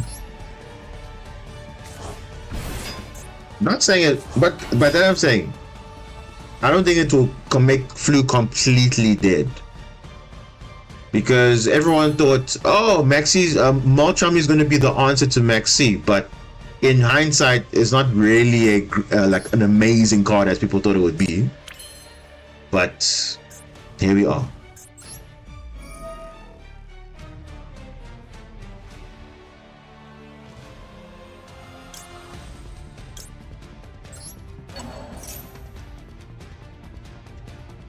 Because I guarantee you also, they're probably going to make Molchami an ultra rare, because already in the TCG, they're scamming people because they're releasing all these ultra rares and they're so rare to find, and then because of that, they are so expensive.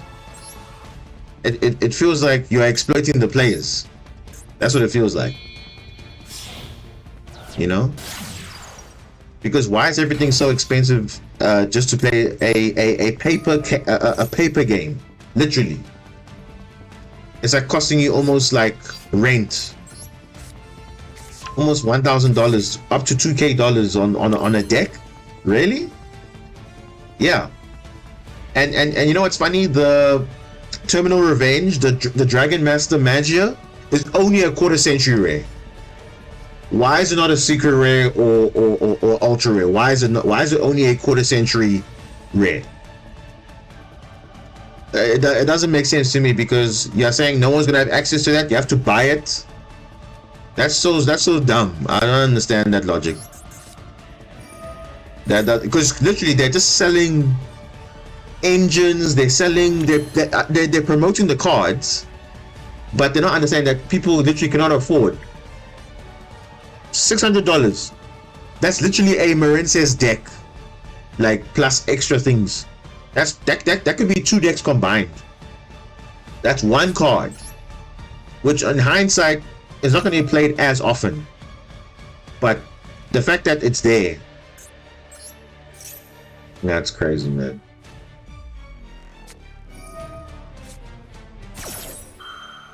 Yeah. Oh, and by the way, there's also a playmat that's also going to be released as well. It's probably going to be overpriced as well. Who knows? Like, there's just so much going on. Yeah, it's just crazy at this point. It's just too much at this point. Yeah, let me just try and close out the game, yeah, because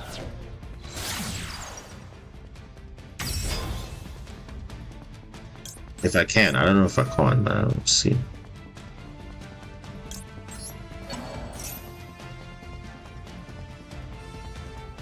Because the game is so interesting. TCG specifically, I feel like it will feel like a scam playing the TCG, because like the amount you are investing versus the reward even is not even worth it. It's like, what am I even doing?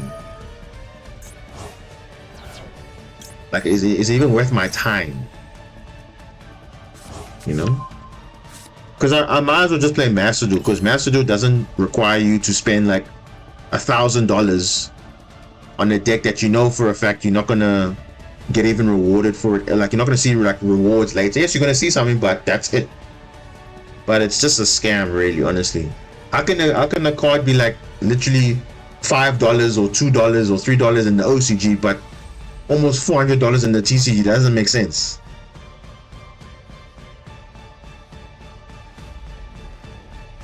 No, I'm not saying it's bad, but it literally feels like a scam, because you're paying almost $1,000 for a deck, or even worse, $600 for a card to play at locals.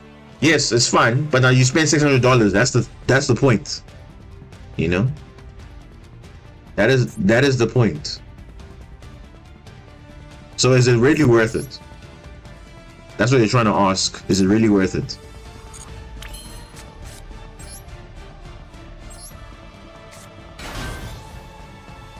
Can I even deck this guy out? I think I can, but I'm not even gonna try.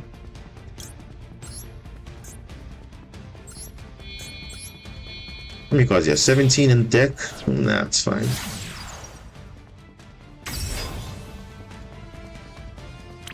Such a scam, like literally a scam. And whoever says it's not a scam, I don't know. They're not looking at it in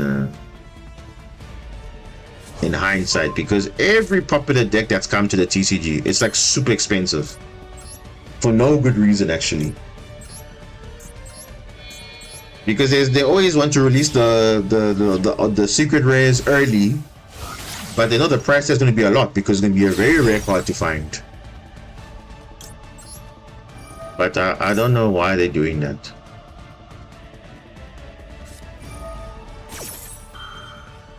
And now you want to activate this card. Only now. After something like a gazillion times, now you want to add this card. Okay, whatever.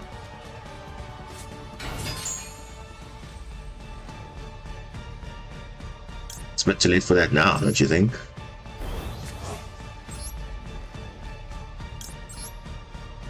Hmm?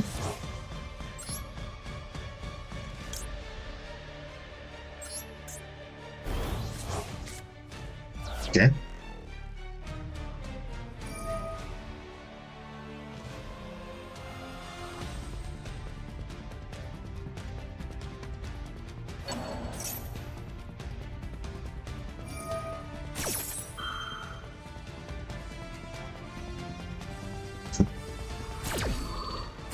Quarter century rare, 700, almost $600 for a card which is not going to see that much play, but it's there.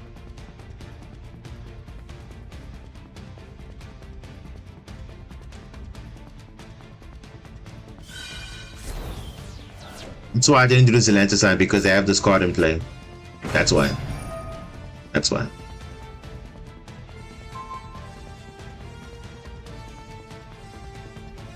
Because this card is gonna. They were waiting for me to do something, so I knew they were gonna do something. Even though I negated these, they're gonna have some sort of lines to do something. So I was like, I don't want to overcommit, and then now Zelantis gets sent away, and then it's like it defeats the purpose of all of it. So like, yeah, nostalgia bait. It's sad because they're just again extorting players because they know, okay, these cards are kind of like, you know, hey,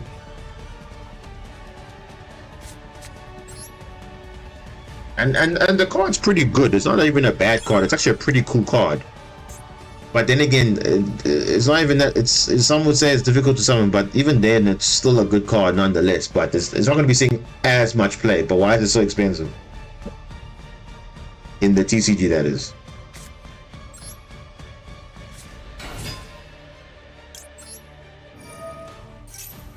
Just bam.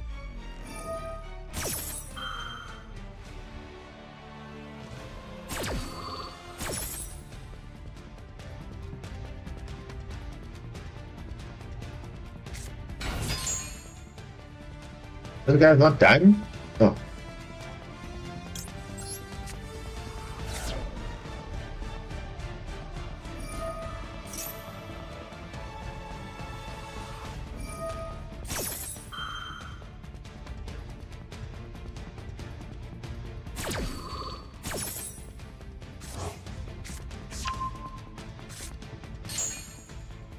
Yeah. This I'm not unless I'm not in diamond anymore, so I can kind of like do my whatever I want to do now. So I'm thinking for the next stream, what are we going to do for the next stream? The next stream we can maybe try out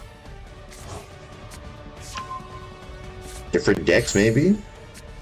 I think so, because I do want to show you guys the water synchro build I'm working with, as well as maybe the water Xyz build that I'm also working with, because Future Support is coming, so I have to get like some playtime on it. Yeah, this is literally just wow. What a duel this is. And now someone's gonna say Maxi's fair and balanced. Again, it sounds corny, yes, because everybody's saying the same thing.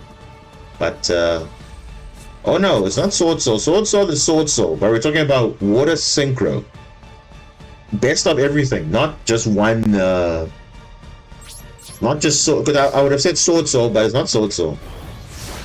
I wouldn't consider Sword Soul a Water Synchro deck. It is, but it's Sword Soul. You know. It's like saying Marincess and Water Link.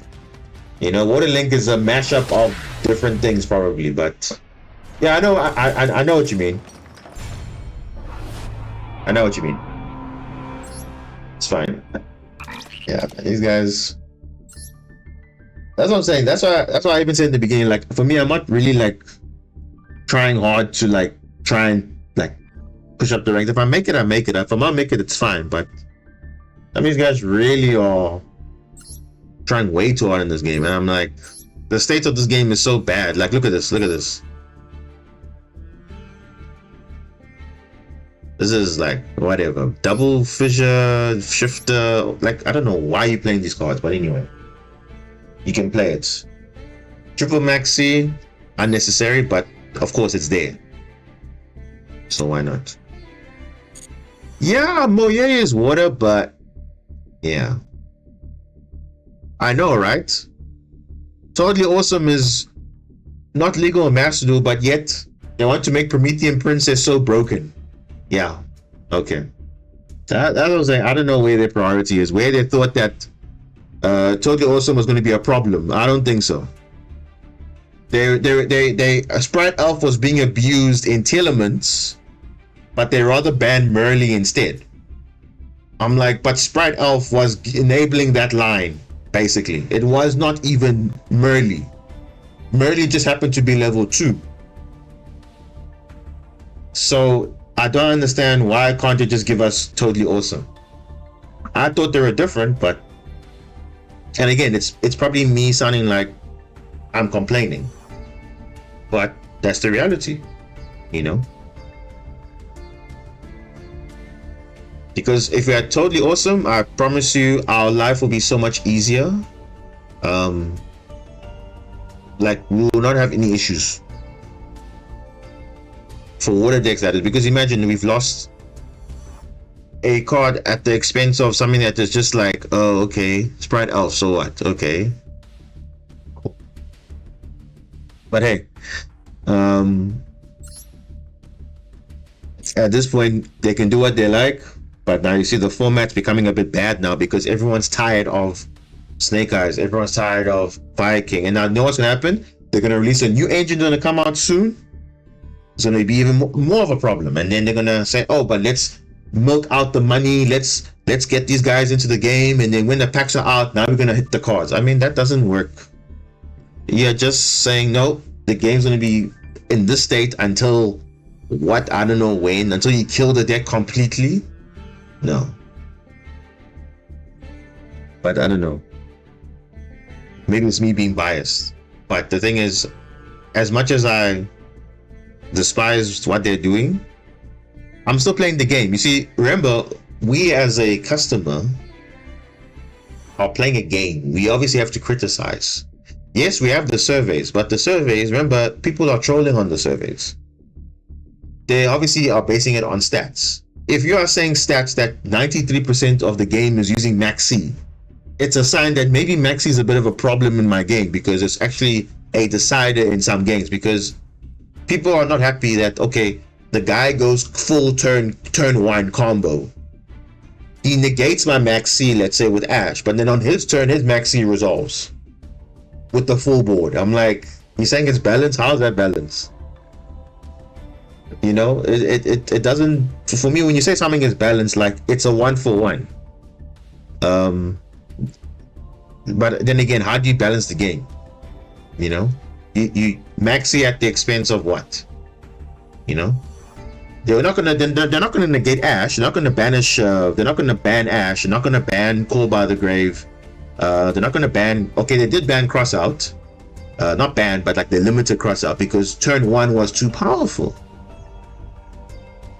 But at the same time, turn 2 now is suffering. So it's like, how do they fix that? Because they've made it the format now where they're banning the wrong cards, and it's like affecting everybody because everyone's just jumping to Maxi. Not because we want to, because we have to. And we shouldn't be playing cards because we have to, you know? Because I don't want to be playing nine slots in my deck for something that's potentially a brick in my deck.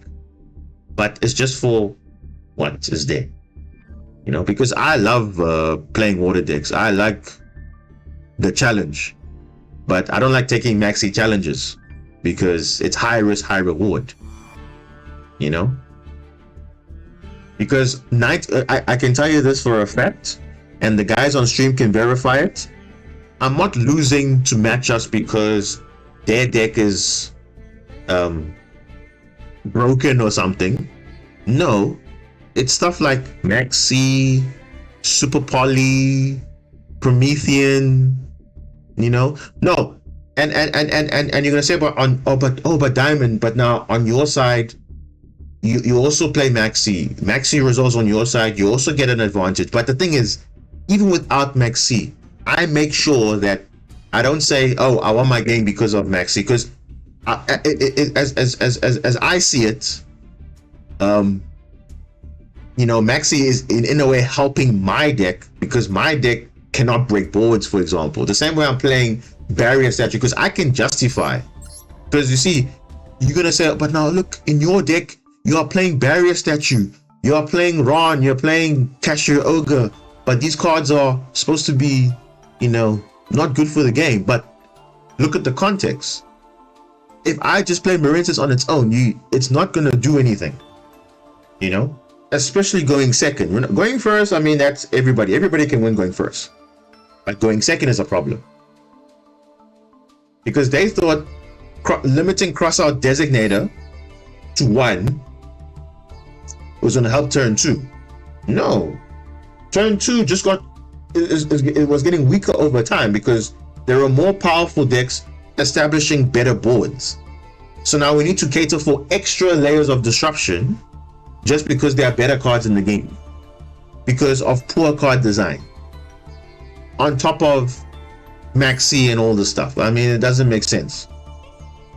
Why am I running double Basilima? Because I'm catering for the fact that now there's a meta where I might be disrupted, where I need to protect my monsters from being destroyed. Why is that the case?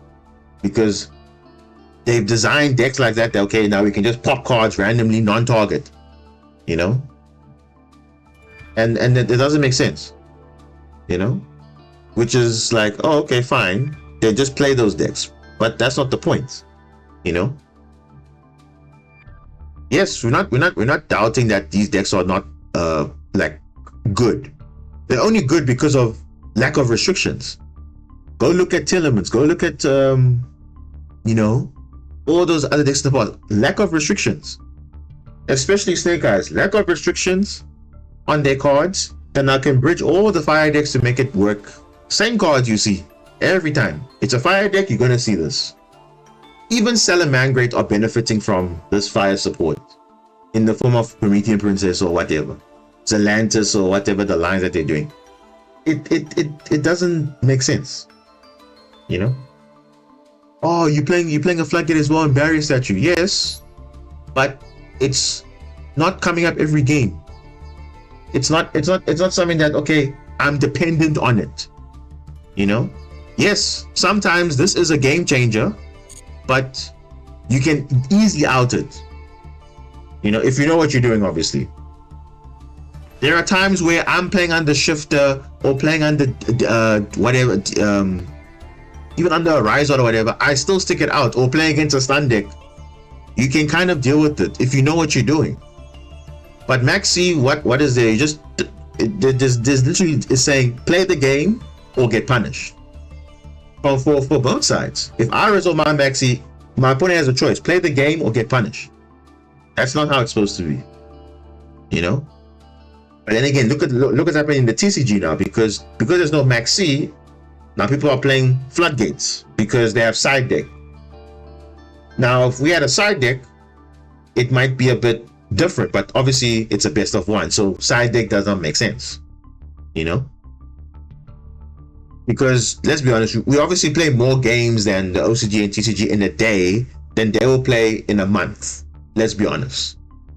But the question is it really a point of now where your opponent's comboing off for like 10 minutes and you have no way to answer it? I don't know. That's not fun to me, because I have to set up. They're setting up 9 disruptions or 10 plus disruptions. I can't play through 10 plus disruptions. What is even the point? But we're here. But what I'm saying, I like playing this deck specifically because it doesn't lose to a lot of things. This deck only really loses to is Maxi. Everything else we can work around. But everything loses to Maxi, yes, because we have to find a way to play around it, hence crossouts and all those things. But yeah, that's just my opinion, guys. And again, you might say I'm hypocritical because I'm also playing the Floodgates and whatnot. But the difference is I'm not playing it for win more. That's the difference. I'm playing it because it's called being creative. I'm trying to make a deck a bit playable in the meta right now, to make it compete in the meta. Hence why I would run Cash Ogre, run Adrian, because it's there to play through boards. It's there to have a layer of pressure, because let's be honest, as much as we love Argonaut, we all love Argonaut. Unfortunately, Argonaut was not designed in a way that actually benefits us, because it's only on the opponent's turn. For example, that's the only thing. If that clause was not there, I'll be summoning her more often. But unfortunately, because most of the time they play on your turn, so ideally you should be playing and activating stuff on your turn as well. But again, I guess they kind of missed the script on that. You know, I'm fine with not I'm fine with not destroying. But the fact that why do we have to now rely on the opponent's turn when they can just play on our turn? It doesn't make sense, because ideally you're supposed to be able to make sure your plays go through comfortably. But now, yes, I understand you stopping them from playing, but now what about us from playing as well? Like, obviously, if we want to disrupt something, we can't. We have to now rely on Wave, which Wave can only do so much. You know, only needs monsters. So I don't know. I'm fine with not destroying, because at least it stops a card like Branded Fusion from resolving again. But the fact that it's only on your opponent's turn, though, that's the only drawback on this card. Otherwise, this card is amazing. It's what it's supposed to be. I'm sure someone asked you this before. What do you think of the new Marincess? The new Marincess is good. Even though it's once per duel, it's good. But it's not gonna fix the deck's problems, though. And I've said this many times. What's the big difference between Yu-Gi-Oh in 2010 versus Yu-Gi-Oh now? Special summoning is a thing. People can do a full combo without normal summoning. We still rely on the normal summon. And once the normal summon is gone, our plays are over, because you start off with link ones. So unless you have a way to special summon first, which is very unlikely, you lose to normal summon plays. You know? If they get rid of the normal summon, flip it face down, book a move, almost like Cashiera. You know? They can't do anything if their monsters are face down. So, but the new Marincess is good. It does fix the deck's issue of establishing better end boards, because you know, based on what your opponent's playing in their hand, what you can do to play around. So for example, if you know that they're actually bricked, you can see that maybe a draw or something, you can put your crossout designated, you can set it, because now you know what they have. You know, because you know you have draw, but they know they're gonna search a card, so I can set crossout. They're gonna try and call by, I can cross out call by, done, because you have hand knowledge. That's what's gonna make players play a bit better in terms of making a better end board for this. And okay, no, this matchup Argonaut is better, this matchup Barbarif is better, this matchup what. That's why I think the card is good for. But other than that, it doesn't fix the deck's problem. We need to have a way to fix the normal summon. So I'll give you an example, right, where we say we need something that fixes the deck. We need a card that says on summon we summon a monster from the deck as well. So already you have a one card link to, without depending on Ron Adrian, which is also a one card link to. That's now a Marincess in archetype one card link to.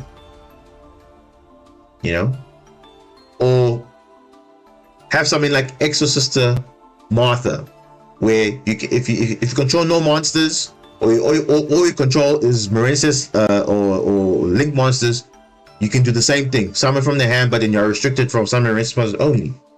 That's it. You know, one card link twos. Why do you think Unchained is so good? Because it's a one. They only need is one card to start the combo. You know.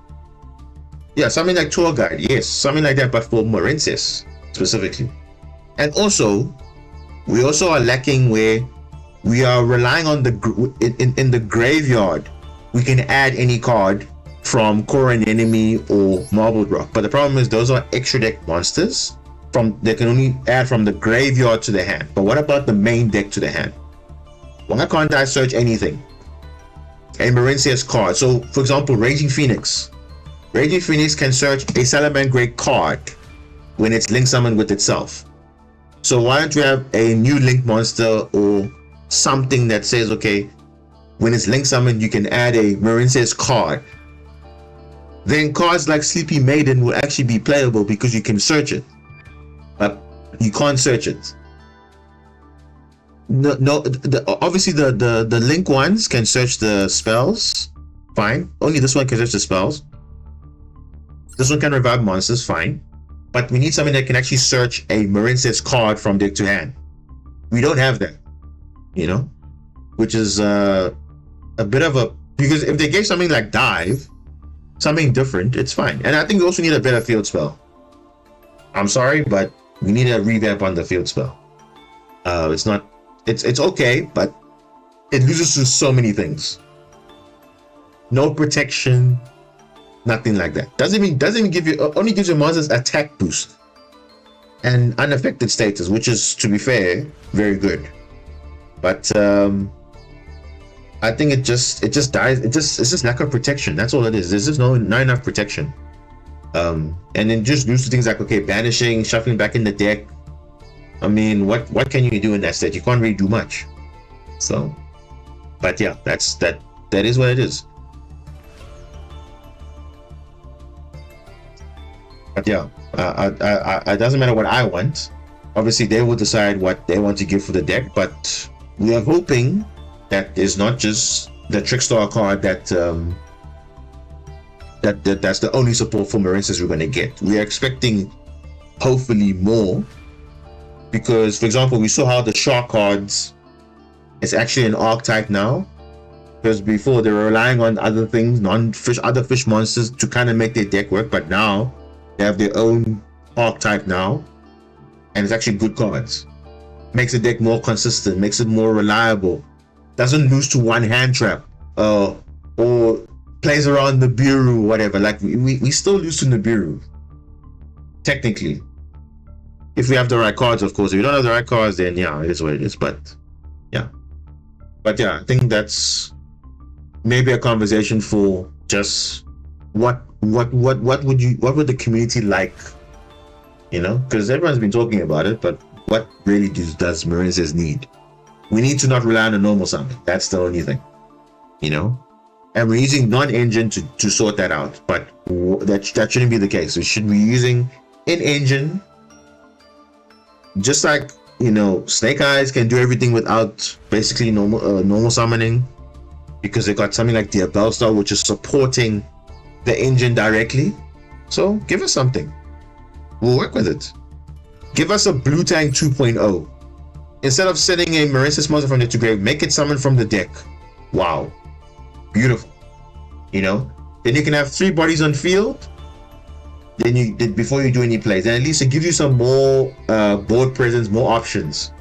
But we'll see. But anyway, that's all from me on that topic. But we'll definitely explore it again when we get to that point. But for now, the main thing is we are in master rank. We got it. It's the first time on stream we ranked up, so not bad. Some tense matchups there and there. So what you'll see now from me, I normally do a showcase, as you know. Every time I reach master rank, we do a showcase. So I have to get busy with that because ideally it must be posted tomorrow, because tomorrow is the month end. So I need to, because it's currently 29th for me now. So all the duels you saw in this stream, obviously you're not going to see it again, because obviously you can just watch the stream and see the final climb, because I'll rename the title to the final climb to master rank on stream. But everything before that, you're going to see is like the best highlights, as I always show, of some of the matchups. And you'll see that tournament matchup will be there, where I had a 10-turn duel, the exact same thing that you saw now with Psychic and Punisher. They're abusing that card. we actually managed to play through that and we're okay. So there's also other matchups as well. So I'll definitely get that sorted out for you guys, and then obviously I'll probably stream again later on today. Definitely, because like I said, I was off sick for a bit, so I was feeling better now. There was a request to maybe they're saying I should stream not just on YouTube but maybe like on another platform. So I don't know what other platform is out there. I know there's Kick, I know there's Twitch, I know there's other things. That's not an issue. The only thing is just integrating the chats. That's the only thing I know with the guidelines and stuff. You can't like show certain chats on certain platforms and whatever. So I have to just, if I'm gonna do that, I have to find a way to work around that. Because it doesn't make sense to talk to one chat and ignore the other, and then I'm talking to another chat, but then the other chat doesn't know what I'm like responding to. So it becomes a bit messy. But if you guys want me to stream on other platforms, I can. But I think YouTube is my main source of like content basically for now. Because like I said, I'm still new to this. But I think it's also good to get another audience coming in, which is good for everyone. So I don't mind doing it because it's just a matter of doing a few settings and then that's it. The thing is, I haven't streamed on Twitch before, but I can stream on, like, for example, I can stream on Twitch and YouTube at the same time. For example, I can do that. It's just a matter of a setting, and then I broadcast. It will go to both YouTube and Twitch. But the thing is, the integration of chat might be an issue because for Twitch, I cannot show like YouTube chat, for example, and Twitch chat at the same time. It will only have to be just a Twitch chat only if I want to show it. But that would be the only issue, like mixing up the integrated chat. But I don't know, not that I show chats on stream, but if I have to do that, then I'll need to do it. But I have to see, or I can do a full stream on Twitch and see. But then again, my main platform is YouTube. But I guess most people do watch most other guys on Twitch, which is fine. But if you guys want me to try, I can try. But it's just the chats might be a bit weird because I'm responding to someone on Twitch, but then you're not seeing what I'm responding to, because I'll probably only show Twitch chat only on screen, but then YouTube guys will miss out because they're not going to be shown on screen, which is like, I don't want that to happen. So like what I mean is that, for example, if you look at this, where is this? Where is this? Yeah. So like, for example, so can you see now, if I switch the screen now, this is only the YouTube chat now. So the issue is I cannot show YouTube and Twitch at the same time. So that's the only issue I will have. So if I'm going to do it like this, where now, okay, I have chat on one side and then I have the gameplay on one side. Obviously not like this per se, but right now only the YouTube chat is showing. Yeah, it's not ideal to have like separate windows, and then I have to now see which one is which, who's responding to what, because I have to see both at the same time. But there was a request from someone to say, okay, why don't you try streaming on Twitch for a bit? Yes, it is a new market, potentially I can get a new audience, which is fine, but I think most people will know me from obviously YouTube, so that's where I'm doing my main streaming and content on YouTube. But I haven't done Twitch. I've used Twitch, but I haven't streamed on there before. But like I said, it's literally just a setting. It's just a matter of adding my stream key, and then that's it. So it's not like difficult to do. So we'll see. But until then, I'll still be streaming on YouTube, so don't worry about that. But yeah, if someone feels like, no, we should try Twitch, then we'll do maybe one stream on Twitch, but I'll just tell my YouTube audience, hey guys, I'm on Twitch. We'll see how it goes, and then that's it. But we can definitely integrate the two at some point. So we'll just see how it goes. Because that way, if you prefer Twitch, then you'll see me on Twitch and you'll see me on YouTube. It won't be different streams, it will be the same stream. So, yeah. we'll definitely get to that point. But I think for the next stream, what I'll do, I'll show you guys 2 decks. We'll try Marincess for a little bit, but then we'll switch it up to other decks. So stay tuned for that. And yeah, like I said, we're in Master Rank, which I'm relieved. And I hope you enjoyed today's stream. Good 5 hours in. 1 or 2 hours of, just chatting, catching up, debating about the ban list and other stuff. And then obviously now some gameplay, which I would say was quite intense for some of the matchups. But again, the classic, one card impacts the whole duel, irrespective of who activates it. It shouldn't be the thing, because I don't want to say, oh, I won that game because of, then let's say Maxi, for example, because I know based on the game state, this is what would have happened. But then nonetheless, we still got the job done. So it's your boy Diamond Boss signing out. I appreciate everyone for being in the chat, everyone for responding to sending questions through, even for those that were responding to other guys in the chat. I appreciate that. Yeah, we have a little community going on here, so yeah, let's keep that community growing. Let me know what your thoughts are. Like I said, there was an option, there was a suggestion to stream on Twitch for a bit, but yeah, it's all right, it's all good. Even if you're only here just for a bit, and remember, any support counts. Doesn't really mean you have to be at the full stream. Even if it's for 1 minute, it'll still be enough. So I do appreciate the guys stopping by and just seeing, hey, what's going on here. Even if it's your first time, I do appreciate everybody. And obviously, I'm not going to be rude to anyone. I'll just try my best to answer everybody. To make it as interactive as possible, because I've seen some streams are not as interactive, even though they have a detailed chat, which I mean, ask myself, okay, what's the purpose of chat? Just for chat, basically to chat with other people. But ideally, it's supposed to be interactive. So yeah, if you can do that, then I'll be happy. Then all right, guys. Like I said, have a good night, have a good day, and I'll see you guys later on. So just look out for notification, and just like what we did, we're gonna start the stream with the warm-up and then we'll go straight into it. Cool. Thanks, guys.